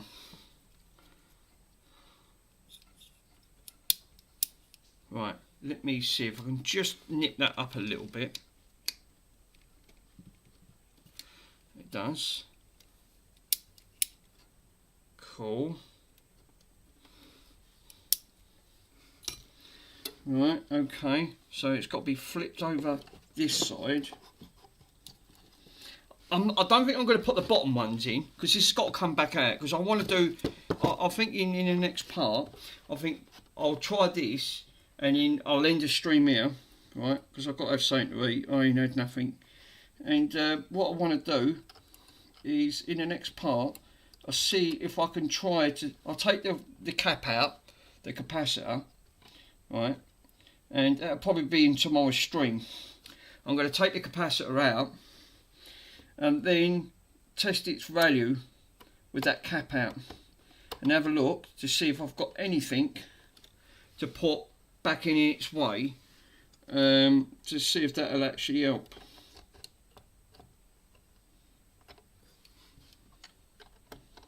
Because I have got some caps that are low that are was stained on it. I mean, look, it's an experiment at the end of the day. Comparing these are obviously these type of machines. They're old and vintage. They're going to be, you know, you're going to have multiple issues, you know, at the end of it. These, remember, they're like the arcade machines. When I was doing the arcade machines on that, it's bad enough for that. Yeah, whilst you're eating, ready message in Discord, use your can, yeah, if you can, put the new caps inside. Yeah, good idea. And then that'd be ready for tomorrow. I think I'll do that, bud. I think that's a great idea. But I'm just curious to see if we can cure this crackling issue at the end of the day. So I'm only going to put 2 back in. I'm not putting all 4 back in because they've all got to come back in again. There's no point. And I think what I'll do, I'll take that out with that motor, strip that and have a look. I just want to see if this solves. Right, that's 2 in. Now I've got a strip. Where's my stripper? My wire stripper. This is only going to be briefly.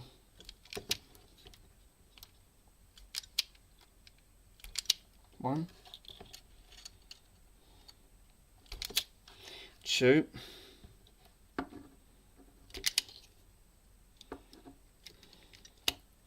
Yeah, I'll go through the values and see if I've got the values in here. I've got loads of caps.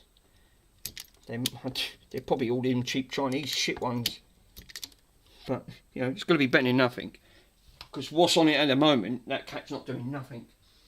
Yeah, I probably will put that cap inside. You're right. That's given me an idea. I want to come back to this. I'm more intrigued. Because that's, again, the more I learn about vintage, the more confident it gives me of doing the next one. And that's all you're doing. You're just, because it's a guessing game, you're just guessing at the end of it. I mean, remember, who else deals with it? I don't know anyone. The only other one I know that will do with this, and the old boy charges, is the one that looked at my my amplifier, that record player, that other one, because he said the power amp's gone. He said if you can get another amp, if you can get one that's identical, he said just swap. He said all you need to do is unsolder it and solder it straight in. He said, but don't get one of them Chinese ones. He said you'll be throwing your money away. He said it will work it. He said, but it won't last for long. He said, you know, because he's done them before, and he said they're absolutely crap. He said, and you've got to be careful because it can take out.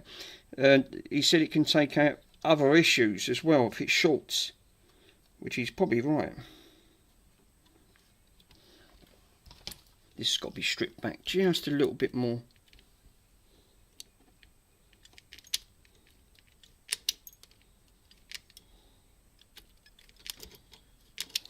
Fuck me, I can't even grip it. Here you go. What's going on here? Right.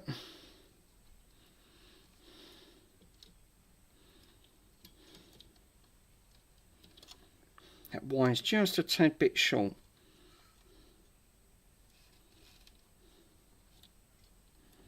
I don't want to go together there. Done the black one.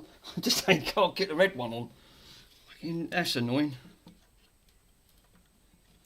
We'll have an handy moment. Oh, for crying out loud.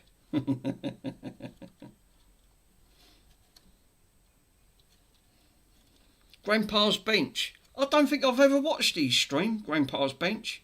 I don't think I'm even subscribed to his channel. Does he deal with vintage stuff? I don't know.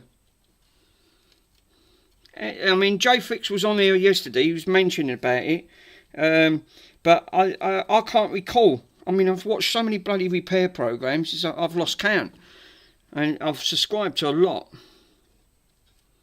I mean, as Trot Fix said last night, he said if you ain't subscribed to any of the channels, he'd left a link, but for some reason the link weren't working. Do you know what? I can't even twist that. It won't even let me twist it and get in there. Oh, you fucking son of a bitch. Let's try.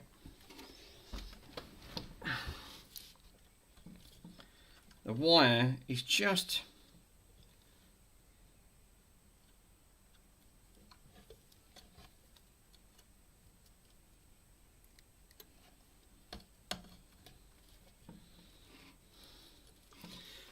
Oh, fucking shavings all come. I can nearly hit that bit.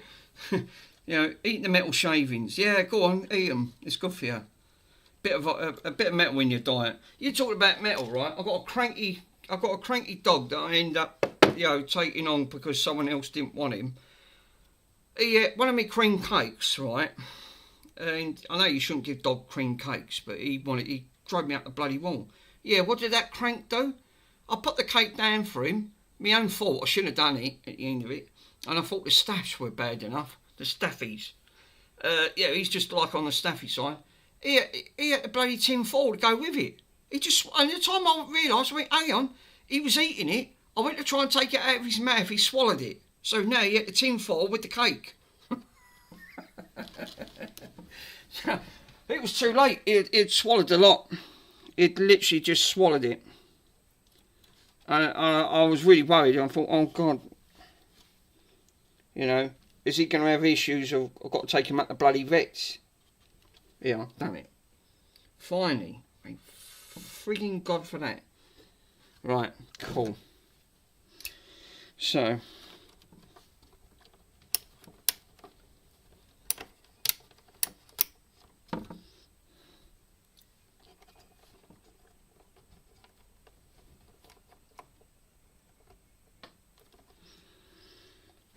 Right, I'm going to leave this record player hanging up. We've got power. I hate touching things because I don't like touching things while they're live, but the light comes straight on. God, for crying out loud.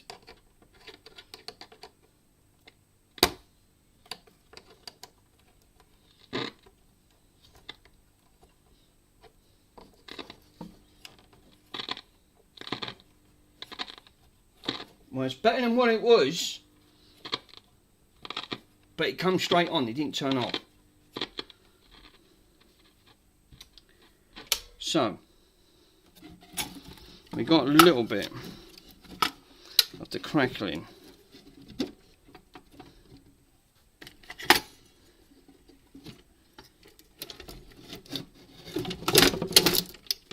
Right, so let's switch it back on. Let's put the record on. It ain't crackling so much, I'll grant you that, it's not.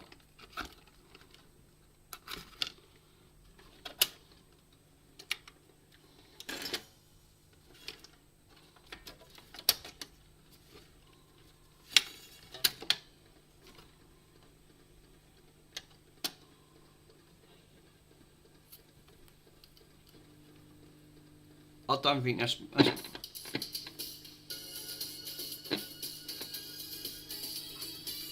we got partial sound.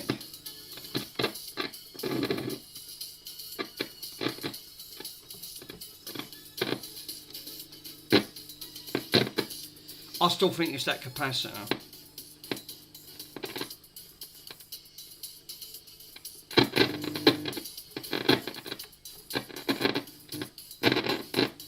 It's not half as bad as what it was though.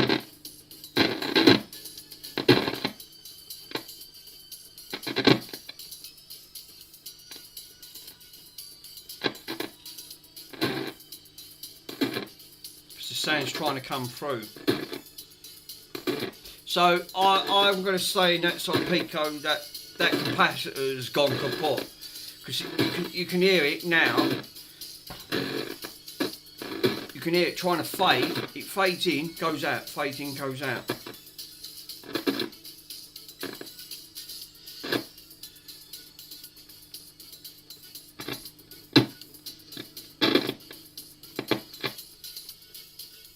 But the switch, if I turn that all the way down, it goes dead quiet.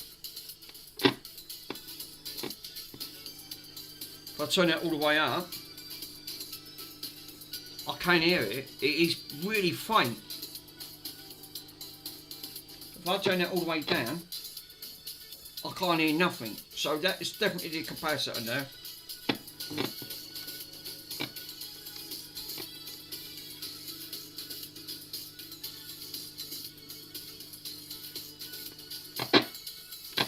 But we have crackled most of that crackling that has gone down.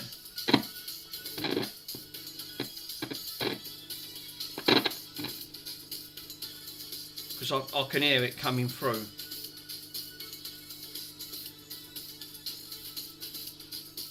I'll leave it playing.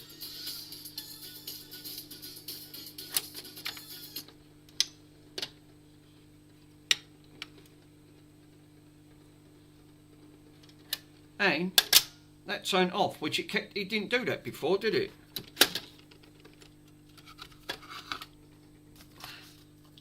That was Sonic. I've still got that slight hum there, but I can definitely vouch for to say that was. I'll put that on 33.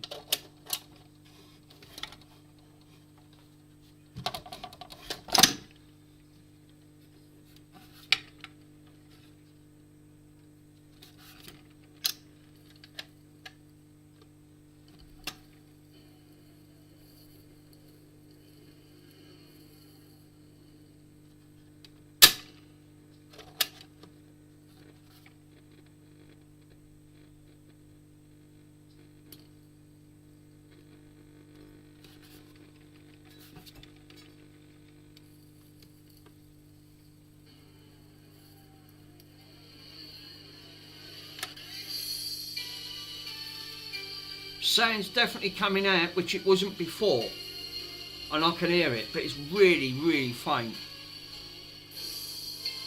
If I turn it down, I don't hear nothing. I just hear it from the record. I crank all this all the way up.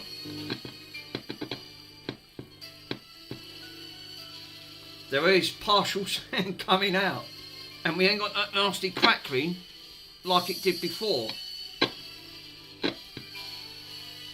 So I would say again that is definitely a partial win on that front. So I'm going to leave it. I think that's the best bet. It ain't crackling no more, but I think that tone with that pickup, what it was doing previous, it was picking up, going down, picking up. But yeah, I'm definitely saying that is working a lot better than what it was. So cleaning that track helps. Because if I turn that all the way down,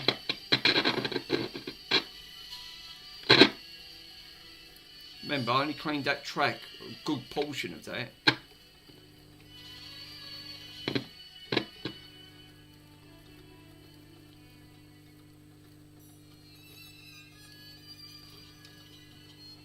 But the humming, and you could just hear it faintly trying to come through. Shame. So I think the next part is capacitors. Give it a go. I think I'm going to dig it out and put these in a bag, put these screws in a bag and these clips, because it's all got to come back out again. I'll leave that where I might extend in wires a bit from that speaker and go from there. But after this I'll have a bite to eat while I'm reading the Discord.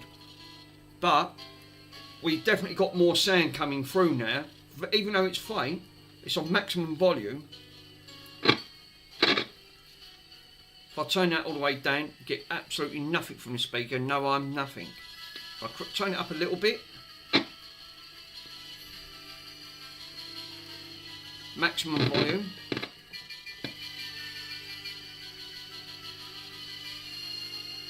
Definitely.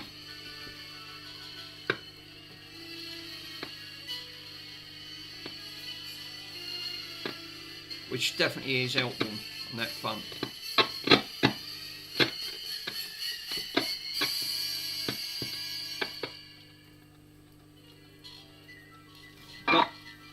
Can you hear it? I mean, I'm not even touching it, so I think that filter cap, the capacitor. I think that's what it's trying to do. I reckon it's trying to charge itself to get the resistance through to boost the amplifier sound up. Because remember, that's a smoothing cap, but obviously it needs the correct voltage also to power the other bits up as well. But I don't think it wouldn't mind. It wouldn't hurt to try and. It's got to be taken out. Again, letting it charge up a bit.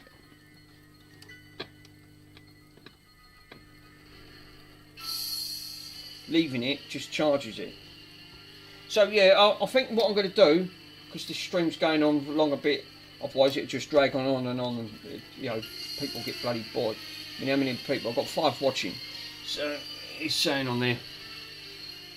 But we have got somewhere compared to we got nowhere with this. So it's not the type of fix that I really wanted, because like you said, but then you can't guarantee every stream that you're going to get a perfect fix every time, because that's electrics. That's what learning about is. But at least I've sort of, I mean, this is really basic. I mean, it's understanding the basics on there, how these pick up, but it's just getting the components for half of these. But that's not crackling, that horrible crackling. I'm glad in a way that, I had to be careful taking that out. But ideally, that really wants changing for a brand new one. I mean, realistically, no, you're probably not going to get the part for it. Unless you've got one of these, like, it's been in a smash and you just want to transfer it over. But, no, you're not going to get the parts for. But I will have a look in the forum.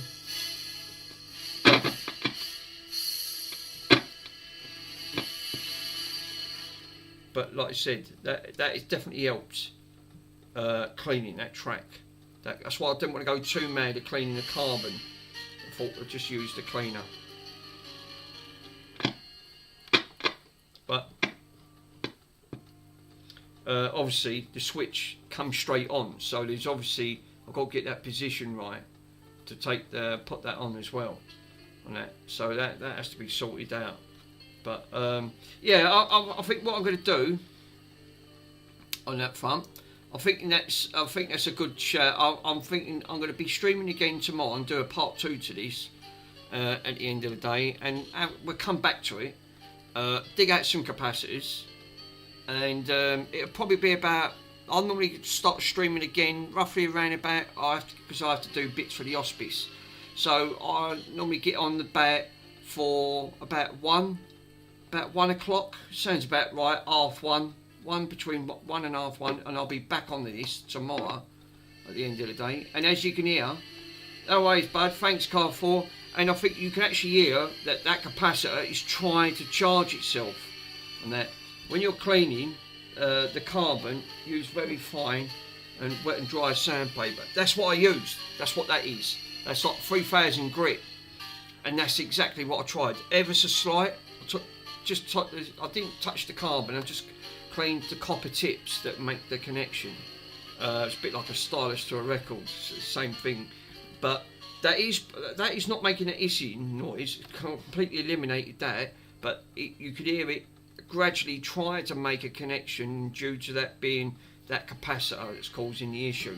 So yeah, I'm going to come back about between 1 and 1:30 tomorrow. I will then hopefully dig some capacitors out, read some of on the Discord messages, and I will come back to this tomorrow. And the main thing is, we did change the lead, so we've got that nasty lead because I wasn't happy with that anyway. And hopefully that we can. So I might have to solder the capacitors round a certain way for it to go in there. But yeah, thanks for the stream, bud. Thanks for literally joining, and I'll catch you guys tomorrow for part 2.